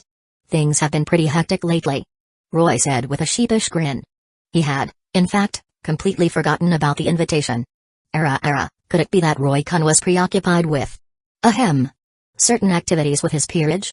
Akano teased, approaching them with a tray of tea and a sly smile. Tough, of course not. Roy denied it smoothly. Though Akano wasn't entirely off the mark, he wasn't about to admit to anything. Aside from wanting you to visit, Roy-kun, we also wanted to ask about the incident at the church. Ryaz said, her expression turning serious. Here it comes. Roy thought. He had anticipated this. He wasn't going to try to hide it. Yes, that was me. He admitted, taking a sip of his tea. Those stray priests and the fallen angel were targeting my servants. I couldn't just let that slide. Ryaz sighed. Roy-kun, you really are a handful, aren't you? Hee, I think Roy-kun did the right thing. Akano chimed in. It must be quite an honor to be part of his peerage. Indeed it is. Roy said with a wink. So, Akano-senpai, how about switching sides? My peerage is always open to talented individuals like yourself. Well now. Akano purred, a finger tracing her cheek. That's certainly something to consider. You too. Ryaz exclaimed, feigning annoyance. Flirting with my queen right in front of me? I might get jealous. Roy and Akano exchanged a mischievous glance. This was all in good fun, of course. They enjoyed teasing Ryaz. Looks like Ryaz is getting riled up. Alright, we'll behave. Roy said with a chuckle. Ryaz, seeing their amusement, simply shook her head. The Greenery and Citree clans have taken care of the incident at the church. You don't need to worry about any repercussions from the fallen angels. Now that Ryaz had brought up a serious matter, Roy's playful demeanor subsided. Thank you. He said sincerely. Don't mention it. Ryaz replied. The fallen angels were clearly in the wrong. Roy knew that. Even if he had been at fault, His sister's influence would have protected him from any serious consequences. After chatting with Ryaz and Akano for a while longer, Roy took his leave. He found Siko and the others, and they returned home together. Later that evening, Roy gathered everyone in the conference room. Roy-chan, is something going on? Shizuka asked, curiosity in her voice. Yes, I've gathered you all here because there's something important I need to discuss. Roy replied, his expression serious. The girls exchanged glances, their attention focused on Roy. Oh, and Rika. Roy said, pulling out a black pistol and a circular sword hilt. This is for you. Rika's eyes widened as she took the items. She recognized them from her encounter with the stray priest. Fried Selzen had wielded a light gun and a light sword. The light gun was a ranged weapon, while the light sword was used for close combat. He had used them in perfect harmony, making him a formidable opponent. Chapter 32, Preparing for a New Adventure. Those who have nothing will gain nothing. Those who are meant to have will gain much. If Siko hadn't been stronger than that stray priest, Fried, Roy mused, and without the others' help, he would have escaped, even if defeat was inevitable. Even so, the incident proved how powerful those weapons were. Rika had often considered that such a fighting style would be perfect for her. She was already a skilled sharpshooter, and her swordsmanship, learned from Siko, was fairly decent. If she could master the combined use of guns and swords in combat, her strength would dramatically increase. To her surprise, Roy had gifted her these new weapons without her even asking. Overjoyed, Rika jumped up and gave Roy a quick back on the cheek. Thank you, Roy. I absolutely love them. I'm glad you like them. Roy replied with a warm smile. Rika had been struggling to find her place. When it came to swordsmanship, she couldn't surpass Siko or Roy. In magic, she was less proficient than Alice and Saya. Shizuka and Asia were the experts in healing. Only Yuriko was weaker, but even Yuriko, despite her current limitations, had greater innate talent. That's why Roy had formulated a plan when he encountered Fried. Congratulations, Rika! Shizuka exclaimed, pulling Rika into a warm embrace. Rika, nay, try them out. Alice, her eyes shining with curiosity, urged Rika to test the new weapons. Rika, eager to do just that, looked to Roy for approval. Let's head to the training room, then. Roy agreed. Everyone eagerly made their way to the training room. Rika, pay close attention. Here's how you use these weapons. Inside the training room, Roy demonstrated the proper way to wield the gun and sword. Rika channeled her magic into the sword hilt, and with a sharp shing, a black blade extended outwards. With a casual swing, she sliced a massive training boulder cleanly in two, as effortlessly as cutting through tofu. Wow, it's incredibly sharp. Rika exclaimed, her eyes wide with amazement. Hee, this energy sword is far superior to that stray priest's. Roy explained, his arms crossed with a touch of pride. He had acquired these weapons with his sister's assistance. They were far more powerful than Fried's. Really? I love it even more now. Rika declared, examining the energy sword with admiration. This darkness-aligned blade wouldn't be outmatched by Fried's light sword. The pistol was equally impressive. Channeling her magic into it would generate darkness bullets. The other girls watched with envy, longing for such powerful weapons of their own. Noticing their envious expressions, Roy felt a pang of sympathy. It wasn't that he didn't want to provide them with weapons, but they were all still novice magic users, and such powerful tools would be beyond their control. Don't worry, everyone. Roy reassured them. You'll all receive your own gifts eventually. But for now, I have something important to discuss. Back in the conference room, Roy addressed everyone. The girls settled down, their attention focused on Roy. I'm planning to take Siko with me on a journey. Roy announced. Rika, I'll leave things here in your capable hands. The girls were surprised by this sudden announcement. Is it something important? Shizuka asked, concern evident in her voice. Yes, it's very important. Roy confirmed.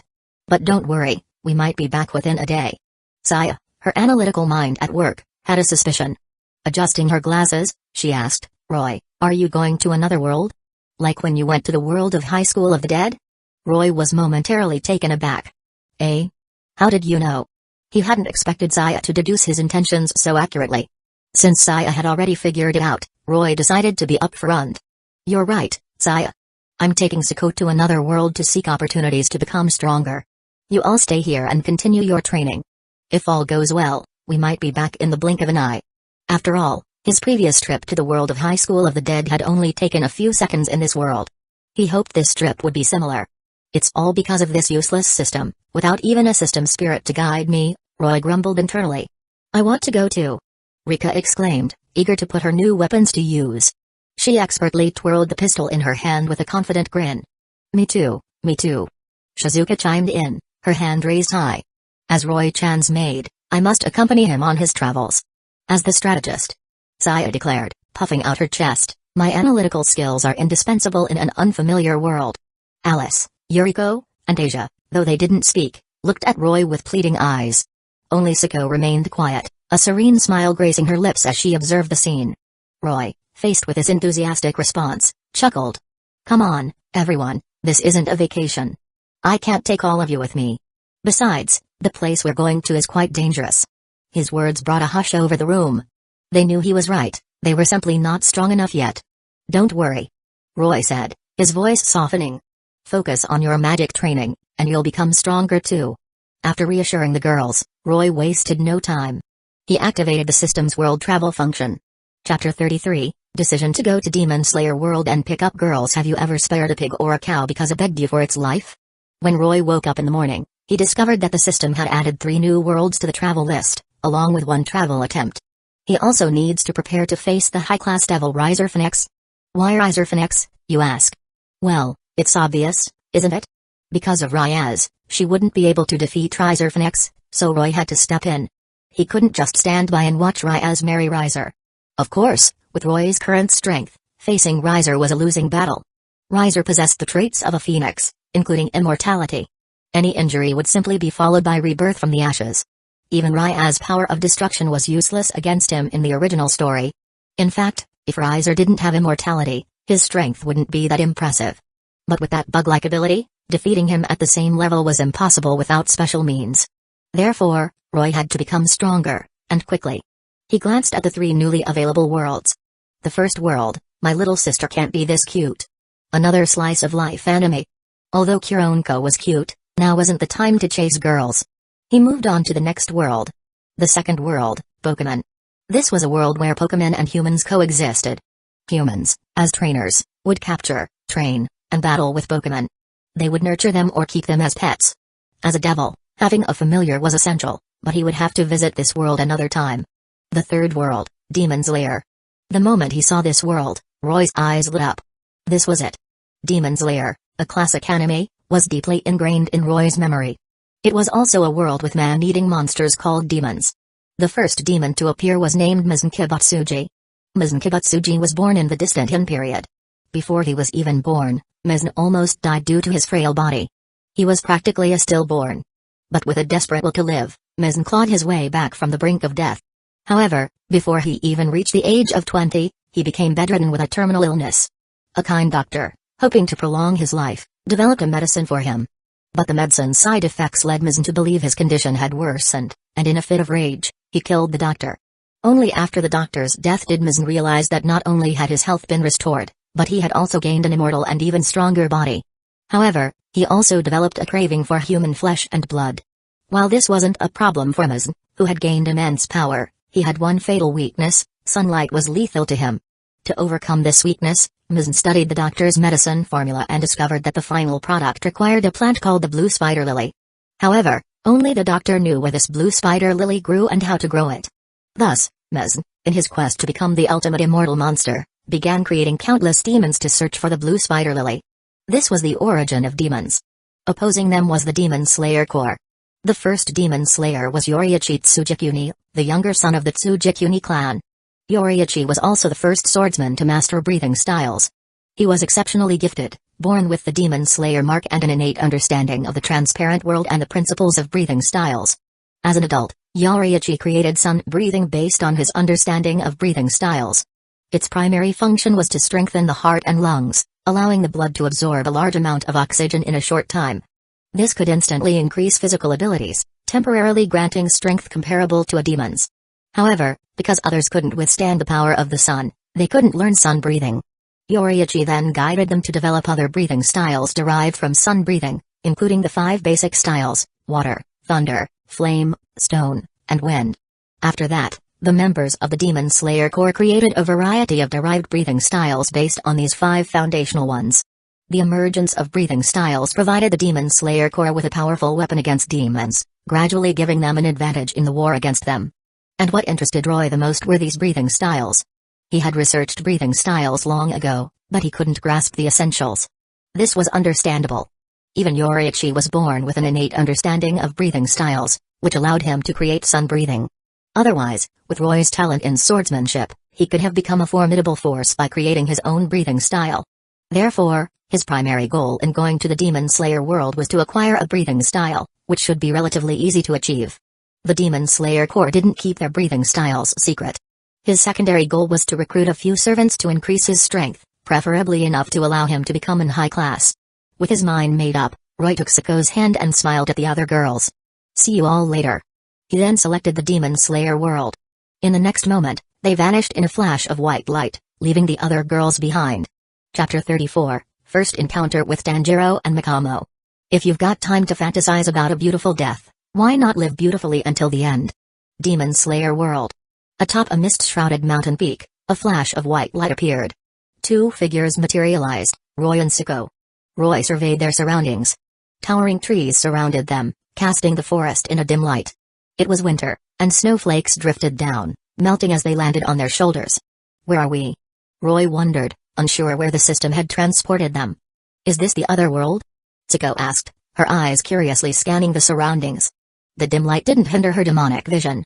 After a brief observation, finding nothing particularly interesting amongst the towering trees, Sako turned her attention back to Roy. Lost in thought, Roy suddenly felt Sako's arms wrap around him from behind. "Eh? Sako?" Roy blinked, startled out of his contemplation. It's a rare opportunity to be alone with Roy. Sako murmured softly in his ear, her chin resting on his shoulder.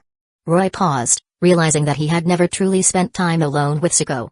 They hadn't even been on a proper date like a normal couple. A pang of guilt struck him. He turned around, embracing Sako tightly. "Don't worry, Sako. We have plenty of time. We'll be together forever."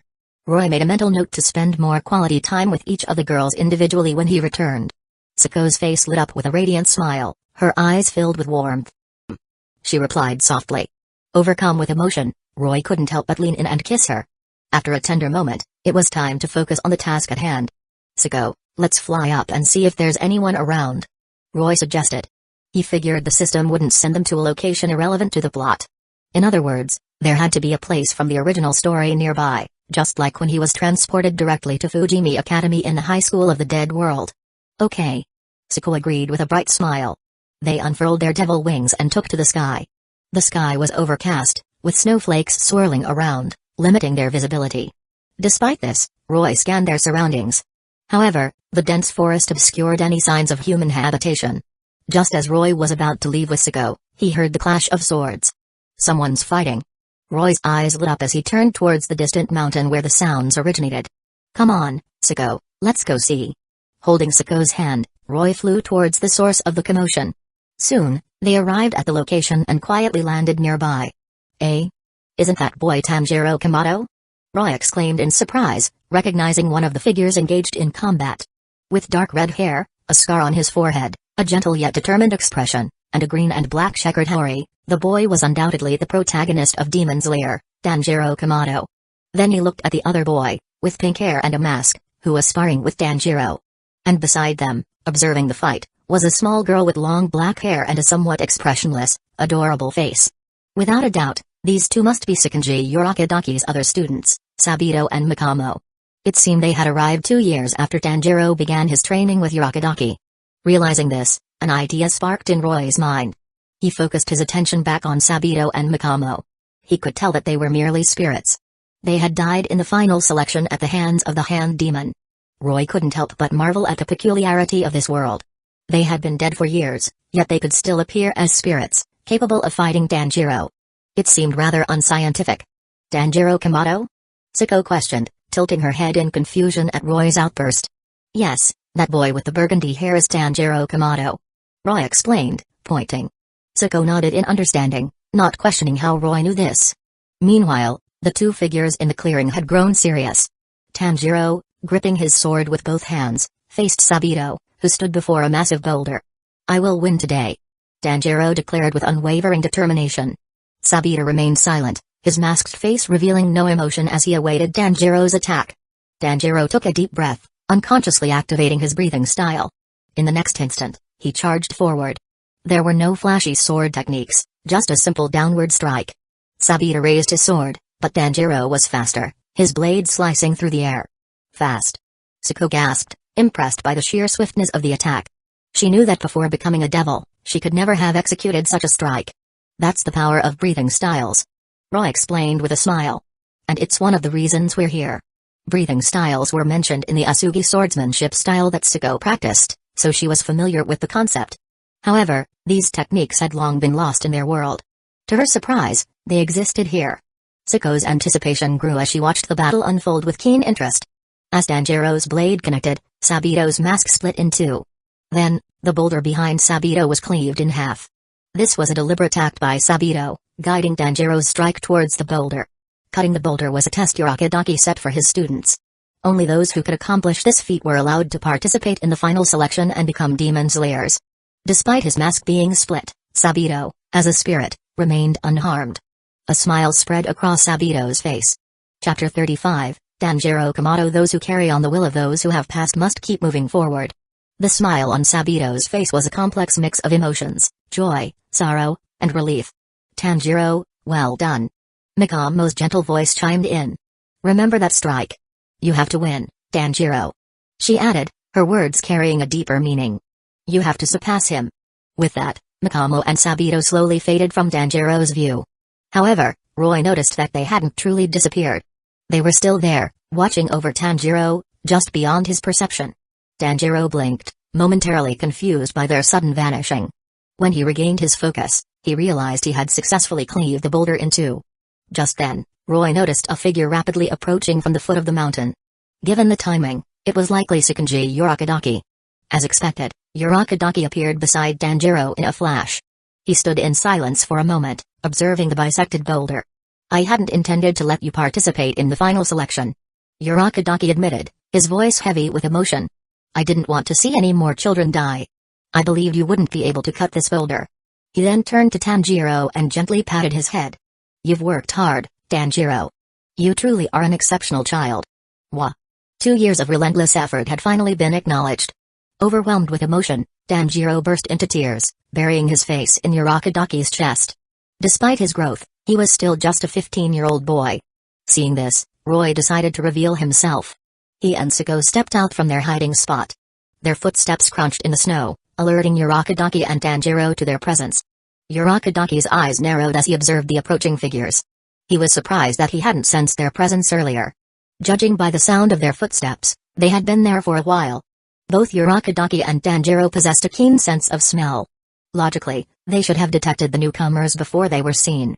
However, the two had approached openly, without any attempt at concealment. This raised Urakadaki's suspicions. Roy and Suko stopped before them. Excuse me. Roy said with a friendly smile. May we have a word? Who are you? Urakadaki asked, his eyes scrutinizing the pair. He sniffed the air, his nose capable of easily distinguishing humans from demons. Satisfied that they weren't demons, he relaxed slightly. Tanjiro, curious, also sniffed the air. Though they weren't demons, their scent was distinctly different from that of ordinary humans. He was intrigued by their identities. We are swordsmen from afar. Roy explained. Might you be demon slayers? Swordsmen from afar. Urakadaki sniffed the air again, focusing on Roy. His nose could detect lies through scent. He found no deception in Roy's scent, leading him to believe their story.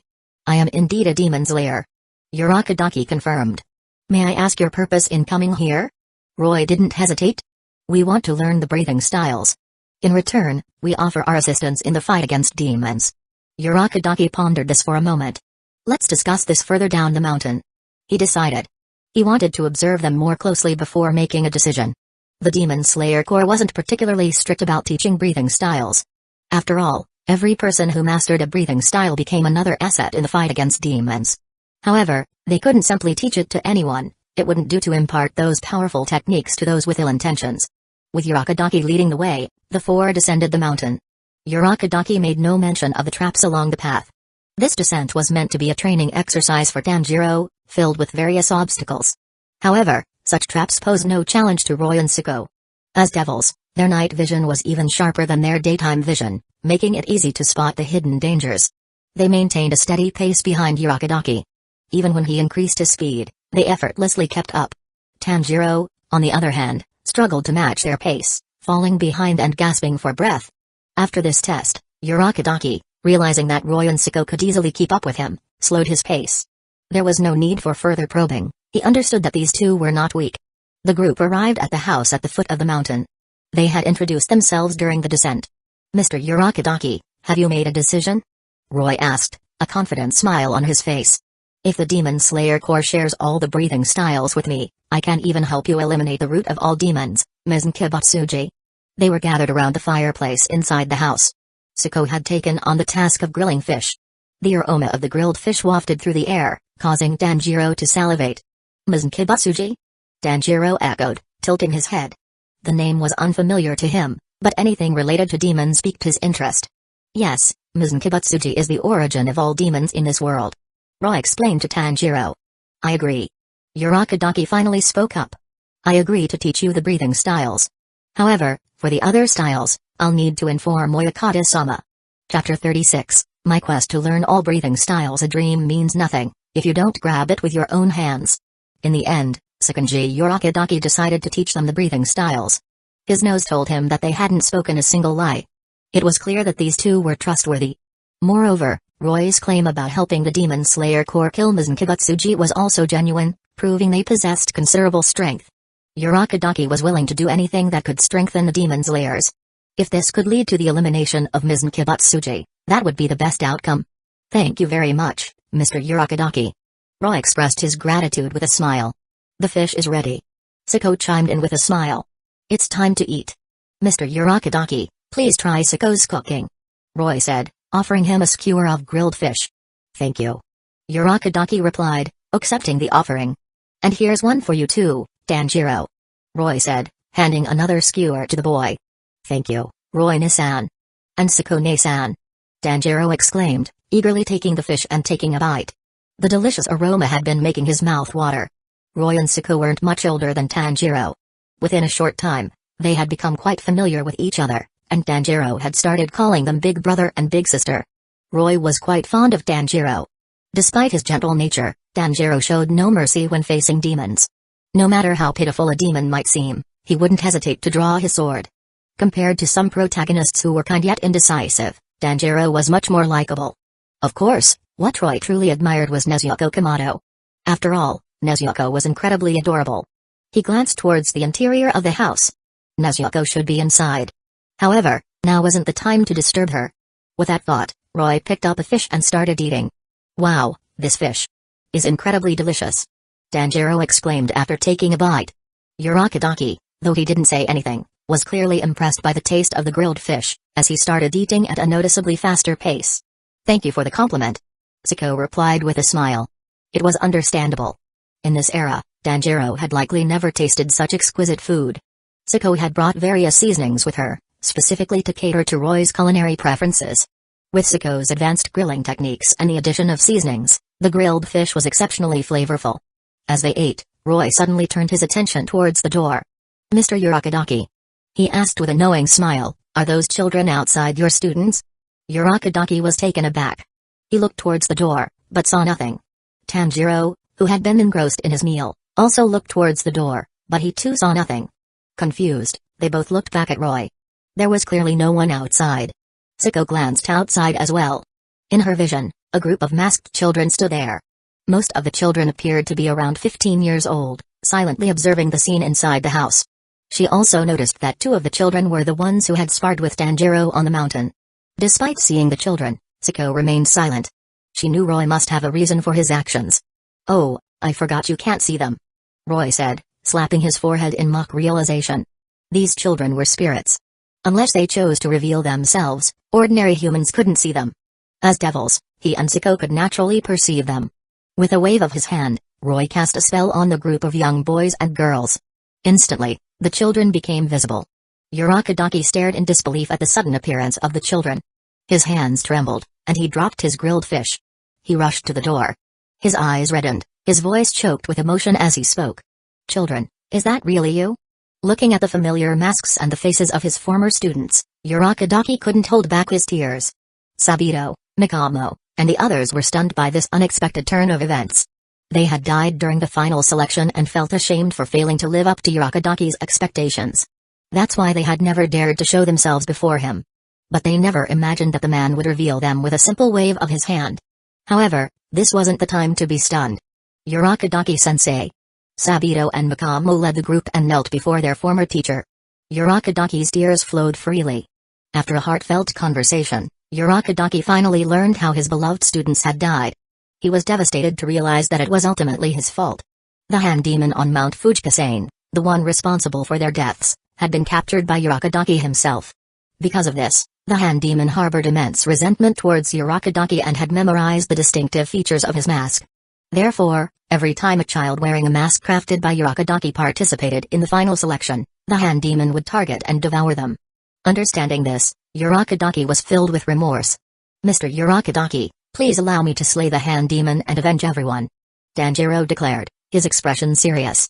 He was happy to learn that those who had guided him for over half a year were his senior students. But the realization that they had been killed by a demon fueled his determination. Tanjiro was resolved to slay the hand demon and avenge his seniors. Since he was about to participate in the final selection, he volunteered for the task. Chapter 37, Roy's objective. Why should I bear any hatred towards someone who's obviously weaker than myself? All I feel is pity. No, the hand demon on Mount Fujisain is no longer suitable for the final selection. Sakanji Urakadaki declared, his voice firm as he donned his Tang mask once more. I will report to Oyakata-sama and personally slay the hand demon. The hand demon had devoured hundreds of people over the years, growing tremendously powerful. It was beyond the capabilities of those participating in the final selection. Every time he had eagerly awaited the return of the children who took part in the final selection, the news he received was filled with sorrow. Now, he understood that it was all his fault. Urakadaki was consumed by grief and anger. But he couldn't show these emotions in front of the children, so he hid behind his mask. Tanjiro remained silent, unable to refute Urakadaki's resolute words. Mr. Urakadaki, why not let them avenge themselves? Roy interjected. His words puzzled both Urakadaki and Tanjiro. Ignoring their confusion, Roy turned to Mikamo with a gentle smile. I imagine you've been hesitant to appear before Mr. Urakadaki because you feel you've failed him. And I'm sure not being able to defeat the hand demon is a lingering regret. Roy's words struck a chord with the children. They all looked at him with a glimmer of hope in their eyes. Your name is Mikamo, isn't it? Roy asked, his smile widening. Yes, Roy-san. It's a pleasure to meet you. Mikamo replied politely, bowing respectfully despite her lack of expression. Mikamo, would you like to personally avenge your fellow disciples? Is that possible? Mikamo's usually stoic face showed a flicker of emotion. Of course. However, before Roy could finish, Mikamo interrupted. I accept. Roy-san, what do I need to do? She asked, her expression serious and determined. No matter the cost, Mikamo was willing to do anything to avenge her fallen comrades. Roy-san, if possible, please let me take Mikamo's place. Sabito interjected, unable to remain silent. Avenging their fellow disciples was a responsibility he felt he should shoulder as their senior. Now, don't be hasty. Roy chuckled. While you may not care about the cost, I must still explain it. Mikamo and Sabito quieted down, listening intently. Roy's lips curled into a sly smile. I can resurrect one of you, allowing you to take revenge personally. But the price is that you will become my servant, bound to serve me for life. Roy's objective was clear, he wanted Mikamo. However, they were unaware of his true intentions. They were still reeling from the shock of his offer. After all, the idea of resurrecting someone was simply too fantastical. Surprisingly, both Urakadaki and Tanjiro believed Roy's words. Their noses told them that he wasn't lying and that he truly possessed the ability to bring someone back to life. This revelation shocked them even more. See, could it be that Roy-san is a god? Tanjiro stammered, his eyes wide with disbelief. Not quite. Roy replied with a chuckle. It's actually the opposite. I'm a devil. He didn't hide his identity. In fact, revealing it might make them even more inclined to believe him. After all, in a world where demons existed, the presence of devils wasn't so far-fetched. Urakadaki was the first to accept this truth. He trusted his nose, and if Roy was telling the truth, then one of his disciples could be brought back to life. He was overjoyed at the prospect. Roy-sama, please, I beg you, save my children. Urakadaki pleaded, prostrating himself before Roy. Mr. Urakadaki, there's no need for such formalities. Roy said, then turned to Mikamo. So, Mikamo, are you willing to become my servant? Faced with this question, Mikamo, who had been so resolute just moments ago, hesitated. She seemed to be considering whether to give this opportunity to someone else. "Mikamo, don't hesitate. Accept his offer," Sabito urged. Faced with the chance of resurrection, Sabito no longer insisted on taking Mikamo's place. In truth, Sabito's talent far surpassed Mikamo's. He was a true prodigy. He had only died at the hands of the hand demon due to a moment of carelessness. Unfortunately, Roy wasn't interested in male servants. Otherwise, Sabito would have been an excellent choice. Of course, Mikamo's talent was also remarkable. After all, she had managed to split the boulder at such a young age and qualify for the final selection. Her potential was undeniable.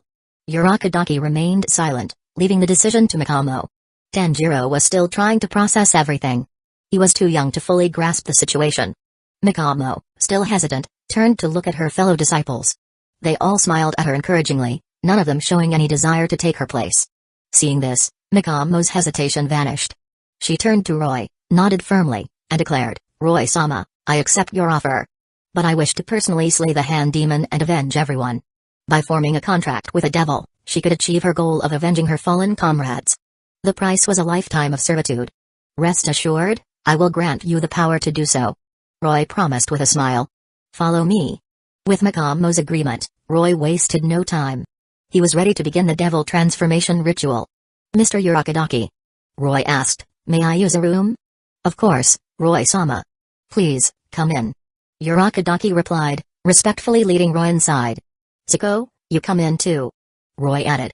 The devil transformation ritual was about to begin. During the process, Mikamo's body would be reshaped, leaving her completely naked. Chapter 38, Mikamo revived. There is a difference between those who aim for the top and those who'll settle. And that difference matters. Roy led the two girls into the room. "Mikamo, don't be nervous," Roy reassured her. "I'm going to perform the devil transformation ritual on you. Are you ready?" Mikamo, who had followed Roy into the room, fidgeted with her hands, her nervousness apparent. "Yes," she replied, nodding resolutely. Seeing her determination, Roy wasted no time and began the ritual. "By the name of Roy Lucifuge, I command thee, soul of Mikamo, to become my servant devil, reborn as my pawn." As Roy chanted, a blue magic circle appeared beneath Mikamo's feet. A pawn piece glowed, slowly rising from his chest and merging into Mikamo's body. A moment later, a brilliant light enveloped Mikamo. When the light subsided, a perfect form emerged within the magic circle. She had sleek, black, shoulder-length hair and skin as smooth as jade. It was a flawless transformation. The only slightly disharmonious feature was her rather ample bosom. It was at least a D-cup, a considerable burden for a 13-year-old like Mikamo. She was the epitome of Lily Big Boob's character. Was Mikamo originally this well endowed? Of course not. Roy had, shall we say, enhanced certain aspects of her physique during the transformation. This act exposed his inner lecher. Even Sako gave him a curious look. Mikamo, meanwhile, was betrayed, covering herself with her hands. Unfortunately, her small hands couldn't conceal much, making her even more alluring. Why is this part different?" Mikamo mumbled, her voice barely above a whisper, her head lowered in embarrassment. "Different? I think it's perfect," Roy teased, unable to resist poking fun at her adorable fluster. It's Mikamo stammered, unable to articulate her thoughts. This was simply too embarrassing for her to discuss. Her face and even her ears were flushed crimson. Seeing this, Roy decided to stop teasing her. He didn't want her to faint from embarrassment. "Sako, give Mikamo your clothes," Roy instructed. Sako was much taller than Mikamo, so her clothes would be quite loose on the young girl. But there was no other option for now. They would have to make do, and he would buy Mikamo some new clothes later. "Okay," Sako replied, retrieving some clothes from her bag. As she passed by Roy, she leaned in and whispered in his ear, "So, Roy, you like them big, huh?" Her warm breath tickled his ear. Sako seemed a bit jealous. "Ahem, don't worry, Sako," Roy whispered back. "Yours are perfect? I love them." Sako beamed, satisfied with his response, and proceeded to help Mikamo get dressed. Dressed in Sako's clothes, Mikamo looked like a delicate and adorable doll. "Master," Mikamo addressed Roy timidly. Roy's heart melted. He placed his hand on Mikamo's head, giving her a gentle pat. "Just call me Royani-chan, Mikamo," he said with a warm smile. "From now on, we're family." Mikamo blushed even harder at the head pat, unable to meet his eyes. Roy chuckled and gently pinched her cheek, then led her and Sako out of the room. Urakadaki and Mikamo's fellow students were waiting anxiously outside. They were stunned when they saw Roy emerge hand in hand with a porcelain doll-like girl. Mikamo, you're so beautiful. Sabito stammered, awestruck by Mikamo's transformation. Mikamo, is it really you? Are you truly alive? Urakadaki asked, his eyes brimming with tears. Mikamo and Sabito were orphans whom he had raised since they were young. As his female student, Mikamo had always been especially dear to him. Seeing her standing before him once again filled him with overwhelming emotion. Unfortunately, his tongue mask hid his expression from view. Yes, Urakadaki-sensei. Mikamo replied with a sweet smile. Thank you, Roy-sama. Urakadaki bowed deeply in gratitude. Haha, there's no need for thanks. Roy said. This was simply an equal exchange. I granted Mikamo a new life and the chance for revenge, and in return, she will serve me. Despite Roy's words, Urakadaki's expression remained filled with gratitude. Even so, I am eternally grateful to you, Roy-sama. Tomorrow, I will write to Oyakata-sama.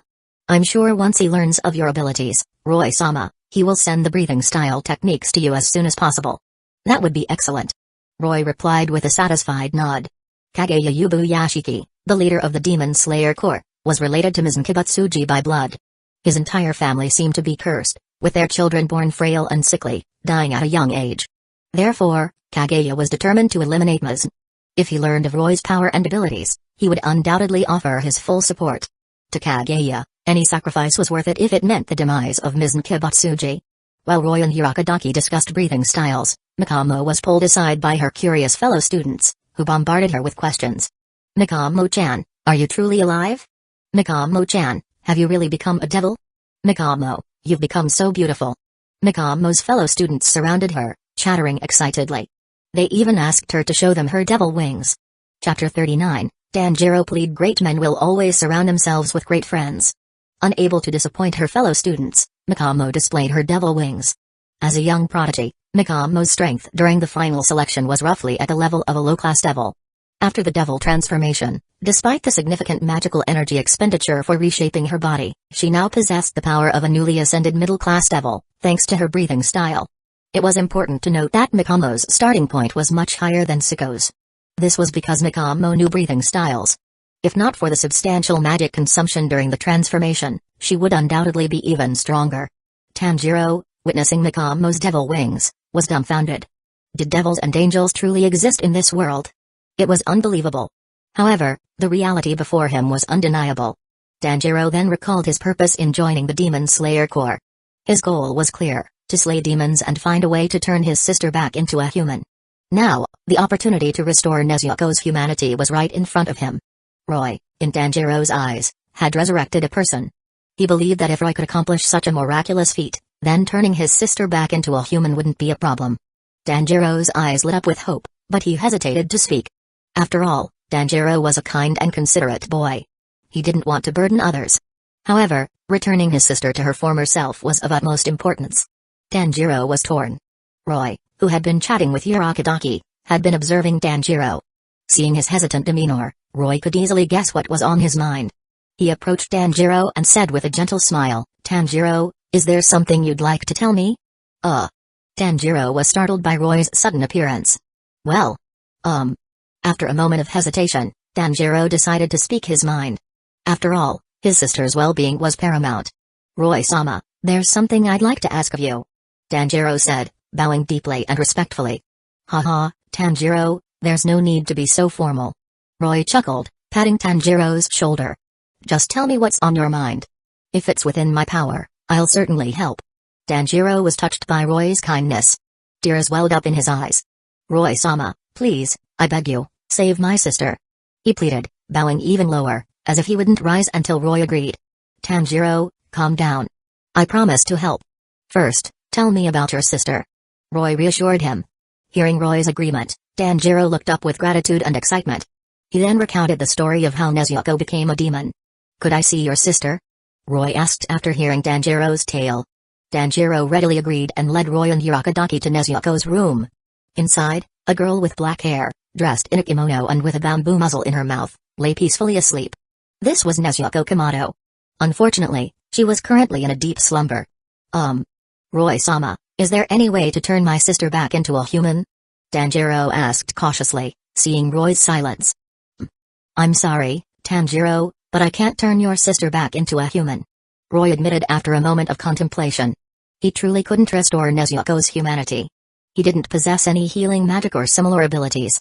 Moreover, even healing magic might not be effective, as becoming a demon seemed to involve a bloodline inheritance. Tanjiro's face fell, his shoulders slumping in disappointment. However, those two words reignited hope in Tanjiro's eyes. He looked up at Roy expectantly. "However, I can turn your sister into a devil, just like Mikamo. As a devil, the mere blood of a demon is insignificant compared to the power of devil blood," Roy declared, his tone dismissive of these flawed demons. Demons with such glaring weaknesses were no match for devils. Of course, there were different types of demons. For instance, Rem and Ram from Re-Zero were part of the Ana race, and the Ana into U project were also incredibly powerful. They were far superior to Mizukibatsuji. Tanjiro's face lit up with joy at Roy's words. He glanced at Mikamo, who was chatting with her fellow students. Although Mikamo had become a devil, she seemed no different from an ordinary human. However, the thought of the price of becoming a devil made Tanjiro hesitate. If Nezuko became a devil, she would have to leave him. But after careful consideration, Tanjiro ultimately agreed. If he refused now, there was no guarantee that Nezuko could ever become human again. This might be their only chance. "Roy-sama, I agree. Please take good care of Nezuko," Tanjiro pleaded, his eyes brimming with tears. Roy was a bit embarrassed by Tanjiro's emotional display. "Don't worry, Tanjiro. I'll take good care of Nezuko," he reassured him, patting his shoulder comfortingly. Tanjiro's spirits lifted slightly, and he was about to leave with Urokodaki. "Tanjiro, you don't need to leave. I'll need your help in a moment." Roy stopped him. He had asked them to leave earlier because he needed to reshape Mikamo's body, which wasn't something they should witness. Chapter 40, Peak of Mid-Class Strength. Not everyone who works hard is rewarded. But all those who succeed have worked hard. Now, with Nezuko's transformation into a devil, there was no need to reshape her body, eliminating many concerns. However, Nezuko was currently asleep. If she woke up during the devil transformation ritual and didn't see Tanjiro, she might struggle, potentially causing the ritual to fail. Therefore, Tanjiro's presence was necessary. Tanjiro nodded in understanding and observed from the sidelines. Roy then commenced the devil transformation ritual. "By the name of Roy Lucifuge, I command thee, Nezuko Kamado, to become my servant devil, reborn as my Rook." As the incantation echoed through the room, a blue magic circle materialized beneath Nezuko, lifting her sleeping form into the air. A rook piece slowly floated towards her. Just then, the demon blood within Nezuko seemed to sense a threat, causing her to awaken prematurely. Nezuko's eyes snapped open, and she glared at Roy with a fierce, almost feral expression. She struggled against the invisible force that bound her, attempting to lunge at him. Unfortunately for her, Roy's magic held her firmly in place, allowing her only futile struggles. However, her resistance prevented the rook piece from merging with her. "Tanjiro!" Roy called out. "Understood." Tanjiro immediately grasped the situation. "Nezuko, be good. Be a good girl." Tanjiro approached Nezuko, gently soothing her. Nezuko, who had already overcome the influence of demon blood through sheer willpower, retained some semblance of reason. Although the stimulation from the rook piece had nearly caused her to lose control, Tanjiro's calming presence gradually eased her agitation. "That's it, Nezuko. You're doing great." Tanjiro sighed in relief as Nezuko calmed down. He gently stroked Nezuko's head, and she closed her eyes, enjoying her brother's affectionate touch. "Nezuko, be good. You'll be back to normal soon," Tanjiro whispered. Nezuko, with her limited mental capacity, didn't understand her brother's words, but she nodded obediently.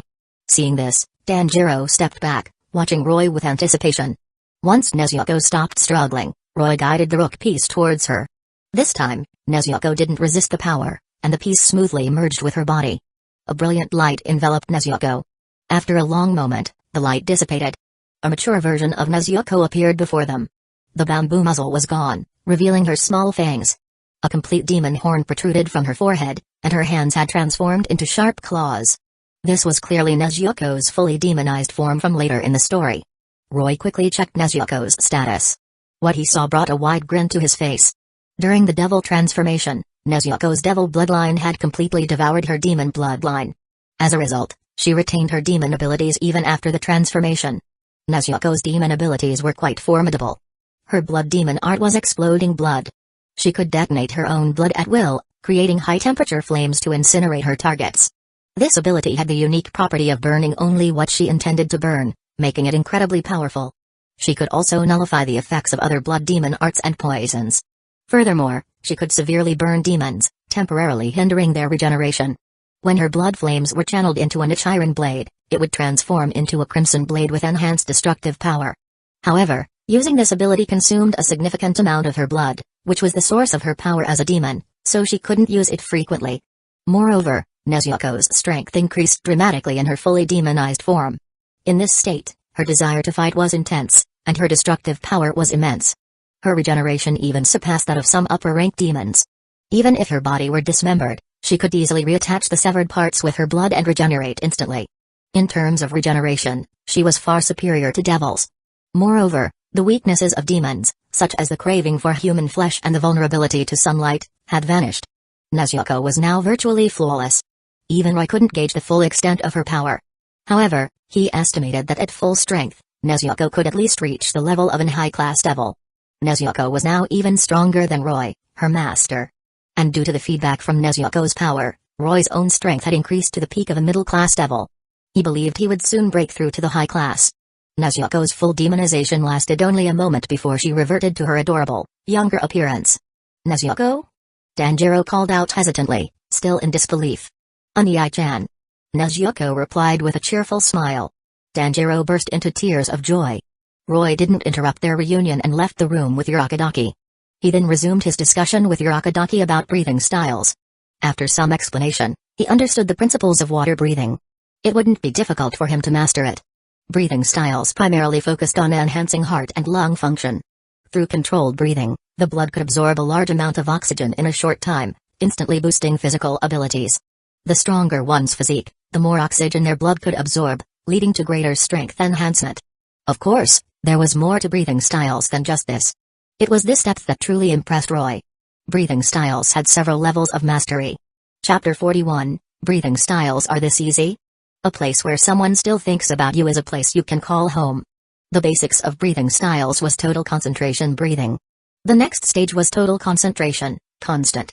Only by maintaining total concentration breathing for extended periods could one achieve a qualitative change in their strength.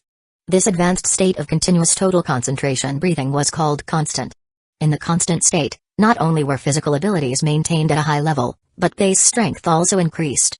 This was somewhat similar to the Super Saiyan full power state in the Cell Saga of Dragon Ball. Only after mastering total concentration, constant could one potentially awaken the Demon Slayer mark. The Demon Slayer mark significantly enhanced physical abilities. To awaken it, one's body temperature needed to reach 39 degrees Celsius with a heart rate exceeding 200 beats per minute. This placed a tremendous burden on the body. The Demon Slayer mark was a manifestation of human physical potential pushed to its absolute limit. However, this enhancement came at the cost of one's lifespan. Those who awakened the Demon Slayer mark rarely lived past the age of 25. Of course, Yoriichi Tsujikuni was the sole exception, as he was born with the Demon Slayer mark. Therefore, Roy suspected that total concentration breathing itself was a method of exchanging life force for power. The constant state intensified the burden on the body, and the Demon Slayer mark was akin to visibly burning away one's life force.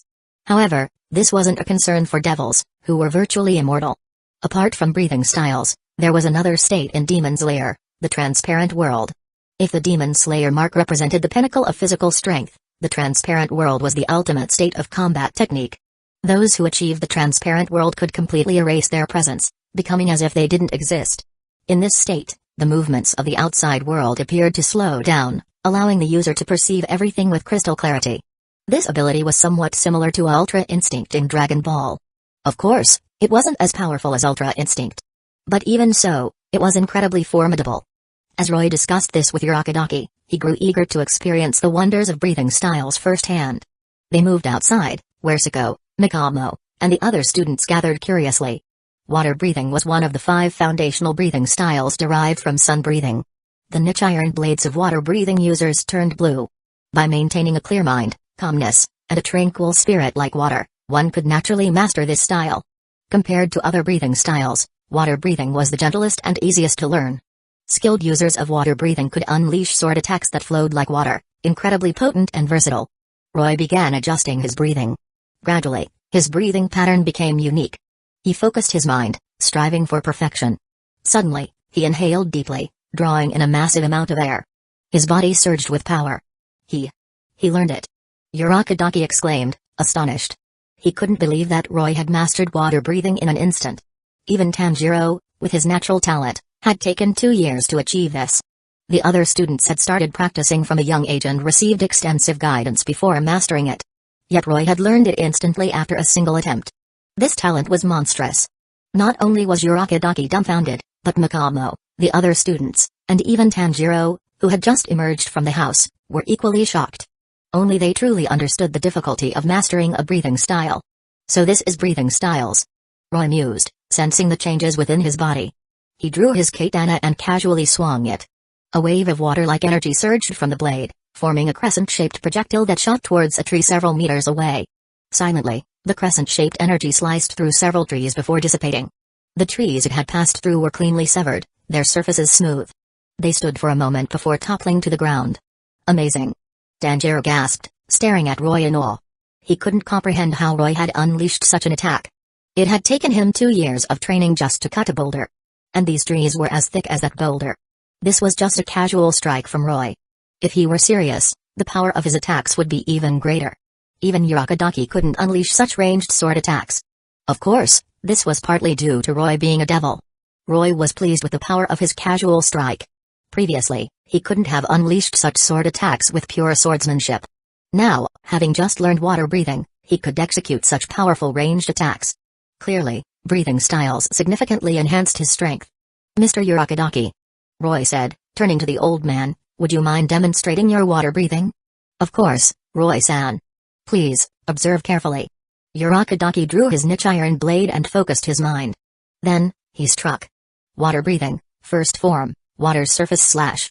Urakadaki announced the name of the technique as he executed a swift, horizontal slash, creating a wave of water that surged forward with surprising force. Water breathing, second form, water wheel. Urakadaki flipped in the air, unleashing a circular slash. He continued, demonstrating all 10 forms of water breathing, culminating in the 10th form, constant flux. Wow, Urakadaki-sensei is amazing. Mikamo and the other students exclaimed, their eyes filled with admiration. Although Roy's display was impressive, in their hearts, their teacher was still the most skilled. Chapter 42, The Challenge of Jamai Himejima. Sako accepts, but no matter how many allies you have around you, when you die, you'll be alone. Sekenji Urakadaki's techniques were indeed impressive. However, Roy had essentially mastered them after just one viewing. Thank you for your time, Mr. Urakadaki. Haha, it was my pleasure to be of assistance. Urakadaki understood that his techniques were nothing special in Roy's eyes. As night fell, everyone prepared for rest. Early the next morning, Roy went to a mountaintop. He was attempting to awaken the Demon Slayer mark. That's right, the Demon Slayer mark. He had skipped total concentration, constant altogether. After all, total concentration, constant was just an advanced state achieved through prolonged total concentration breathing. It wasn't difficult for Roy. Since learning total concentration breathing the day before, Roy had already been maintaining the constant state. The Demon Slayer mark was a manifestation of human physical potential pushed to its limits. However, Roy was a devil. To awaken the Demon Slayer mark, he had to use total concentration breathing to elevate his devil physique to its absolute peak. Therefore, awakening the Demon Slayer mark was even more challenging for him compared to ordinary humans. That morning, under Roy's guidance, Saku also successfully learned total concentration breathing. To Roy's surprise, Nezuko also grasped it with ease. It seemed Nezuko possessed extraordinary talent, not just as a demon, but in other areas as well. Roy continued his attempts to awaken the Demon Slayer mark. Meanwhile, Urakadaki instructed Tanjiro in the techniques of water breathing. The final selection for the Demon Slayer Corps was approaching. Roy planned to take Mikamo and Tanjiro with him to the final selection. Several days passed. The day after meeting Roy, Urakadaki had sent a letter to Kageya Yashiki, the leader of the Demon Slayer Corps, informing him about Roy. Upon learning of Roy's abilities, Kageya immediately replied, expressing the Demon Slayer Corps full support and dispatching Jamai Himejima to deliver all the breathing style techniques. Inside Urakadaki's house, Jamai presented Roy with all the breathing style techniques. Jamai was a towering man with a monk-like appearance. He often wept, had a long scar across his forehead, was blind, and wore a brown kasaya. He was the strongest member of the Demon Slayer Corps. Despite his blindness, he could perceive people's hearts with his mind's eye. This was why Kageya had sent him. Thank you for the trust of the Demon Slayer Corps, Roy said with satisfaction. Rest assured, in return, I will slay Ms. Kibatsuji within a month. Since Kaguya had provided him with everything he needed, Roy didn't mind helping them eliminate Mizn. Moreover, based on the original story, Danjiro would soon encounter Mizn Kibutsuji in Asakusa while on a mission shortly after becoming a demon slayer. In the original story, upon seeing Danjiro, Mizn was reminded of the fear Yoriichi had instilled in him and fled. He then sent 2 demons, Susumaru and Yahaba, who claimed to be members of the 12 Kizuki, to attack Danjiro. However, these 2 were small fry, not true members of the 12 Kizuki. This indicated that at that time, Mizn didn't have any other powerful demons at his disposal. It was the perfect opportunity to kill Mizn, and this window of opportunity wouldn't last longer than a month. On behalf of the entire Demon Slayer Corps, we thank you, Roy-san. Jamai said, bowing deeply. Then, he added, I've heard that Roy-san is a legendary devil. Forgive my impertinence, but could you perhaps allow me to witness your power? Is this a test? Roy wondered as he heard Jamai's request. He wasn't sure if this challenge was Kaguya's idea or Jamai's own initiative. But it was likely orchestrated by Kaguya. As the leader of the Demon Slayer Corps, Kaguya wouldn't simply believe such an unbelievable story based solely on Urakadaki's letter. After all, he hadn't witnessed it himself. Roy's expression remained unchanged. He turned to Sako and instructed, Sako, spar with Jamai-san. Remember, no killing blows. Roy had roughly compared the power levels in the Demon Slayer world. The Hashira of the Demon Slayer Corps were roughly equivalent to low-class devils. With the Demon Slayer mark, they could reach the level of middle-class devils. On the demon side, the lower ranks of the 12 Kizuki were easily slain by any Hashira, so their strength was negligible. The 6 upper ranks of the 12 Kizuki were roughly on par with middle-class devils. As for Mizn Kibutsuji, Roy estimated his strength to be at least that of an high-class devil. Jamai hadn't yet mastered the transparent world. Therefore, even with the Demon Slayer mark, he wouldn't be a match for Sako. After learning breathing styles, Sako was a formidable force among middle-class devils. Yes. Sako replied, a dangerous, bloodthirsty smile spreading across her face as she looked at Jamai. Let's begin. She was eager to teach this man who dared challenge Roy a lesson. Jamai didn't underestimate Sako just because she was a woman. His mind's eye could perceive her immense strength. They moved outside. Jamai drew his unique niche iron blade, a broad axe and flail connected by a long chain. Devil-san, it's an honor to spar with you. Jamai said, bowing respectfully. The honor is mine, Jamai-san. Sako replied, drawing her own sword. Chapter 43, Sako overwhelms Jamai Himejima. Why should I bear any hatred towards someone who's obviously weaker than myself? All I feel is pity. Seeing that Sako stood motionless, Jamai Himejima took the initiative and launched his attack. Stone breathing, first form, serpentinite bipolar. Jamai swiftly swung his flail and axe, one to the left and one to the right, aiming to trap Sako in a pincer attack.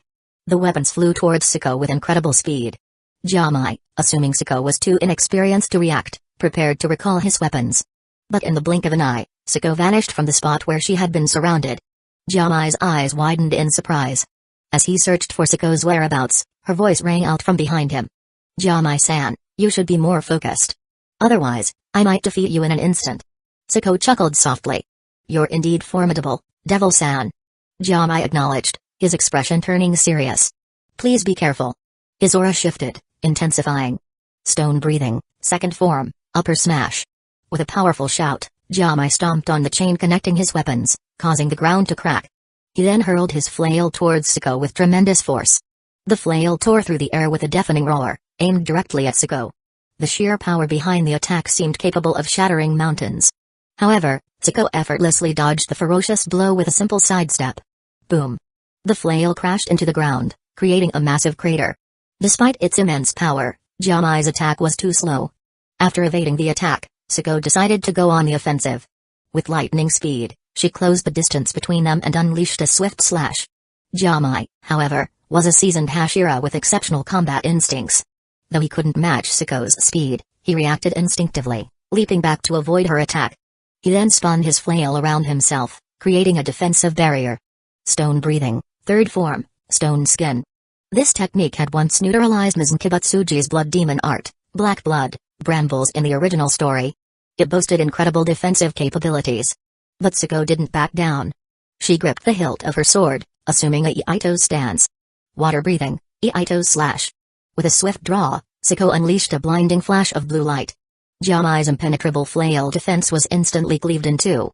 This was the culmination of Sako's days of dedicated training, fusing the Asugi family's Iaido swordsmanship with water breathing to create a devastatingly powerful Iaido slash. What? Jamai was stunned. He couldn't believe his stone skin had been breached so easily.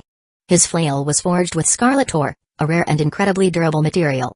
Yet, it had been sliced clean through. He was shocked and dismayed, especially considering the rarity of scarlet ore. Sako's ability to cut through the flail so effortlessly was partly due to her sword. Although not a divine weapon, it was crafted by devils and far sharper than a typical Nichiren blade. However, the primary reason was Sako's superior strength. Well, Jamai-san, shall we continue? Sako asked with a playful smile, looking at the stunned Jamai. No, I concede defeat. Jamai sighed, admitting defeat without hesitation. He knew that the Devil-san had been holding back. Otherwise, with her initial speed, he would have already lost. Even if he activated his Demon Slayer mark, his speed would only be comparable to hers. Moreover, activating the mark would significantly shorten his lifespan. It was a technique meant for desperate battles against demons. And this Devil-san was merely one of Roy's servants. The extent of Roy's own power was beyond his comprehension. With that thought, Jamai took a deep breath and knelt before Roy on one knee. Jamai Himejima greets Roy-sama. What's this? Roy asked, confused by Jamai's sudden change in demeanor. Before I came here, Oyakata-sama informed me that you are the new leader of the Demon Slayer Corps. Jamai explained. From now on, we are to follow your commands. I acted on my own accord, attempting to gauge your strength. Please, Roy-sama, punish me for my insolence. Roy finally understood.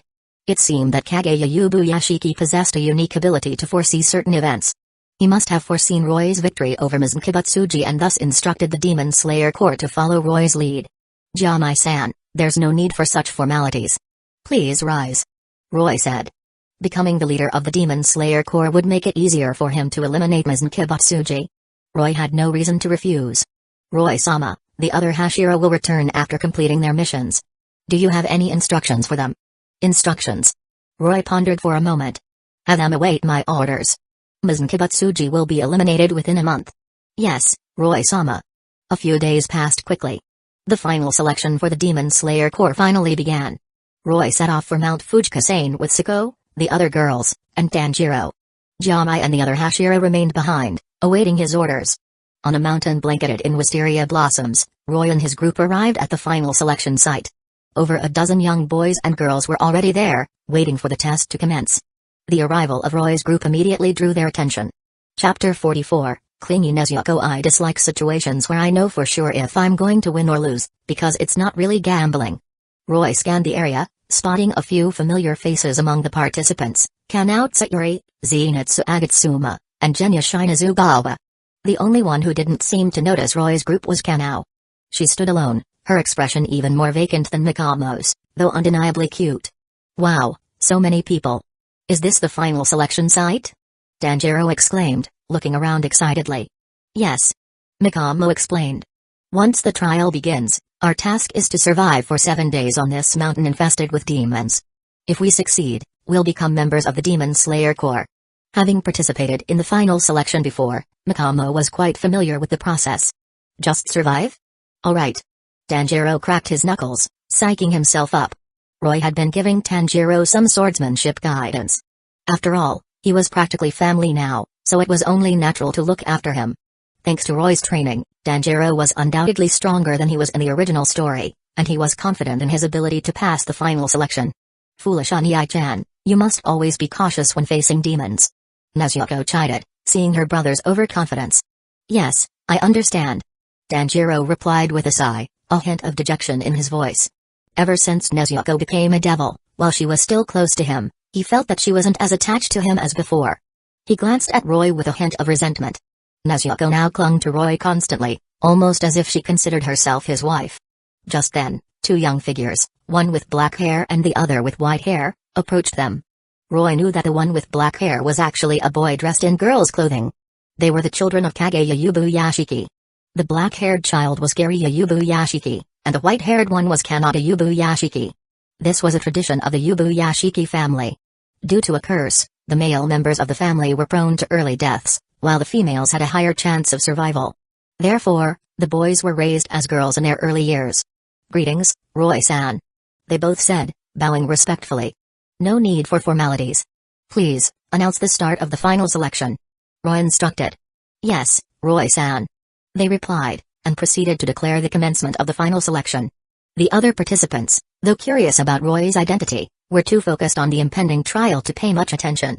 One by one, they entered Mount Fuji. Tanjiro, you go in too. Roy said to Tanjiro. After you complete the test, return to Mr. Urakadaki's place. Eh? What about you? We're going after the hand demon. We'll leave once we've dealt with it. The final selection required surviving for 7 days. Roy didn't want to waste time. They would leave after eliminating the hand demon. As for the final selection itself, once he defeated Mizunkia Butsuji, the final selection would become unnecessary. Of course, for Tanjiro, it was valuable training. Tanjiro was taken aback. He hadn't expected this. The thought of being separated from Nezuko again filled him with dismay. He looked at Nezuko with a pitiful expression. Unii-chan, you're not a child anymore. Why are you acting like this? Nezuko scolded, seeing his dejected demeanor. Nezuko was usually a gentle and sweet girl, but she could be quite intimidating when angered.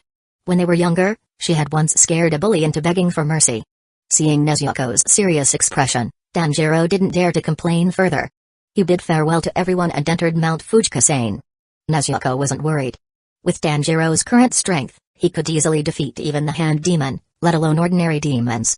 Once Tanjiro was gone, Roy looked at the girls and said with a smile, let's go in too. Tanjiro would encounter the hand demon shortly after entering Mount Fuji. They had to hurry. The final selection had just begun, and the hand demon was likely still asleep. Their destination was clear, the depths of Mount Fuji. A demon. Royani-chan, should we? Mikamo's words halted their progress. She looked towards a large tree with disgust.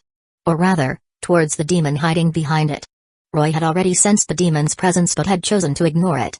Since Mikamo had brought it to their attention, they had to deal with it. Clang. A sharp sound resonated through the air. Roy hadn't drawn his sword, yet a crescent-shaped energy wave shot out, aimed directly at the demon. The energy wave effortlessly sliced through the tree and pierced the demon's body. Boom. The demon's body exploded, reduced to a shower of gore. Such a devastating attack would likely only be survivable by an upper-ranked demon or Mizunkia Butsuji himself. Other demons, despite their resilience, wouldn't be able to recover from such an injury.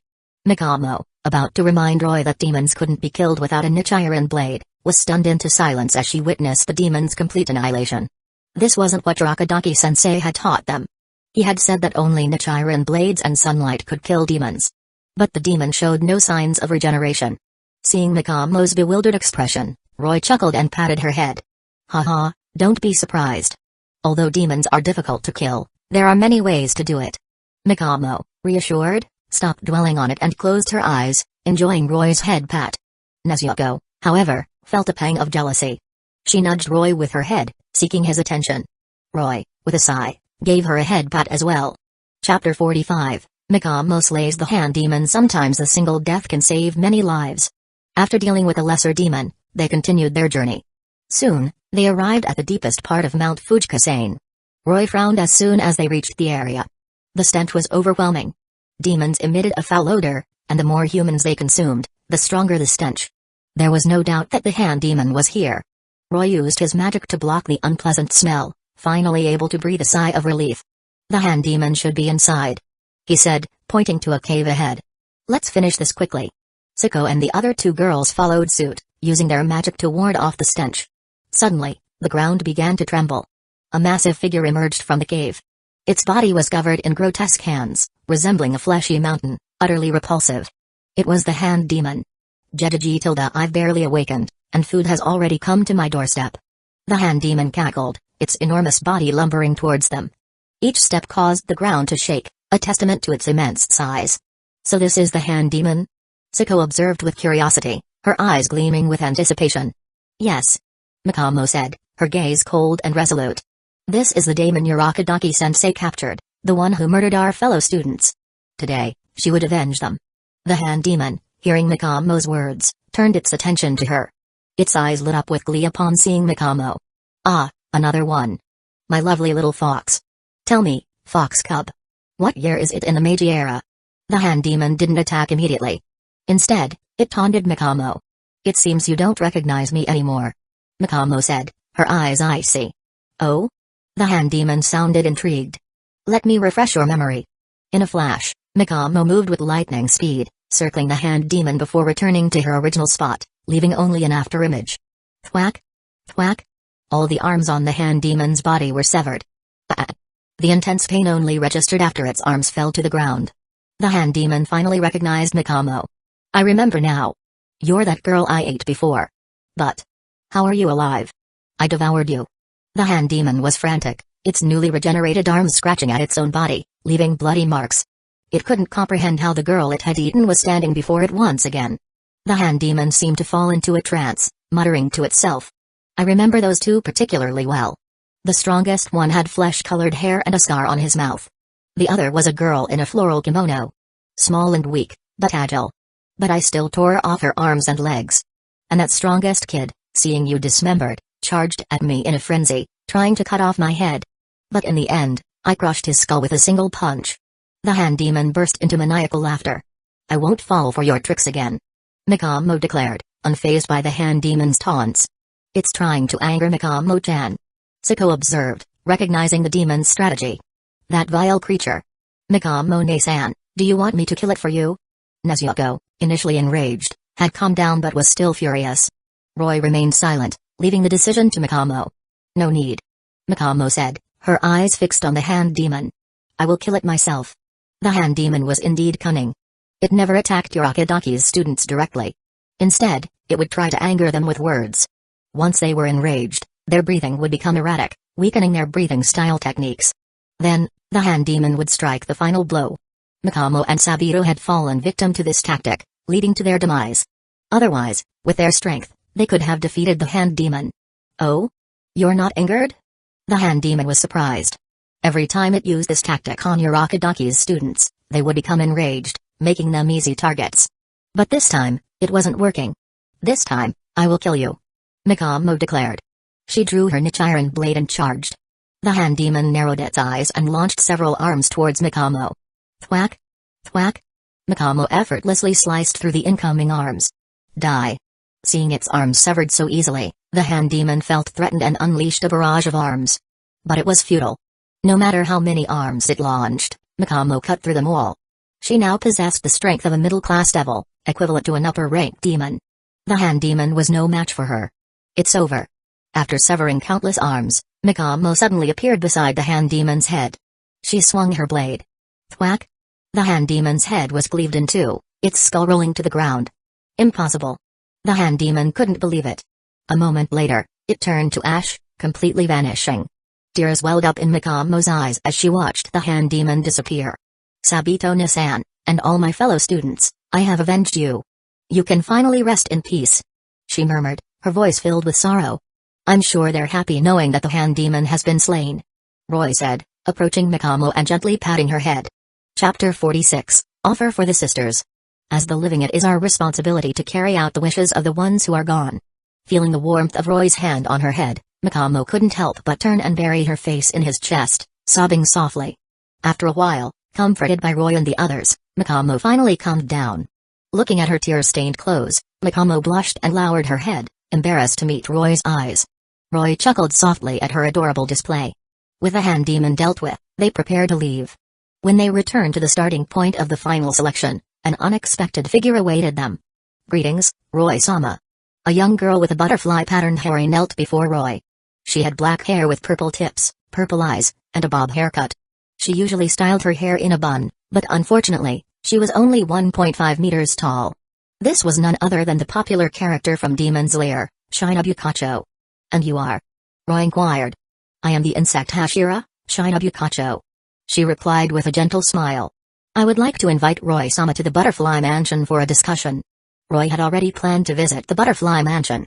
Since Shinobu had personally came to invite him, there was no reason to refuse. Thank you for the invitation, Shinobu-san. We would be honored to visit. Roy accepted. Please follow me. Shinobu led the way, and they arrived at the Butterfly Mansion. It was already late at night, and everyone rested under Shinobu's arrangements. The next morning, after breakfast, Roy sipped his tea leisurely. His gaze, however, drifted towards Shinobu sitting opposite him. Shinobu-san. He began, I've heard that demons fear wisteria flowers. Indeed. Shinobu confirmed with a smile. Wisteria flowers are poisonous to demons. Even the slightest touch can be fatal. So, Shinobu-san, are you curious about the difference between devils and demons? Roy asked pointedly, glancing at the wisteria tea in his cup. Of course not. Shinobu replied, her smile unwavering. This is simply how we welcome guests at the Butterfly Mansion. I don't believe you, Roy thought, rolling his eyes. Looking at Shinobu's sweet smile, he couldn't resist teasing her. He suddenly appeared before Shinobu, gently lifting her chin with a finger. Let me tell you a secret, he whispered. It's not just demons who can consume humans. Devils can too. Especially lovely young girls like yourself, Shinobu-san. Roy's eyes swept over Shinobu from head to toe, a playful glint in his eyes. Shinobu, startled by Roy's sudden action, instinctively crossed her arms defensively. Roy chuckled and returned to his seat, taking another sip of his tea. Shinobu realized she had been teased. Her face flushed with embarrassment and anger. Shinobu-san, you didn't invite us here just for tea, did you? Roy asked, amused by her reaction. Shinobu remembered the important matter at hand and pushed aside her embarrassment. She suddenly knelt before Roy. Roy-sama, please save my sister. She pleaded. I'm willing to do anything, even be devoured by you. Her face flushed crimson as she spoke the last part, clearly understanding the implication of Roy's earlier words. Oh? Is that so? Roy wasn't surprised by her request. He knew that Shinobu's older sister, Kanikacho, had been killed by a demon. Shinobu must have heard about his ability to resurrect the dead and invited him specifically for this reason. Yes, it's true. Shinobu affirmed, her gaze unwavering. Roy wouldn't refuse such a readily offered opportunity. Very well. However, I must first ask your sister personally. Shinobu's eyes lit up with excitement. Ask her sister? That meant she could see her again. Roy smiled at her eagerness. With a wave of his hand, he channeled his magic towards Shinobu. A beautiful figure materialized beside Shinobu. It was the spirit of Kanikacho. Kani, unable to let go of her sister, had been following Shinobu as a spirit. Roy's magic revealed her form. Shinobu, overwhelmed with joy, rushed to embrace her sister. However, she stumbled and fell, her arms passing through Kani's ethereal form. You're still as clumsy as ever, Shinobu? Kani's gentle voice echoed in Shinobu's ears. Nei-san. Shinobu cried, tears streaming down her face. The reunited sisters had much to discuss. Roy waited patiently until their emotions subsided before speaking. Kani-san, would you be willing to become my servant? He asked. If you agree, I can resurrect you. Then, you and Shinobu can be together again. Roy observed the two sisters, a devilish smile playing on his lips. Shinobu already agreed, didn't she? Kani teased, glancing at her sister. Why yes. Shinobu mumbled, blushing and avoiding her sister's gaze. In that case, I accept. But please, let me take Shinobu's place. Kani offered. She was referring to Shinobu's earlier offer to be devoured. Roy wouldn't allow that, of course. He wasn't about to let such a tempting offer slip away. That's not possible, Kani-san. Shinobu already made the agreement. One cannot go back on a deal with a devil. Roy declared, wagging his finger. Kani sighed, realizing she had no choice but to comply if she wanted to be with her sister again. You're quite the greedy devil, aren't you? She remarked. Roy simply smiled in response, not denying her observation. Chapter 47, Taking the Butterfly Mansion Wholesale, Ascending to High Class. Dying's no fun, because once you're dead, you can't cut anybody then, Devil-san. I look forward to working with you. Kani said with a gentle smile. Likewise. Now, let's begin the devil transformation ritual. Roy replied, a playful grin spreading across his face. With no one else present, Roy proceeded with the ritual.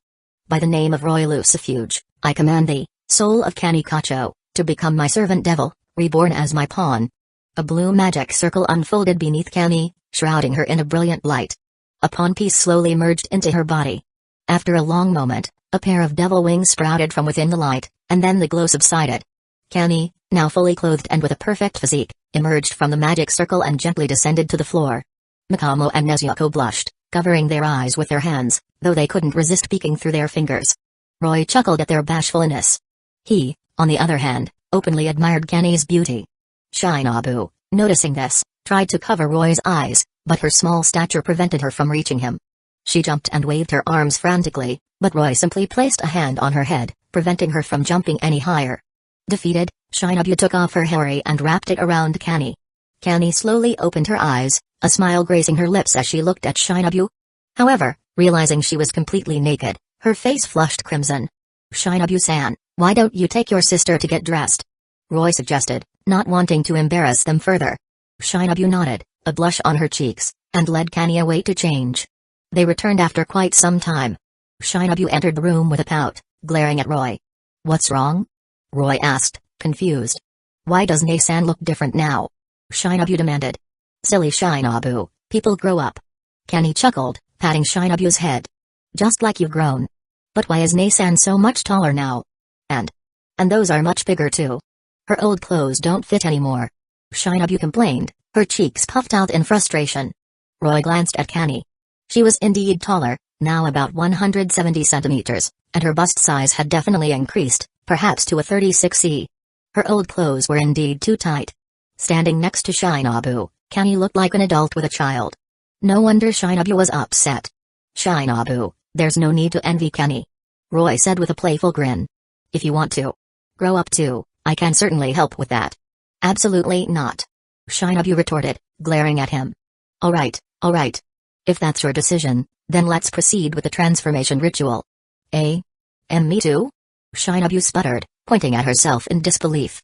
"Don't you want to be with your sister?" Roy asked, a devilish smile spreading across his face. "Once I've dealt with Ms. Nkibutsuji, I'll be taking Kanny-san with me. Then, you'll be all alone again, Shinobu-san. Besides, you did promise to let me devour you." Kanny couldn't help but pity her naive little sister. Shinobu was no match for this cunning devil. Trapped by his words, Shinobu had no choice but to agree. "But what about the butterfly mansion if I leave with Ne-san?" Shinobu asked, her voice laced with concern. There was still Kanao Tsuyuri, their adopted sister, and the three little girls, Kyo Teraki, Sumi Nakahara, and Naho Takata, as well as Aoi Kanzaki, the medic. What would happen to them if she and Kanny left? "That's a minor issue," Roy said dismissively. "We'll simply have them become my servants as well.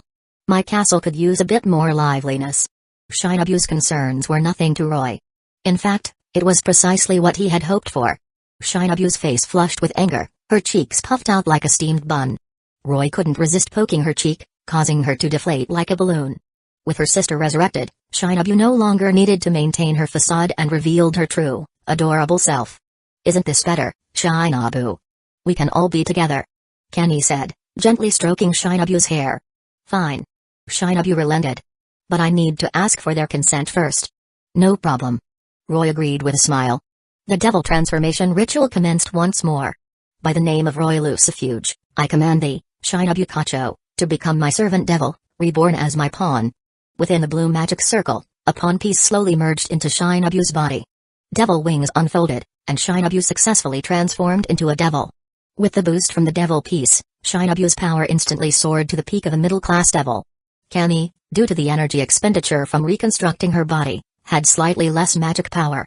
However, her original strength was greater than Shinobu's, so she also reached the peak of a middle-class devil after the transformation. The feedback from their power surged through Roy, shattering the wall that had been holding him at the peak of a middle-class devil. Immense power coursed through his body. He instantly broke through to high-class devil, but the surge didn't stop there. It continued until he reached the mid-level of high-class devil. Then, a dormant power within him awakened. An icy aura emanated from Roy, freezing everything in its path.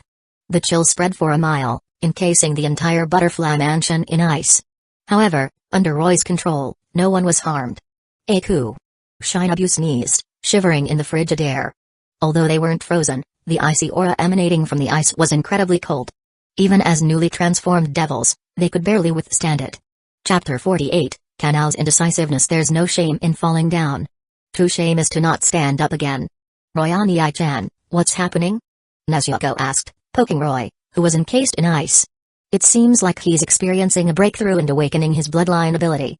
Zuko explained thoughtfully. Roy had previously told them about the devil clans in the underworld.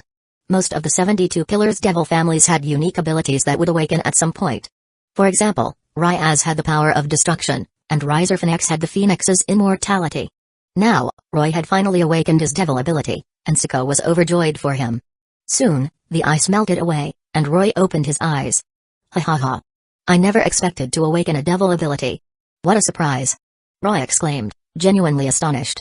He would have to ask his sister about this when he returned. It seemed he had awakened an ice-based magic ability.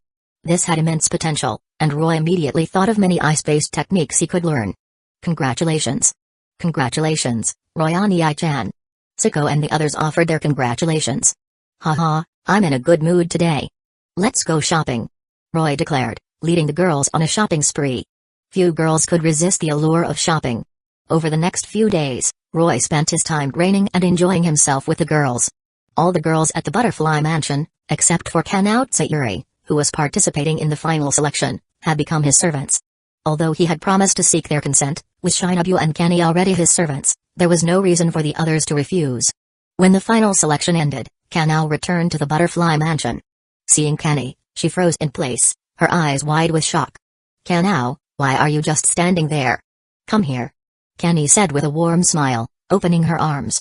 Hearing Kenny's voice, Kanao finally reacted. She rushed towards Kenny and embraced her tightly. Tears streamed down her face silently. Kenny felt a pang of sympathy. Although Kanao was usually quiet and reserved, she was deeply attached to Kenny. Kanao, you've grown up. But you're still so adorable. Kenny hugged Kanao and nuzzled her cheek. Shinobu rolled her eyes.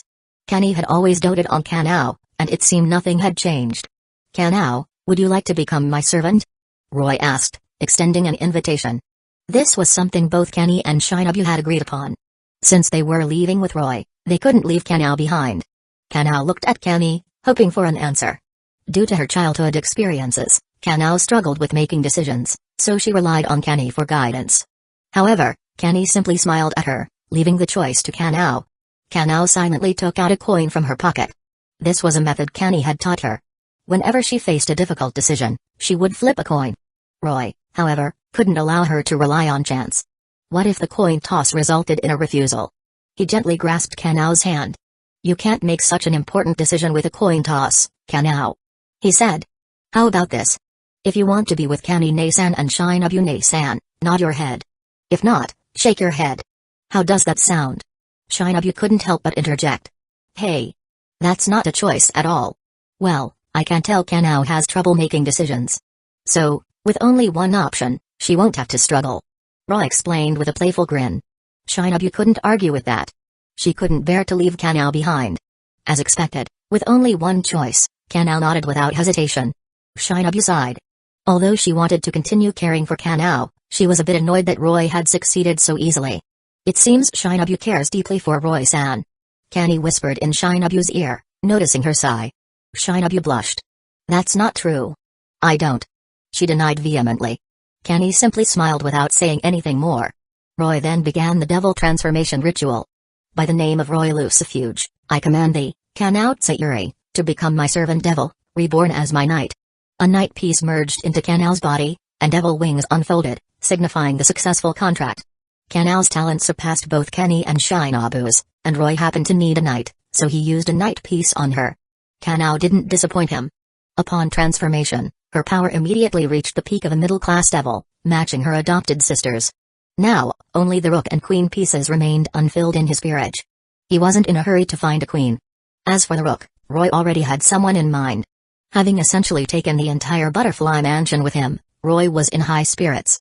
With the final selection concluded, Danjiro would soon be dispatched to a town in the northwest to investigate the case of missing girls. There, he would encounter the Swamp Demon, the culprit behind the disappearances. In the original story, the Swamp Demon had devoured a girl from the town, leading to a tragic outcome for her childhood friend. Therefore, Roy sent a message to Danjiro through his Kasugai Crow a day in advance, instructing him to head to the mission location and providing him with some information about the Swamp Demon. Chapter 49, The Final Rook arrives. A man's strength is not meant for showing off. It's for protecting the weak. Although Tanjiro didn't have Nezuko's help this time, his strength had significantly improved. Moreover, with the information about the Swamp Demon, he should be able to handle it alone. Even though Roy knew Mizen Kibutsuji would appear in Asakusa, he couldn't go there in advance, as that would alert Mizen. If he took several Hashira with him and they were discovered, Mizen, with his cowardly nature, would definitely flee. It would then become much harder to kill him. Roy didn't slack off at the Butterfly Mansion either. He continued to practice breathing styles and ice magic every day. After Jamai Heimjima delivered all the breathing style techniques, Roy tried them all. He discovered that it was only necessary to master one breathing style, as the total concentration, constant state required maintaining a single breathing pattern. Since each breathing style had a different breathing pattern, it was impossible to practice multiple styles simultaneously. It was best to focus on the style that suited him best. Roy continued to practice water breathing, which had excellent synergy with his ice abilities. On Roy's advice, Siku learned thunder breathing. Thunder breathing was the fastest of all breathing styles, perfectly complementing Siku's agility. As for sun breathing, Roy had obtained it from Tanjiro, intending to find a suitable girl to learn it. Roy's ice magic allowed him to freely manipulate ice. He had also developed several ice-based techniques. Roy-kun, do you think demons and humans can coexist peacefully? Kenny suddenly asked one afternoon as they enjoyed their tea. Nay-san, you're still so naive. Shinobu sighed, shaking her head. Kenny ignored Shinobu and waited patiently for Roy's answer. Hee. Roy chuckled.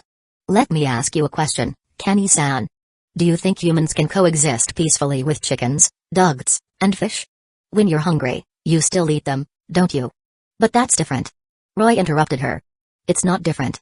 In the eyes of demons, humans are delicious food. I completely agree with Roy on this. Shinobu chimed in, nodding in agreement. Kenny fell silent. Perhaps this is a bit harsh for you to accept. In that case, why don't you ask a demon yourself? Roy suggested, seeing Kenny's thoughtful expression. Kenny was simply too kind, even towards demons. Ask a demon myself? Kenny looked at him, puzzled. Yes. As it happens, you know this demon. It's Dama, upper rank 2. What? Dama, upper rank 2? Do you know his whereabouts? Shinobu exclaimed, her eyes widening. She would never forgive the demon who killed her sister. Of course. Dama is currently the leader of the Paradise Faith. You could say he's the demon who interacts with humans the most. Impossible. A demon established a religious cult in the human world? Shinobu gasped in disbelief. Nothing is impossible. As they say, the most dangerous place is often the safest. Roy shrugged. So, has Dama truly achieved peaceful coexistence with humans? Kenny asked, seemingly unconcerned that Dama had killed her. She seemed more interested in whether Dama had actually managed to live in harmony with humans. Well, let's go see for ourselves. Roy replied with a sly smile. He was sure that once Kenny witnessed Dama using his cult to lure in humans for consumption, she would abandon her naive notion. Let's not waste any time. Let's go find Dama now. Shinobu urged, unable to contain her eagerness. She had long desired to kill Dama, but she lacked the strength and his whereabouts. Now, as a devil with enhanced power, she was eager for revenge. Alright, everyone who wants to come, gather around. The Paradise Faith was quite well known, and Roy had already inquired about its location. All he needed to do was open a portal. The girls gathered around him. Except for the 3 young girls from the Butterfly Mansion and Aoi Kanzaki, all the others were ready to go. But Roy didn't open the portal immediately. He looked towards the door. Just then, a figure entered. Roy-sama, may I accompany you? She had large, light green eyes, often flushed cheeks, and a beauty mark beneath each eye. She wore a white hari over her revealing Demon Slayer uniform and a short skirt. It was the love Hashira of the Demon Slayer Corps, Mitsuri Kanraji. Mitsuri, what are you doing here? Shinobu asked in surprise. Well, I finished my mission, and I heard that the new leader of the Demon Slayer Corps was here with you, Shinobu-san. And that your sister has been resurrected. So, I came to see for myself. Mitsuri explained. Oh. You must be Shinobu's sister, Kani Kacho, right? Mitsuri looked at Kani with curiosity. With similar features and attire to Shinobu, this must be Kani. It was incredible. Someone had actually been brought back from the dead. Yes, I am Shinobu's elder sister. Kani confirmed with a smile. Roy-sama is amazing. Mitsuri exclaimed, her eyes sparkling with admiration. By the way, were you talking about going to find Dama, upper rank 2? I'm Mitsuri Kanraji, the love Hashira. Roy-sama, could I possibly join you? Mitsuri asked, her cheeks flushing slightly. Mitsuri had joined the Demon Slayer Corps to find a husband stronger than herself. She had heard that the new leader of the Demon Slayer Corps was incredibly powerful, so she came to see for herself. And now, meeting him in person, she wasn't disappointed. As for Roy, seeing the perfect candidate for his rook piece appear before him, Roy couldn't refuse. Mitsuri Kanraji was the ideal choice for the rook. Chapter 50, Naive Kani. Even a sharp sword will become dull when you try to cut your friend. Mitsuri Kanraji was a perfect fit for the rook. With her large appetite and muscle density 8 times that of an average person, she possessed incredible strength and defense, surpassing even most men. Of course, Mitsuri-san, please come over here. Roy said. Eh? What are we doing? Mitsuri asked, though she obediently joined the group. You'll see in a moment. Roy replied with a mysterious smile. A blue magic circle appeared beneath their feet, radiating a brilliant light. The Lucifuge family's large-scale teleportation magic could transport others. In the next instant, they vanished from the butterfly mansion. They reappeared in a spacious church hall. Mitsuri, still dazed from the sudden teleportation, looked around in confusion. "Where are we?" "We're inside the Paradise Faith's church," Roy explained. It was already evening, but their devil vision allowed them to see clearly in the dim light. Paradise Faith? Mitsuri had only heard Shinobu mention finding Dama, upper rank 2. She hadn't been privy to the earlier conversation and was still confused. "We'll explain later. Let's find Dama first. Follow me." Upon entering the church, Roy immediately sensed Dama's presence. He used his magic to conceal their auras as they exited the church and approached the room where Dama resided. Inside, they saw Dama, with his white hair, rainbow eyes, and a serene smile perpetually etched on his face. He wore a hat and spoke in a calm, gentle tone. Dama sat facing a young girl, listening to her tale of misfortune. After hearing her story, Dama's smile remained unchanged. "That's truly unfortunate," he said in a soothing voice. "My child, allow me to offer you salvation." "Really? Master Bishop?" the girl asked, her eyes wide with naive hope. "Of course. Come closer." The girl stood and approached Dama. Dama embraced her, his sharp fangs extending from his mouth. He was about to bite down. Shinobu, who had witnessed the entire scene, could no longer restrain herself. She burst through the window, kicking Dama away and snatching the girl from his grasp. "Damn it! Who's there?" Dama roared, enraged at having his meal snatched away and being attacked. He lunged at Shinobu with incredible speed, his iron fan coated in ice crystals aimed at her. The golden fan, adorned with lotus patterns, had edges as sharp as blades. Dama clearly intended to kill with a single blow. However, Shinobu was no longer the same girl he had encountered before. With a nimble leap, she effortlessly evaded his attack. Dama, now outside the room, found himself surrounded. "Who are you?" he asked, his smile still plastered on his face. But Dama had no human emotions. His smile was merely a facade. "Dama, upper rank 2, it seems you don't remember me," Shinobu said with a cold sneer. "You are." Dama looked at Shinobu, a flicker of recognition in his eyes. Then, to everyone's surprise, he dug his fingers into his temples, seemingly searching his memories. "Ah, I remember now. There was another girl who wore a butterfly houri. Unfortunately, I didn't get to eat her. Such a shame." Dama finally recalled Kani, expressing his regret at not having consumed her. His words ignited Shinobu's fury, and she was about to attack. But Kani spoke up. "Dama-san, it's an honor that you remember me." Dama turned towards the voice, his eyes widening in surprise. "It's you. That girl from before? You're alive?" His voice was filled with excitement. Not having consumed Kani had always been a lingering regret. Now that she stood before him once again, he could finally rectify that. Because Roy had concealed their auras, Dama didn't sense any danger.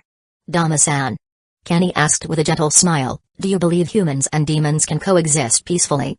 "Of course," Dama replied without hesitation. "As the leader of the Paradise Faith, I've been guiding people towards salvation. Why don't you join the Paradise Faith?" he offered, inviting Kani to join his cult. "Ha! And your so-called salvation involves devouring them?" Roy scoffed. Such lies could only deceive someone as naive as Kani. Despite his true intentions being exposed, Dama's expression remained unchanged. "Everyone I've consumed has been saved," he claimed with a smile. "They no longer experience pain or sadness. They become a part of me and find eternal happiness." His words were met with disgust from the girls. Kani lowered her head, murmuring, "It seems I was truly naive. How could demons ever coexist peacefully with humans?" "Kani, don't be sad. There are demons who can coexist with humans," Roy reassured her. "Really?" "Yes. But those demons don't need our concern. Our task is to eliminate the demons who prey on humans." Kani's eyes lit up at Roy's words. "You're right. I was foolish. If we eliminate all the man-eating demons, the remaining ones must be those who can coexist with humans, right?" Roy was relieved that Kani finally understood. While kindness was a virtue, showing kindness to enemies was foolish. Chapter 51, Kani slays upper rank 2. I live every day expecting to die, so that I won't have any regrets even if I do die. "Dama-san, would you please do us the favor of dying?" Kani asked, drawing her niche iron blade and slowly approaching Dama. Dama let out a sinister chuckle. "You can't kill me. This entire area is enveloped in my blood demon art. Allow me to grant you salvation." Dama's blood demon art was laced with a deadly poison. While speaking, he had already frozen his blood, transforming it into ice crystals that he dispersed into the air with his fan. Once inhaled, The ice crystals caused respiratory distress and eventually led to lung failure. Kenny had fallen victim to this very technique in her previous life. However, as a newly transformed devil, Kenny was unfazed by the poison. Any toxins that entered her body were instantly neutralized by her demonic power. This was why the others hadn't reacted to Dama's ploy. Mitsuri Kanraji, the only human present, was protected by Roy's magic. Impossible! Dama exclaimed, surprised that his blood demon art had no effect on Kenny. Nothing is impossible. Kenny retorted. Flower breathing, fifth form, peonies of futility. She wasted no time with further words. Kenny unleashed a flurry of 9 consecutive thrusts from 4 different directions, all aimed at a single point, their trajectory resembling peony petals converging on Dama. Thwack! Before Dama could react, his neck was pierced, and blood gushed out. However, such a wound wasn't enough to kill him. He swiftly retreated, and the gaping hole in his neck instantly regenerated. How can you be this strong? Dama exclaimed, touching his neck in disbelief. He couldn't believe that his neck had been pierced so easily. He felt a sense of danger he hadn't experienced in a long time. Flower breathing, sixth form, whirling peach. Kenny didn't give him time to recover. She flipped in midair, unleashing a horizontal slash with flower petals fluttering in its wake. The attack was incredibly swift. Dama couldn't react in time and was decapitated. Throughout the fight, Dama was completely overwhelmed by Kenny's speed.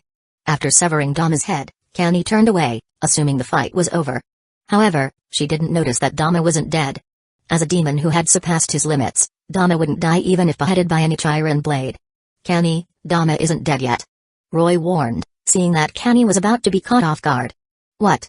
Kenny spun around. Dama had reattached his head. I underestimated you. Dama snarled, his expression contorted with rage. But now, I will kill you. Blood demon art, crystalline divine children. With a roar, Dama created 5 ice clones of himself, each capable of independent combat. Although small, the clones were powerful and could use blood demon arts with the same potency as Dama himself. Blood demon art, frozen lotus. Blood demon art, vine wisteria. The 5 ice clones unleashed a barrage of different blood demon arts towards Kenny. Flower breathing, second form, honorable shadow plum. Facing the onslaught of attacks, Kenny activated her breathing style. She unleashed a series of arcing slashes in all directions, their trajectory resembling plum blossoms, deflecting the incoming attacks. Then, with a burst of speed, she appeared before the ice clones. In an instant, she shattered all 5 clones. However, Dama had anticipated this. He unleashed his ultimate technique. Blood demon art, freezing mist, lotus of the freezing sun. A colossal ice statue, over 10 meters tall, materialized. It resembled a bodhisattva sitting in meditation with its hands clasped together. Its sheer size exuded immense destructive power, and it emitted a vast cloud of poisonous ice mist. Dama cackled, controlling the ice bodhisattva to swat at Kenny. Kenny leaped out of the way. The ground shook as the attack created a deep crater several meters wide. What a powerful blood demon art! Roy exclaimed in admiration. Dama's strength was originally only at the mid-level of middle-class devil, but this technique unleashed power comparable to the peak of a middle-class devil. Even Kenny had to temporarily retreat in the face of this ice bodhisattva. Trying to escape? Roy noticed Dama attempting to flee. Dama, seeing that Kenny was occupied with the ice bodhisattva, tried to make his escape. He knew he couldn't defeat Kenny, let alone the others who hadn't even joined the fight. Although Dama lacked human emotions, he wasn't eager to die. Ice Princess Rose. A translucent ice rose materialized in Roy's hand. He hurled it towards Dama. Upon contact, the rose encased Dama in ice, leaving only his head exposed. This technique was inspired by the Ice Princess Rose technique from the anime Freezing. Even the name remained the same, and its power was formidable. Without Dama's control, the ice bodhisattva became sluggish. Kenny swiftly bypassed the ice bodhisattva and reached Dama. She unleashed a series of swift strikes with her Nichiren blade. Dama's head shattered into countless pieces. He should be dead now. Kenny said, relieved, seeing no signs of regeneration. Mitsuri Kanraji, witnessing Kenny's overwhelming strength, was awestruck. And Roy's ability to instantly freeze Dama shocked her even more. He was incredibly powerful. That was Dama, upper rank too. If she had faced him, she would have been no match. Could this be the husband I've been searching for? She wondered. Chapter 52, Inform the Hashiro together, the time has come. Hard work betrays none, but dreams betray many. Mitsuri Kanraji had joined the Demon Slayer Corps with the goal of finding a husband stronger than herself. Now, faced with the incredibly powerful Roy, her thoughts raced, and her cheeks flushed red. The moment Dama, upper rank 2, perished, Ms. Nkibutsuji was instantly aware.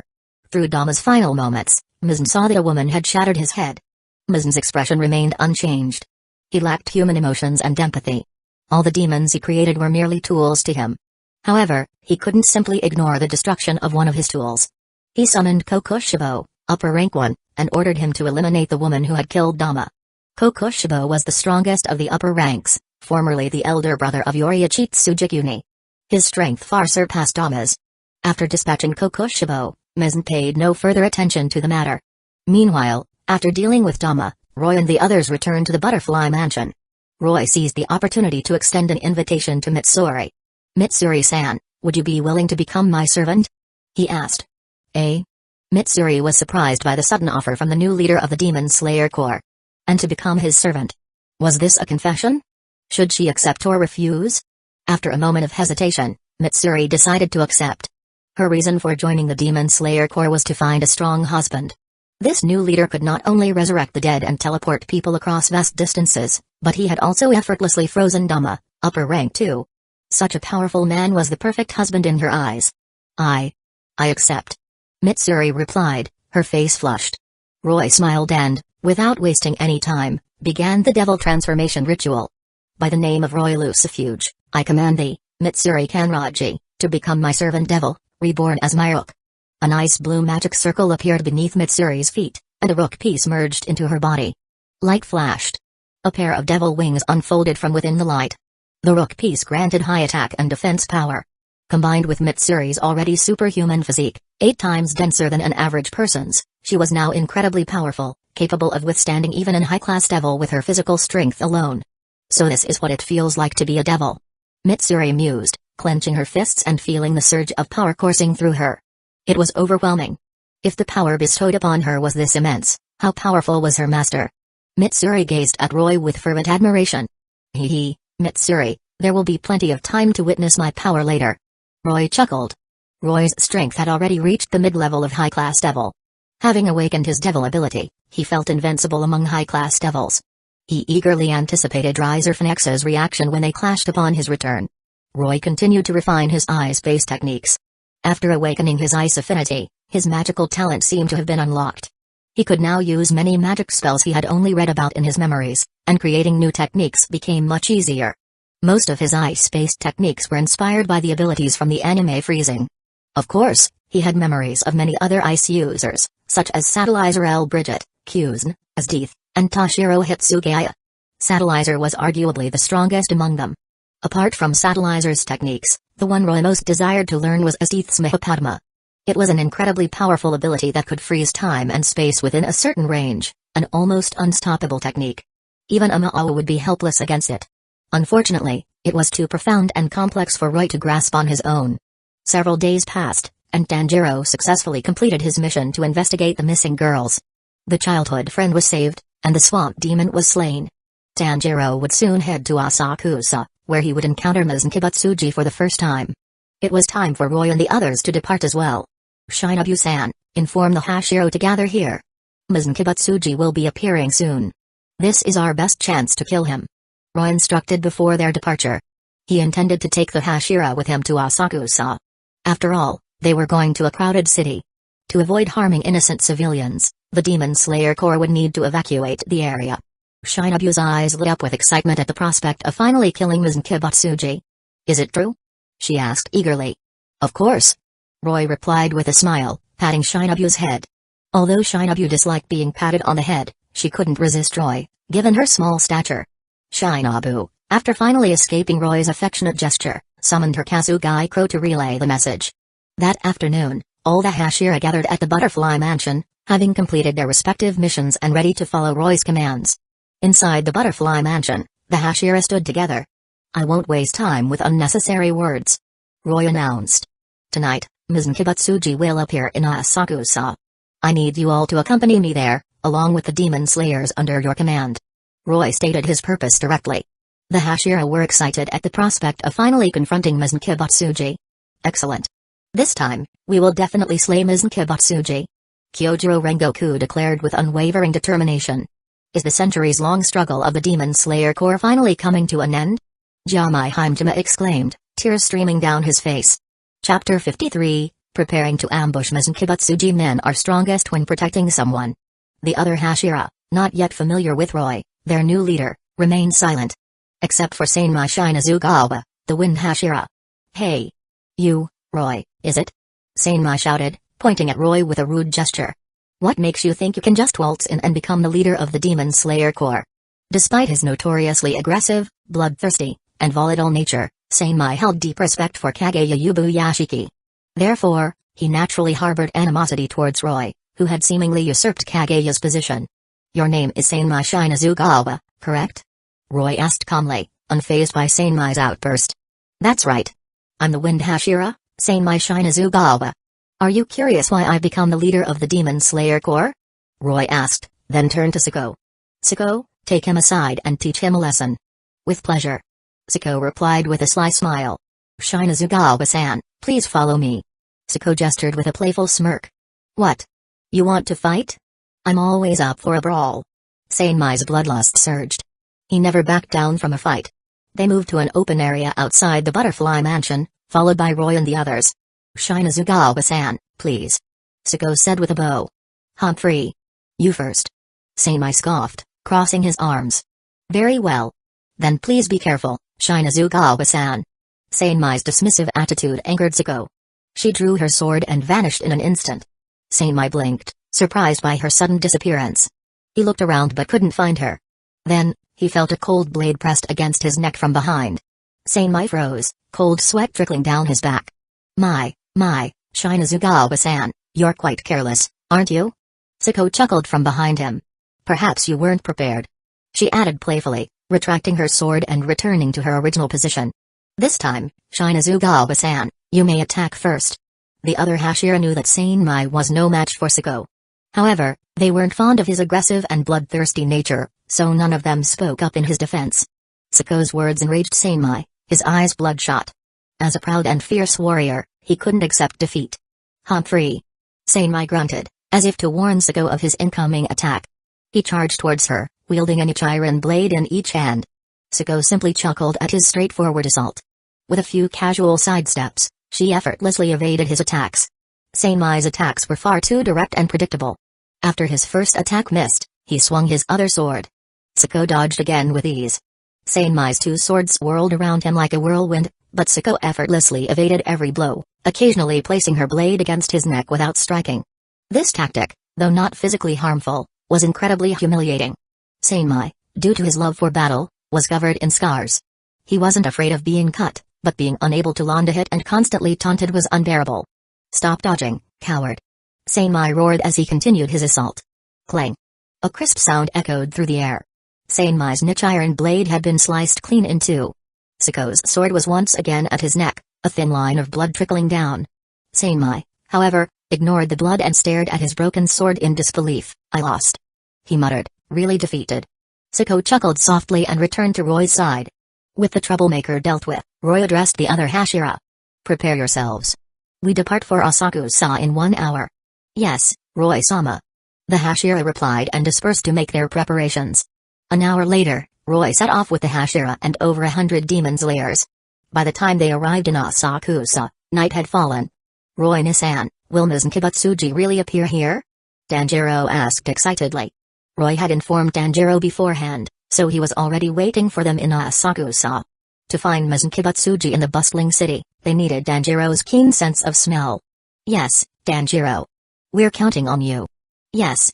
Tanjiro was thrilled to be entrusted with such an important task. Hashira, stay behind us. Do not engage without my orders. Roy instructed. The rest of you, remove your Demon Slayer uniforms and blend in with the crowd. If you find Mizunkibutsuji, evacuate the civilians immediately. Roy assigned their tasks, then entered the bustling streets of Asakusa with Tanjiro. The girls accompanying them wore beautiful kimonos over their Demon Slayer uniforms, ready for battle if needed. They strolled through the streets, searching for Mizunkibutsuji, blending in with the crowd like ordinary people enjoying a night out. Of course, to Roy, it wasn't much different from an evening stroll. Excuse me, could we have some dango? Roy stopped at a food stall with the girls. Coming right up. The vendor replied, quickly preparing several skewers of dango. Roy took the skewers and handed them to the eager girls behind him, Mikamo and Nezuko among them. Chapter 54, Mizan Kibutsuji is surrounded. Don't let your feelings cloud your judgment. Tanjiro was a bit frustrated seeing Roy in the mood for snacks while they were on such an important mission. Hey, Roy-Nissan, we're supposed to be looking for Mizan Kibutsuji. He reminded Roy. What's the rush? Do you want one? Roy offered Tanjiro a skewer of dango. The sweet aroma made Tanjiro's mouth water. He wanted to refuse, but his growling stomach betrayed him. Yes, please. Tanjiro nodded, accepting the dango and taking a bite. So good, he exclaimed after the first bite. The group continued their leisurely stroll, enjoying the sights and snacks. They had explored almost the entire bustling street. Suddenly, Tanjiro caught a whiff of an indescribable scent. He froze, his takoyaki slipping from his grasp. Anii-chan, you shouldn't waste food like that. Nezuko swiftly caught the takoyaki and scolded Tanjiro while placing her hands on her hips. It seems Mizan Kibutsuji has appeared, Roy said, observing Tanjiro's reaction. He knew that Tanjiro must have sensed Mizan's presence. Really? Mizan Kibutsuji is here? Shinobu asked eagerly. Yes. Tanjiro, lead the way. Roy instructed, patting Tanjiro's shoulder, bringing him back to his senses. Ah. Okay. Roy signaled the demon slayers and the Hashira to follow. Led by Tanjiro, they arrived at a sheltered alleyway. At the entrance stood a woman and her daughter. Roy recognized them as the wife and child of the human identity Mizan had assumed. This meant Mizan was nearby. The scent is getting stronger. He must be inside, Tanjiro said, pointing towards the alley with a serious expression. Roy turned to Shinobu. Shinobu-san, have the demon slayers evacuate the civilians. And bring those two with you as well, he said, gesturing towards the woman and her daughter. Yes, Roy-sama. Shinobu replied and went to carry out his orders. Let's go inside, Roy said, leading the others into the alley. The dark alley was filthy and littered with debris. The pale moonlight cast an eerie glow. Thick, crimson blood stained the ground, sending chills down their spines. At the end of the alley, a figure stood amidst several bodies lying in pools of blood. Please, don't kill me. Don't kill me. A burly man pleaded, his face contorted with terror as he looked at the merciless demon before him. He and his companions had intended to rob and assault passers-by. But this man had brutally murdered his friends. The man's eyes were filled with despair. Mizan Kibutsuji, however, seemed to relish the man's pleas. Over the centuries, he had encountered countless individuals who foolishly challenged him. He reveled in their cries for mercy before ending their lives. Just as he was about to kill the man, he noticed a group of people approaching from behind. Well, Mizan Kibutsuji, enjoying yourself, are we? Roy taunted, observing Mizan, who was dressed like Michael Jackson. What? That's Mizan Kibutsuji? Is that what Mizan Kibutsuji looks like? Damn that demon. He is killed again. We must kill him today. The demon slayers behind Roy murmured amongst themselves. Mizan's eyes narrowed as his name was called out. He turned to see a group of people in demon slayer uniforms. His heart pounded as he realized he was surrounded. An urge to flee surged within him. Mizan Kibutsuji, don't even think about escaping. You won't get away. The centuries-long feud between the Demon Slayer Corps and demons will end here today. Jamai Haimjima declared, his hands clasped together, tears streaming down his face. Roy-sama, please allow me to slay Mizan Kibutsuji. Sanmai Shinazugawa pleaded, kneeling before Roy. After being soundly defeated by Sago, Sanmai had become much more subdued. Step aside, Sanmai. You're no match for him, Roy said, waving him away. Sanmai clenched his fists, frustration burning in his eyes, but he obeyed. How did you find me? Mizan demanded, bewildered. For over 1,000 years, he had lived among humans without ever being detected by the Demon Slayer Corps. How had they suddenly found him? Humphrey, it doesn't matter how we found you. All you need to know is that today is the day you die. Shinobu sneered. Hey. You think you can kill me? Your Demon Slayer Corps has only recently managed to kill an upper rank. Mizan scoffed. Indeed, in the past 1,000 years, many Hashira had died at the hands of the upper ranks, and only few upper rank had ever been slain. The Hashira felt a pang of shame. Mizan's words were true. Humphrey. This time is different. Our new leader is a devil. He will definitely kill you. Mitsuri declared, her faith in Roy unwavering. Oh? A devil, you say? Mizan finally focused his attention on Roy, who stood at the forefront. As he looked at Roy, a sense of dread washed over him. He felt as if this man could effortlessly end his life. Alright, who wants to go first? Roy asked the girls, cutting off Mizan's rambling. Chapter 55, The four girls battle Mizun Kibutsuji. Every tear tells a story, cause people don't cry without a reason. The only ones present who could fight Mizun Kibutsuji were the girls. Although Jamai Haimjima and the other Hashira could also hold their own against Mizun if they activated their Demon Slayer marks, there was no need for that. Activating the Demon Slayer mark significantly shortened their lifespans. In the original story, Mizun was ambushed by Tamayo, who injected him with a drug that turned him into a human. Although Mizun eventually decomposed the drug, it transformed into an aging agent once decomposed. This drug, created by Tamayo, could age Mizun by 50 years per minute. Excluding the time it took for the drug to take effect, Mizun had aged at least 9,000 years. Due to his accelerated aging, his speed and stamina were declining, and he couldn't even swiftly kill a few Hashira. Even so, the Demon Slayer Corps suffered heavy losses before they could hold out until dawn. Ultimately, Mizun perished under the sunlight. This demonstrated Mizun's immense power. Hearing Roy's words, the girls were eager to fight. "Roy, let me go first." Sako, impatient to battle a strong opponent, was the first to volunteer. Roy considered this for a moment. "Sako, you won't be able to defeat him alone. Then how about with me as well?" Shinobu stepped forward. "And me." Kani also expressed her desire to join the fight. Their conversation was overheard by Mizun Kibutsuji. He was enraged, his fear of Roy momentarily forgotten. Never had he, the Demon King, been treated as mere prey to be fought over. It was an insult. Furious, Mizun transformed his arms into whip-like appendages and lashed out at them. The whips tore through the air with tremendous force, reducing the walls on either side of the alley to rubble. "Sako. Shinobu?" Roy called out calmly in the face of Mizun's ferocious attack. Sako and Shinobu understood what they had to do. They swiftly moved to intercept Mizun's whips, their swords deflecting the attacks. "Kani, Kanao, you join the fight as well. Everyone else, stand back." Kani and Kanao joined the fray. Roy, along with Mikamo, Nezuko, Mitsuri, and Tanjiro, retreated to a nearby rooftop, as did the Hashira. The reason Roy only sent Sako and the others to fight Mizun was that they were all at the early stages of middle-class devil. They needed a challenging battle to improve their strength. Mizun possessed the power of high-class devil. If Nezuko and Mitsuri joined the fight, there would be no suspense, as both of them were capable of taking on high-class devils. Mikamo, being only at the early stage of middle-class devil, was not ready for such a fight. She was there simply to be adorable. With that thought, Roy gently patted Mikamo's head. The area around Mizun, spanning 100 meters, was reduced to ruins.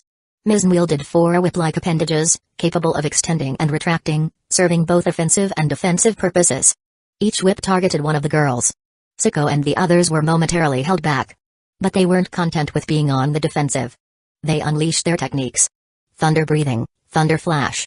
This was a technique Sako had created by combining thunder breathing, first form, thunderclap and flash with the Ido. It was as fast as lightning. Sako's form blurred with a flash of thunder, and she vanished from her spot. She bypassed the whips and appeared beside Mizun, slashing at him without hesitation. Thwack! Caught off guard, Mizun's neck was struck. However, his neck was incredibly tough. Even Sako's blade could only penetrate halfway before getting stuck. Sako swiftly retracted her sword and retreated, dodging the incoming whips. Wow! Sako-ne-san's attack was amazing. If I remember correctly, Sako has only been learning thunder breathing for half a month. Yes. She's incredible. Shinobu and Kani were impressed by Sako's successful strike. To unleash such power after only half a month of training in thunder breathing and even develop a new technique by combining it with her swordsmanship was truly admirable. Unfortunately, it didn't cause any significant damage. Sako said with a sigh. His regenerative abilities are too strong. Shinobu exclaimed, watching as the wound on Mizun's neck instantly healed. Perhaps it's because Sako isn't using a Nichiren blade. Watch this. Kani said, stepping forward. Flower breathing, final form, vermilion eye. This was the ultimate technique of flower breathing. By applying pressure to her eyeballs, Kani pushed her dynamic vision to its limit, slowing down the movements of everything around her. Like a graceful butterfly, Kani weaved through Mizun's whips, effortlessly reaching him. Flower breathing, sixth form, whirling peach. She shouted. Kani gracefully flipped in midair and unleashed a horizontal slash, her Nichiren blade leaving a trail of flower petals in its wake. The attack was as beautiful as it was deadly. Thwack! The blade sliced into Mizun's neck, but once again, it only penetrated halfway before stopping. Mizun's neck regenerated at an astonishing speed. Kani had no choice but to retreat. It seems we can't sever his head, she said with a sigh. Even Sako and Kani, the strongest among them, couldn't cut through Mizun's neck. Defeating him seemed like an impossible task. Chapter 56, Nezuko and Mitsuri join the battle. A hierarchy not based purely on strength is boring, if you ask me. Having been struck on the neck twice in a row, Mizun Kibutsuji glared at the four girls with fury. You demon slayers are very persistent. Why does everyone want revenge against me? Can't you simply focus on your own survival? He snarled. Huh? What are you talking about? Shinobu retorted, her voice laced with disbelief and anger. Do you have any idea how much suffering you've caused? How many families have been torn apart because of you? And you dare say such things? Shinobu's eyes burned with killing intent. She wanted nothing more than to tear Mizun to shreds. However, Mizun showed no remorse. He looked at them with disdain. The people I kill are no different from those who perish in natural disasters. There's no need to dwell on it. After all, the dead cannot be brought back to life. Shouldn't you simply focus on living your own lives peacefully? Why bother seeking revenge against me? Mizun had the audacity to compare himself to a natural disaster. It was true that if someone died in a natural disaster, no one would delve into the cause, nor could they. But Mizun Kibutsuji was not a natural disaster. Before Mizun could continue his self-righteous justification, the four girls had heard enough. Even Kenny, who had always believed in the possibility of peaceful coexistence between demons and humans, realized that Mizun was incapable of understanding human bonds. You don't deserve to exist in this world, she declared, her voice filled with icy rage. The four girls charged at Mizun once more, their attacks even more ferocious than before.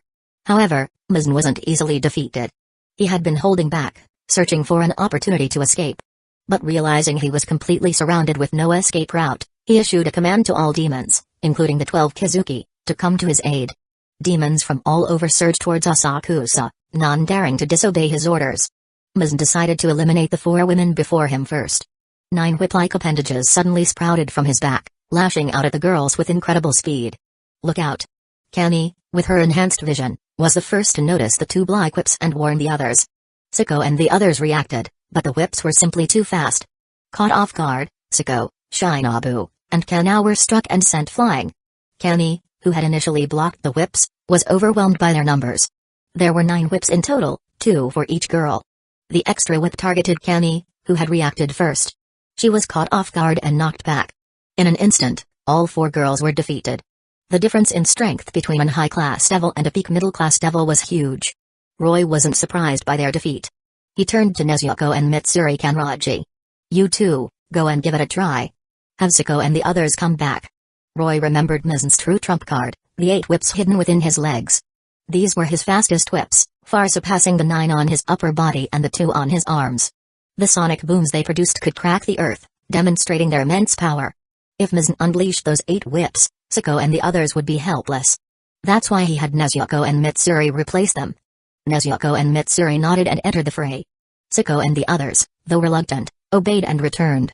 Although they weren't severely injured, being defeated so easily left them with a sense of frustration. Don't worry about it. Roy reassured them with a smile. Mizun Kibutsuji is far stronger than you. His words eased their disappointment. With Nezuko and Mitsuri joining the battle, Mizun's rage intensified. He lashed out with his whips and the 2 black appendages from his back. Demonization. Nezuko activated her demon blood art. Her body rapidly matured into that of an adult woman. A complete demon horn emerged from her forehead, and her body was covered in wisteria-like patterns.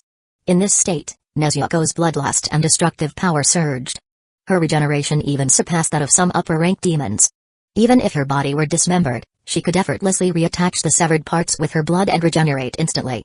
However, Nezuko didn't dodge Mizun's attacks. She allowed several whips to pierce her body, blood gushing out. But her expression remained unchanged. She calmly uttered a single word. Exploding blood. Her blood ignited, transforming into flames that engulfed her, instantly cauterizing her wounds.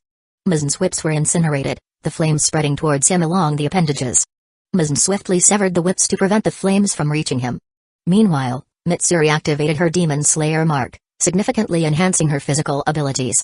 The side effects of the mark were negligible for a devil. She fearlessly took Mizun's attacks head-on. Mizun's whips couldn't harm her.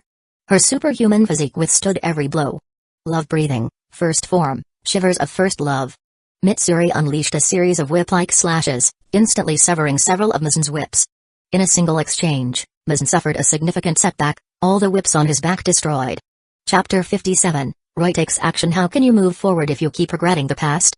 Despite their combined efforts, Nezuko and Mitsuri couldn't inflict any significant damage on Mizun Kibatsuji. His whip-like appendages regenerated within moments. The Hashira, observing the intense battle from the rooftop, were drenched in cold sweat. They knew that if they were in the fight, they wouldn't last a few rounds against Mizun unless they fought with the desperation of someone with nothing to lose. They understood why Roy had prevented them from joining the battle. He was protecting their lives. Mizun, having suffered a setback, didn't rush to attack. Instead, he turned his attention to Nezuko. "You're a demon too? But why can't I control you?" he questioned, his voice laced with suspicion. Nezuko scoffed. "I'm not a filthy demon. I'm a noble devil." Mizun's eyes turned cold. He didn't believe in devils. To him, Nezuko was just another demon who had escaped his control. And those who defied him had to be eliminated.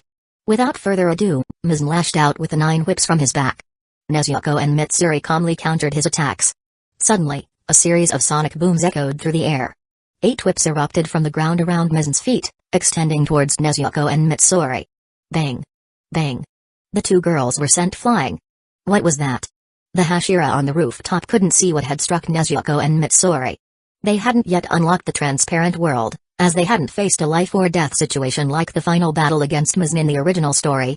Even Mizun's 9 upper body whips were difficult for them to track, let alone his hidden trump card. Indeed, it was the 8 whips concealed within Mizun's legs that had struck the girls. Roy hadn't warned them because he knew those whips wouldn't harm them. Nezuko and Mitsuri, who had crashed into a pile of rubble, burst forth, shaking off the debris. Although Mizun's hidden whips were faster, they couldn't penetrate Mitsuri's defenses, they could only knock her back. And against Nezuko, Mizun didn't dare pierce her with his whips, fearing her exploding blood technique. Therefore, the 2 girls were unfazed by Mizun's hidden weapons. Now aware of his trump card, they were prepared and no longer easily knocked back. Mizun found himself on the defensive against their relentless assault. Nezuko, in her mature form, was a force to be reckoned with.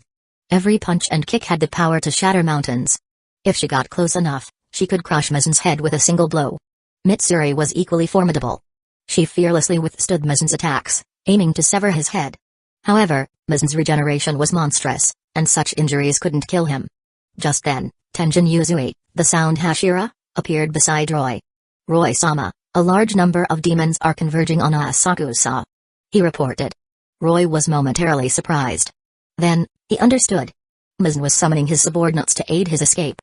The first to arrive would undoubtedly be the upper ranks, and the demon slayers stationed outside wouldn't be able to stop them. "Quickly dispatch the Hashira to intercept them," Roy ordered. Tenjin relayed the command, and the Hashira rushed to confront the incoming demons. Roy then turned to Siko and the others. "Siko, you go as well. The Hashira won't be able to handle the upper ranks. You'll need to intervene." "No problem," Siko replied with a sweet smile, and the 4 girls vanished. "It seems it's time to finish Mizun Kibatsuji," Roy declared, observing the Demon King struggling against Nezuko and Mitsuri.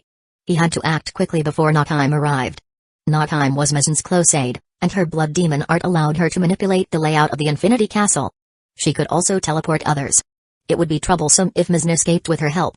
Mizun seemed to sense Roy's intent, and fear gripped his heart.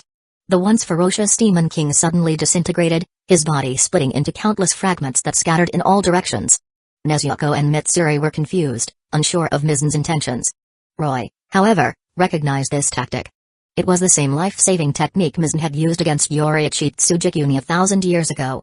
Mizun could split his body into 1,800 fragments, like a self-destruct mechanism. It was one of his trump cards and his ultimate survival tactic. Even if most of the fragments were destroyed, as long as a single piece remained, Mizun could fully regenerate with his unparalleled recovery abilities. Some of the fragments were incredibly tiny. Even Yoriichi could only destroy the larger 1,500 fragments in an instant. But facing this tactic, Roy couldn't help but smile. "Nezuko, Mitsuri, come back!" he called out. The 2 girls returned to his side. "Secret Heart, I see 9 dragons." Roy extended his hand, and 9 ice dragons materialized, encircling Mizun. The dragons slowly converged, and Mizun, sensing the danger, gathered his scattered fragments, reforming his human body. The 9 ice dragons merged, instantly encasing Mizun in ice, creating a towering ice sculpture. Everyone who witnessed this scene, both ordinary civilians and demon slayers, was stunned. It was a miracle. Some people stood in silent awe, their expressions filled with wonder and reverence. Chapter 58, Resolving Mizun Kibatsuji. No matter how strong a defense, a stronger offense will always shatter it. Even Nezuko and Mitsuri were stunned by the sight of Mizun frozen solid. When they recovered from their shock, they looked at Roy with admiration. Roy smirked, a hint of pride in his eyes. The IC9 Dragons was a magnificent and powerful technique. It was one of the stronger techniques that Satellizor L. Bridget possessed, though Roy could only unleash a fraction of its full potential. Even so, it was more than enough to instantly kill Mizun Kibatsuji. Any living being caught in this attack would be utterly destroyed. However, Roy didn't kill Mizun outright. He merely froze him solid. Mizun Kibatsuji. Roy chuckled, how would you like to die? You can't kill me. Mizun declared, his voice filled with manic confidence in his near-absolute regenerative abilities. Oh? Is that so? Then would you like to experience the feeling of being exposed to sunlight? Roy taunted. Mizun's face paled with fear. If there was one thing that could truly kill him, it was sunlight. Mizun was speechless. It's a shame, though. Roy continued with a sly smile. After you die, your subordinates, the upper ranks and the others, might just choose a new demon king. Roy's intention was simple. Eliminating Mizun wouldn't solve the demon problem quickly. The 12 Kizuki still remained, and the upper ranks were beyond the capabilities of the Demon Slayer Corps. And Roy and his group would eventually leave this world. That's why he deliberately angered Mizun with those words. He wanted Mizun to eliminate all the other demons himself. As the progenitor of demons, Mizun could use his bloodline curse to kill any demon. As expected, Mizun's eyes burned with killing intent upon hearing Roy's words. With his ruthless, selfish, and egotistical nature, he would never allow the upper ranks, whom he considered mere tools, to become the new demon king. Now that he had no escape, he would drag all demons down with him. Mizun activated his bloodline curse. Outside Asakusa, Tsuko and the others had just slain a few upper ranks and were about to deal with the remaining demons. Suddenly, all the hundreds of demons present collapsed, their bodies turning to ash and fading away. Not only that, but almost every demon in existence, except for those who had broken free from Mizun's control, perished at that moment. What's going on? Is Mizun Kibatsuji dead? Tsuko and the others exchanged surprised glances, then returned to Roy's side. They marveled at the massive ice sculpture that held Mizun, their eyes filled with admiration for Roy. Is Mizun Kibatsuji dead? Shinobu asked, peering at the frozen figure. Not yet. We'll let him die slowly. Roy replied. He instructed Jamai Himejima and the other Hashiro to guard the ice sculpture. They then retired to a nearby residence arranged by the Demon Slayer Corps. Roy wasn't worried about Mizun escaping.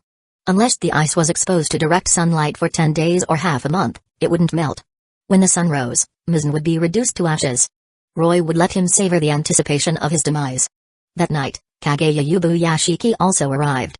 Despite his frail health, he had decided to come after hearing that Mizun had been captured and the other demons had perished. He wanted to witness Mizun's end.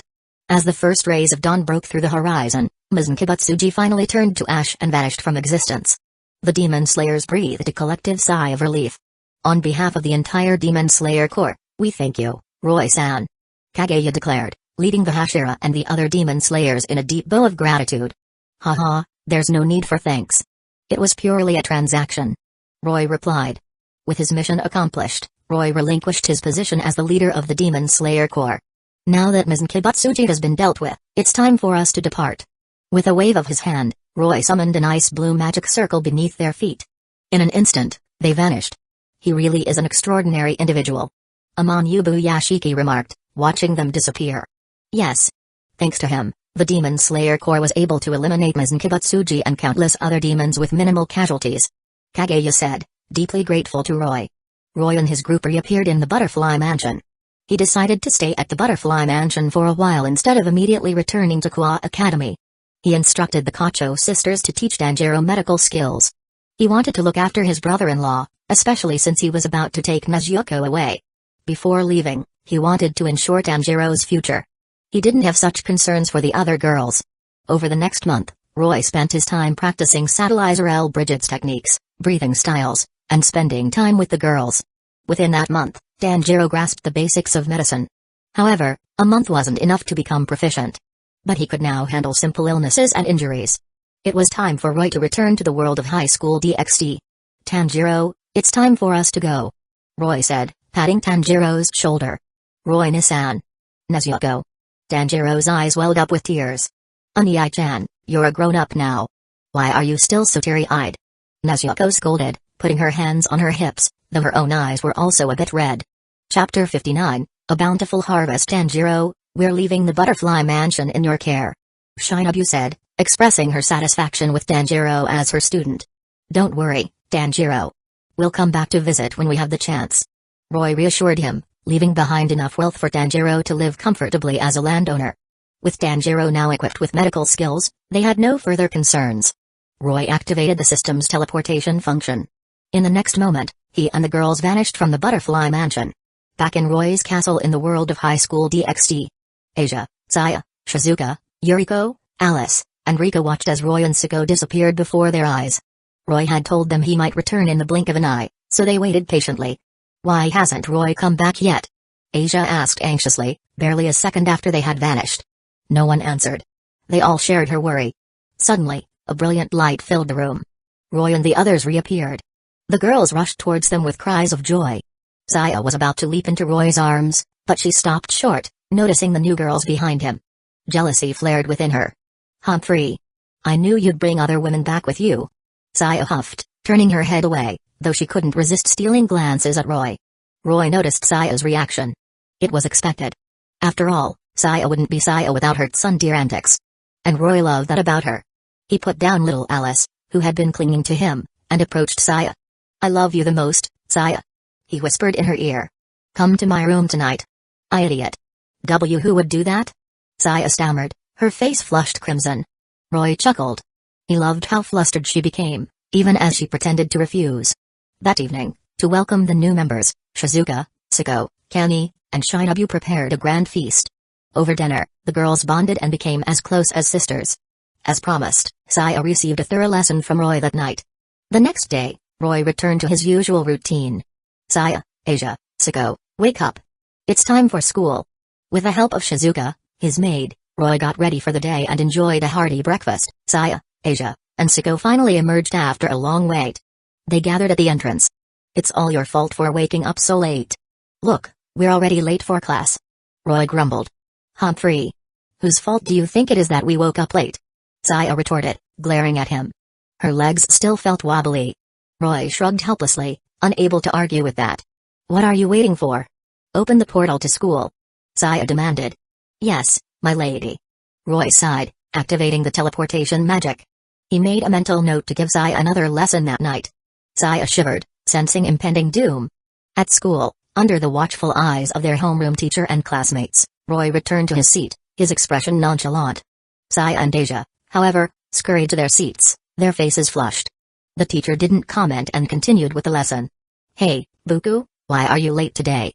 Did you overdo it last night? Akakuryu whispered to Roy as soon as he sat down. Of course. That's why we woke up so late. My legs are still wobbly. Roy replied casually.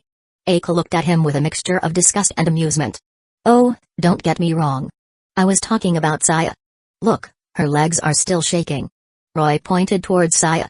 Aka glanced at Saya, who was slumped over her desk, her legs positioned in an awkward, unsteady manner. You're right. Aka nodded.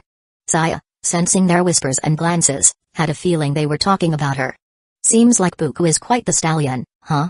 Aka remarked with a sly grin. Naturally. Roy replied without missing a beat.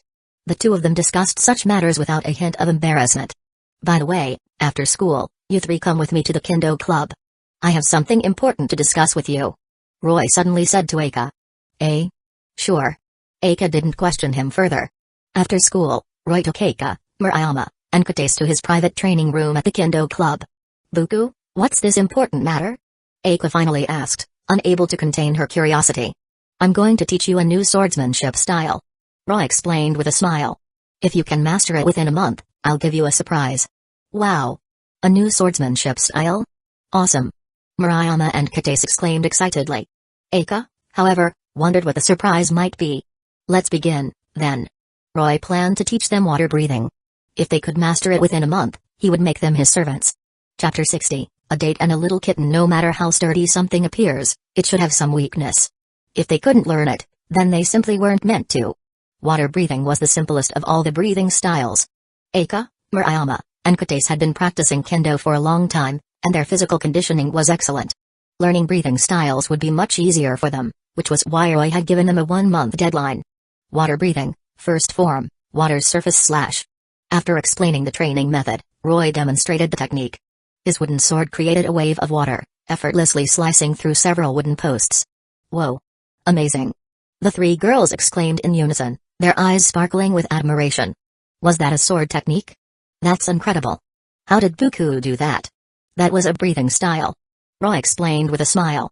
If you master it, you can do the same. Really? Of course. With his confirmation, the three girls eagerly began practicing. Driven by their desire to impress Roy and earn the promised reward, they trained diligently. Oh, one more thing. Roy suddenly remembered something. The three girls looked at him expectantly. Roy grinned mischievously. Focus your mind, and reach the pinnacle. Focus your mind, and reach the pinnacle? Although they didn't understand the meaning of those words, they etched them into their memories. Roy provided some further guidance, then left them to their training. Back at his castle, Roy began teaching Sai and the others breathing styles. Breathing styles were incredibly practical, enhancing physical abilities and reflexes. Even Shizuka and the others, who focused on magic, could benefit from learning it. After all, learning breathing styles was relatively easy for devils. On the weekend, Roy took Saya out on a date. He wasn't very familiar with Kwa Town. It seemed to be a modern city, quite large despite being called a town. Saya was overjoyed to be on a date with Roy. She skipped happily alongside him, holding his hand, her childlike nature shining through. They strolled through the bustling streets, shopping, enjoying delicious food, and having fun. Saya, let's go there. Roy suggested, pointing to an arcade across the street. Okay. I'm a genius and a beautiful girl. I'm amazing at games. Saya declared confidently, puffing out her chest. Let's go then. Roy led Saya into the arcade. Let's play this game. After looking around, Roy chose a fighting game. They sat down and started a versus match. The fighting game was similar to King of Fighters, though not as classic. The controls were also quite similar, and Roy quickly got the hang of it. Saya, living up to her reputation as a genius, also mastered the controls quickly. They engaged in an intense battle. Take this. Here's my special move. Haha, how about this technique? Completely engrossed in the game, they shouted and cheered, oblivious to their surroundings. Their exciting match drew a crowd of onlookers. Despite her intelligence, Saya lacked experience in fighting games. After all, she was a model student. Roy, on the other hand, was a King of Fighters expert in his previous life. Having familiarized himself with this game, he naturally had the upper hand. Soon, Saya couldn't keep up, and Roy mercilessly defeated her. Humphrey. Roy, you should go easy on me. Saya pouted, acting spoiled. The onlookers were bombarded with a wave of cuteness. A challenger? Just as Roy was about to leave with Saya, a challenge request appeared on his arcade screen. Still eager to play, Roy accepted without hesitation. Anyone who dared to challenge him after witnessing his previous match was clearly no pushover. Within a single round, Roy realized his opponent was a skilled player. He lost the first round. Roy got serious for the second round. Saya cheered him on from the sidelines. Roy won the second round. He lost the third, won the fourth, and continued this back and forth until the 10th round, ultimately winning the match with a score of 6-4. The onlookers were thrilled by the intense match. They hadn't seen such a close and exciting battle in a long time. His opponent didn't request another rematch. Instead, they walked over from the arcade machine opposite Roy. Whoa! It's Konko-chan! Roy exclaimed in surprise. He hadn't expected his formidable opponent to be Konko-tujo. Roy-senpai, you're so strong. Konko said with her usual stoic expression. She didn't seem surprised to see him. It seemed she had witnessed his match with Sai and decided to challenge him. Haha, Konko-chan, you're very skilled too. Roy replied with a smile. Konko's expression remained unchanged.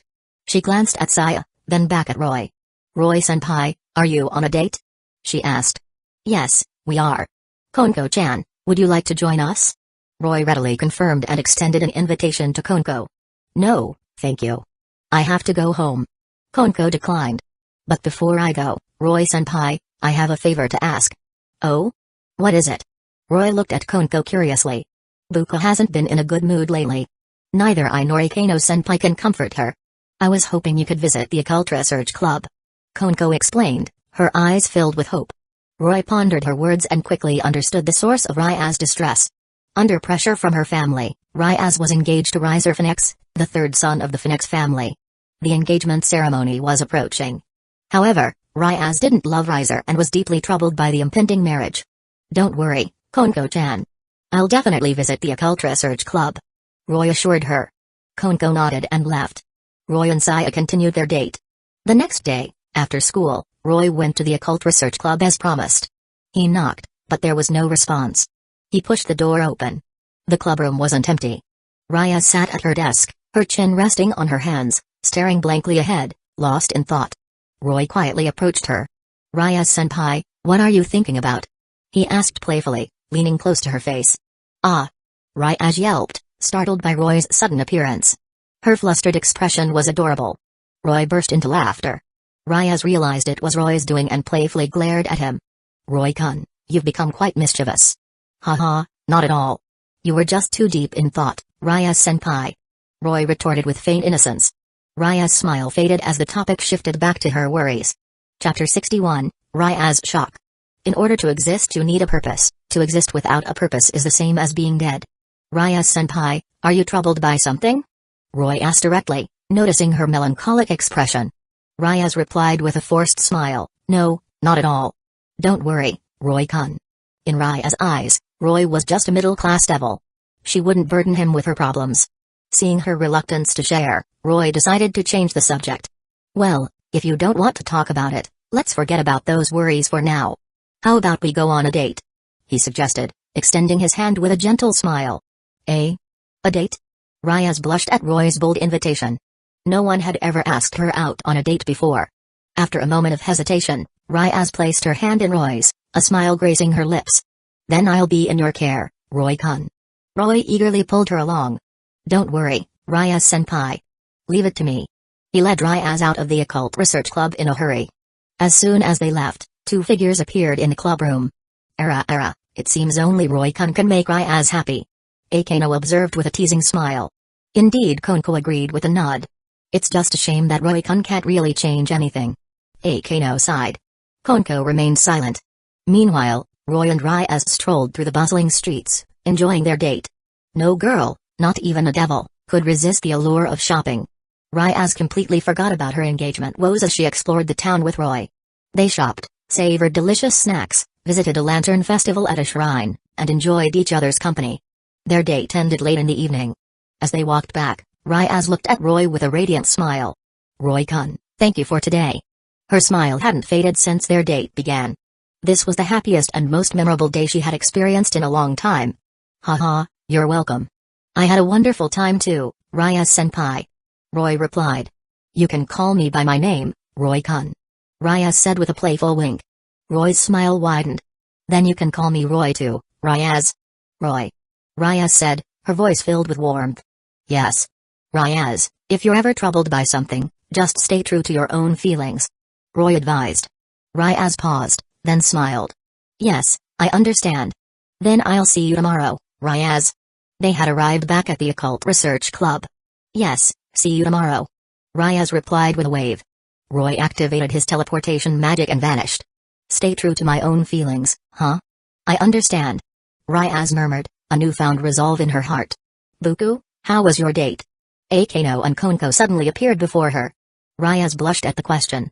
"It was wonderful," she replied vaguely, then hurried into the clubroom.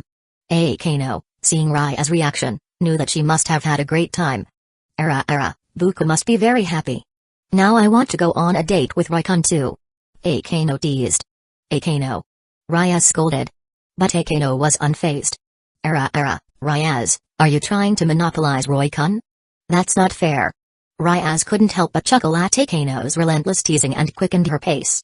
Akano giggled, watching her go.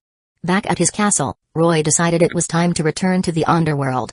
He needed to ask his sister, Greyfire, about his awakened ability, and he also had to address Raya's situation. He gathered the girls and informed them of his plans to return to the underworld. The girls erupted in excited chatter. "I wonder what Royani-chan's sister is like," Nezuko said, curious about Greyfire. "Are we meeting the parents?" Mitsuri stammered, her face flushed. The Kacho sisters were also a bit nervous about meeting Roy's sister for the first time. "Haha, don't worry. Although she may seem stern, she's actually very kind," Roy reassured them, patting Nezuko's head. His words eased their worries. Siko and the others, having already met Greyfire, were more relaxed. Roy activated the teleportation magic. They vanished in a flash of blue light. Underworld, the Lucifuge territory. A blue light filled the hall as Roy and his group materialized. Greyfire stood before them, waiting for their arrival. I'm home, sis. Roy greeted his sister with a smile. Welcome home. Greyfire replied, her expression stoic. Although she didn't smile, her happiness was evident. By the way, let me introduce you. Roy introduced his servants to his sister. Although Greyfire had met Siko and the others before, they hadn't been properly acquainted. After the introductions, Greyfire looked at Siko with surprise. She had noticed Siko's talent before, but she hadn't expected her to reach the peak of middle-class devil so quickly. She was even more astonished to see that Kenny and the others were also at the peak of middle-class devil. Middle-class devils were considered the backbone of the underworld, let alone those at the peak of that rank. Even Riser Phoenix didn't have many middle-class devils in his peerage. Most of his servants were low-class devils, and he had only one high-class devil, Ubeluna, the Bomb Queen. So, sis, what do you think of my peerage? Roy asked with a hint of pride. They're impressive. Greyfire nodded in approval. Greyfire then arranged rooms for the girls to rest, as it was already late. Roy accompanied Greyfire to her room. Sis, I have something to show you. Roy said with a mischievous grin, pulling her along. Only in front of his sister did Roy show this childish side of himself. What is it? Greyfire asked curiously. Look. Roy extended his hand, and an ice rose materialized in his palm. Greyfire's eyes narrowed. This is... Yes, it's my awakened devil ability.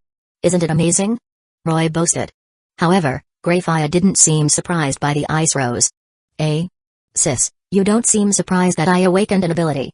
Well, your mother also awakened an ice-based ability. But... Greyfire trailed off, and Roy asked curiously, but what? Your mother was a direct descendant of one of the 72 pillars, which is why she awakened an ice ability. However, her ice ability wasn't very strong. Greyfire explained. Roy finally understood why Greyfire wasn't surprised. She assumed his ice ability would be similar to his mother's, not very potent. But... Roy smirked. He unleashed a surge of ice magic, coating the entire room in a thin layer of frost. He was deliberately suppressing his power, otherwise, the entire castle would have been frozen instantly. Greyfire was taken aback by the sheer intensity of his ice magic. She hadn't paid close attention to Roy's strength earlier, assuming he had only recently reached middle-class devil. But now, she realized that Roy was already an high-class devil. Moreover, his ice magic was incredibly potent. His power had grown at an astonishing rate. Roy chuckled, seeing his sister's surprised expression. By the way, sis, I have a favor to ask. Greyfire recovered from her shock. Just tell me. You're the heir to the Lucifuge clan. Well, I'd like you to approach the Greenery and Phoenix families. Roy explained his plan. He wanted Greyfire to propose a rating game to the Greenery and Phoenix families. The winner of the rating game between Roy and Riser would become Ryaz's fiancé. For Ryaz? That seems appropriate. Greyfire replied calmly. Roy chuckled, not denying his intentions. I'll speak to the Greenery and Phoenix families, but there's no guarantee they'll agree. Thank you, sis. Roy expressed his gratitude. He wasn't worried about their refusal. The current head of the Greenery clan doted on his daughter, Ryaz. And her brother, DxD Lucifer, the current Mao, also adored his little sister. Previously, they had no choice but to agree to Ryaz's engagement with Riser, whom she didn't love. But if there was an alternative, a way for the Greenery family to save face, they wouldn't object to letting Ryaz choose for herself. The next day, Greyfire went to handle Roy's request. Roy returned to the human world with the girls. He still had to attend school. Perhaps due to Greyfire's efficiency, Ryaz received news from her family that afternoon. Back in the underworld, Ryaz was puzzled when her brother, DxD, informed her of a change in her engagement with Riser. But when she heard that Roy had challenged Riser to a rating game for her sake, she was deeply touched. She recalled their first date, her heart filled with warmth. However, worry soon crept in. In her eyes, Roy was only a middle-class devil. And his peerage was small. How could he defeat Riser, who was already an high-class devil? Ignoring her brother's further explanations, she activated a teleportation magic circle and returned to the human world. At Kwa Academy, Ryaz rushed to Roy's classroom. In front of everyone, she dragged Roy away. The entire class, including the teacher, was stunned. They never expected Ryaz, who always maintained a dignified composure, to act so impulsively. Roy didn't resist as Ryaz pulled him along. They arrived at the Occult Research Club. Ryaz dragged Roy into a room, slammed the door shut, and pinned him against the wall. Roy-kun, don't you think you owe me an explanation? She demanded, her large eyes fixed on him. What do you want me to explain? Roy asked innocently, feigning ignorance. Ryaz was not amused by his response. Humphrey. The rating game challenge against Riser Phoenix, of course. She huffed, Her cheeks puffed out. Since Ryaz had already brought it up, Roy dropped the act. He wrapped an arm around Ryaz and, with a swift motion, reversed their positions, pinning her against a wall instead. Ah! Ryaz yelped in surprise. Do you really want to be engaged to that guy, Riser? Roy asked, his voice low. Of course not. But. Roy cut her off. No buts, Ryaz. Do you not believe in my strength? Or do you simply not like me? Ryaz blushed. She couldn't deny her feelings for Roy. She had already been fond of him, and their date had only solidified those feelings. However, she wasn't easily swayed by his words. She focused her attention, trying to gauge Roy's power, but she couldn't see through him. How is this possible? Usually, one could only conceal their power from those of equal or lower rank. Could it be that Roy's strength? Ryaz stared at Roy in disbelief. Yes, Ryaz. I'm an high-class devil now. Roy confirmed with a smile. Ryaz was stunned. Not long ago, she had celebrated Roy's breakthrough to middle-class devil. Now, just a few days later, he had already become an high-class devil. To achieve such rapid progress, rising from low-class to high-class devil within a few months, was practically a miracle in the underworld. No wonder she couldn't see through his power. Ryaz looked at Roy as if he were some kind of monster. Roy noticed her gaze and said with a hint of exasperation, Hey, Ryaz, what's with that look? Ryaz giggled, covering her mouth with her hand. But then, her expression turned worried. Even though you've reached high-class devil, Roy, Riser has been an high-class devil for years. And your peerage? Ryaz trailed off, her concern evident. Roy understood her worries. Rating games were team battles. Individual strength was important, but the strength of one's peerage was equally crucial. Riser Phoenix had his immortality, the ability to be reborn from ashes, a truly troublesome ability. But Roy had awakened his ice magic. He was eager to test it against Riser's immortality. As for his peerage, there was no need to worry. Although he didn't have a queen yet, Nezuko and Mitsuri both possessed the strength of high-class devils. Together, they could even handle Riser's queen. And his other servants were also quite powerful. Roy had no reason to be concerned. Don't worry, Ryaz. My servants are very strong. I'll show you after school. But for now, let's go on a date. Roy took Ryaz's hand and started running. Eh? But Roy, aren't you skipping class? Ryaz reminded him, though she was excited about the prospect of another date. That doesn't matter. Roy replied. Skipping class wasn't a big deal, especially for devils. They spent the rest of the afternoon enjoying their date. That evening, Roy invited Ryaz, Kano, and Konko to his castle. So this is where Roy-kun lives. It's quite impressive. Kano remarked, looking around the castle in awe. The castle had a classic exterior, but the interior was modern and cozy. Ryaz, how about we move in with Roy-kun? Kano suggested, seemingly quite fond of the place. Yes, it's quite lovely. Ryaz agreed. They both looked at Roy expectantly. Haha, of course, you're welcome to stay here if you'd like. Roy replied. He wouldn't refuse their request. In fact, he welcomed it. Come on, let's go inside. Everyone's waiting to welcome you. Roy led the three girls into the living room. Siko, Kenny, and the others had prepared a welcome party, with various fruits and snacks laid out. Welcome, Ryaz, Kano, and Konko-chan. Siko greeted them warmly. Welcome, Ryaz-senpai, Kano-senpai, and Konko-san. Asia chimed in. Ryaz, Kano, and Konko were delighted by the warm reception. They all introduced themselves, and the atmosphere became lively. Roy felt a bit sidelined. Konko-chan, want to play? Alice, ever energetic, approached Konko with the three little girls from the Butterfly Mansion. Royani-chan bought me the latest game console. Want to try it? She asked, showing off the handheld device. The latest game console. Normally, Konko, with her stoic personality, wouldn't play with children she had just met. But the allure of the new game console was too strong to resist. Alice dragged Konko away to play. Roy's home is quite lively, isn't it? Kano remarked, watching Konko play with Alice and the little girls. The Occult Research Club had always been just the three of them, making it seem a bit deserted compared to this. Where did Roy find so many servants? He only had a few last time. Ryaz wondered with a hint of envy. When they dealt with the stray devil incident, Roy didn't have this many servants, and their strength was relatively low. Now, he had a whole entourage of powerful individuals. Ryaz was envious. In all these years, she had only formed contracts with Kano and Konko. Kano also looked at Roy curiously, sharing Ryaz's question.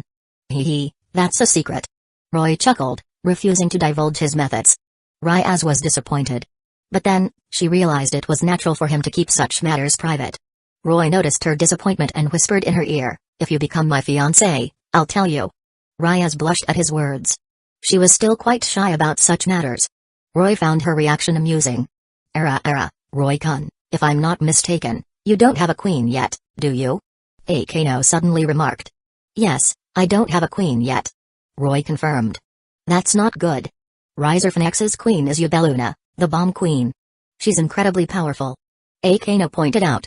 Ryaz nodded in agreement. "Then how about I become Roy-kun's queen?" Akano offered with a smile. Ryaz's face darkened. She had just been envying Roy's impressive peerage. Now, both of her servants were about to defect. But considering that Roy indeed lacked a queen, she couldn't object. She remained silent, her expression sullen. Roy, amused by Ryaz's reaction, struggled to contain his laughter. "That's an excellent suggestion," he said, playing along. Right? Akano chimed in with a playful wink. "But if Akano-senpai joins my peerage, poor Ryaz will be heartbroken," Roy added, teasingly. "I won't," Ryaz retorted defensively. "Really?" Roy and Akano burst into laughter. Ryaz realized they were teasing her. "Akano," she whined. Ryaz's reactions are just too amusing."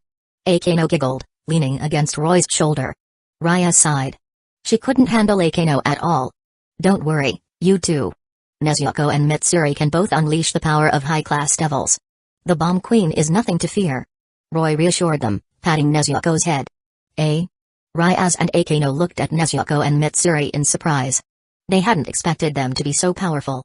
Nezuko and Mitsuri puffed out their chests proudly, enjoying the attention. "Nezuko-chan, Mitsuri-san, show them your devil wings," Roy instructed. "Okay." With a flap of their wings, Nezuko and Mitsuri soared into the air, circling the living room. Ryaz and Akano were stunned. They had never seen such powerful aura from middle-class devils before. "Amazing," Ryaz murmured, her eyes wide with admiration.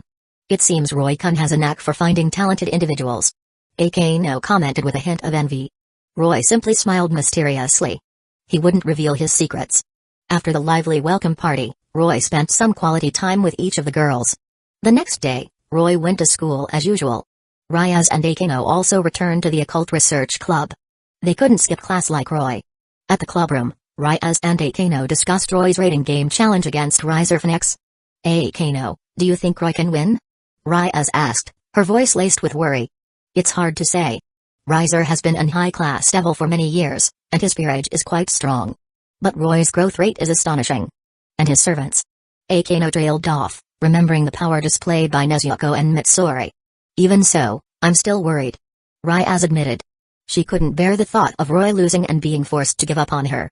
"Ryaz, you should have more faith in Roy-kun," Akano reassured her. "He's not one to take on a challenge he can't win." Ryaz nodded, though her worries lingered. Meanwhile, Roy was enjoying his school life, teasing Akakuryu and flirting with the other girls. He also continued to train his peerage, guiding them in mastering breathing styles and honing their demonic powers. The rating game against Ryzerfinex was approaching, and Roy was confident in his victory. Chapter 62, Bathhouse Shenanigans. Because of what you are missing, you have experienced many things that an ordinary person never would. While they may be painful, they will surely help you to clear your own path. So love everything about yourself. The rating game is scheduled for 10 days from now, Ryaz announced. "Although I'm not sure how much it will help, I'd like to invite everyone to a training camp. It's the least I can do." Despite her trust in Roy, Ryaz still felt compelled to contribute somehow, hence the invitation to train together. Roy naturally wouldn't refuse her offer. "No problem," he agreed. "Then let's depart tomorrow. I'll arrange for everyone to be excused from school," Ryaz said, pleased with his response. 10 days wasn't enough time for significant improvement, but it would be a nice change of pace. Early the next morning, Ryaz led Roy and the others to her secret training grounds. They carried large bags and luggage, looking more like they were going on vacation than to a training camp. "Wow, Konko-chan is so strong," Alice exclaimed, running after Konko. "Amazing. Amazing." The three little girls from the Butterfly Mansion echoed Alice's sentiment. The four lawless surrounded Konko, their eyes filled with admiration. Konko carried a massive pack, several times her size, without a change in her expression as they climbed the mountain path. Suko, Shinobu, Kani, and the other girls also carried heavy packs. This was part of Ryaz's weight training regimen. Everyone except the lawless had to carry a load, even Shizuka and Asia, the healers, though their burdens were lighter. To Raya's surprise, none of them seemed to struggle. In fact, they carried their loads with ease. Akeno noticed something peculiar. How interesting. Their breathing seems a bit unusual, she observed. Indeed. Perhaps it's some kind of special magic, Raya speculated. Haha, it's not magic. It's just a breathing technique, Roy explained. He didn't intend to keep breathing styles a secret. Thanks to their mastery of breathing styles, the girls could handle this level of physical training without any strain. Even Shizuka and Rika, who had only recently learned it, were doing fine. Breathing technique? Ryaz and Akeno echoed, unfamiliar with the concept. After all, this was an era of magic. It's just a training method. I can teach you if you're interested, Roy offered. Ryaz and Akeno readily accepted, intrigued by this new technique. They soon arrived at Raya's secret training grounds. Wow, it's beautiful. It really is. Asia and the others were instantly captivated by the scenery. It was a vast estate with lush greenery, gardens, mountains, a lake. A paradise for relaxation. Alright, let's begin our training once we're settled in, Ryaz announced. They entered the estate, unpacked their belongings, and changed into their training attire. They gathered at the training grounds, a spacious area large enough for intense combat. I've already taught you the basics of magic manipulation, so let's jump right into sparring today, Roy declared, then turned to Akeno. Akeno-senpai, would you mind being their opponent? No problem, Akeno replied with a smile. She transformed into her shrine maiden attire and flew to the center of the training grounds. Roy turned to Siko and the others with a grin. So, who wants to challenge Akeno first? Just a friendly reminder.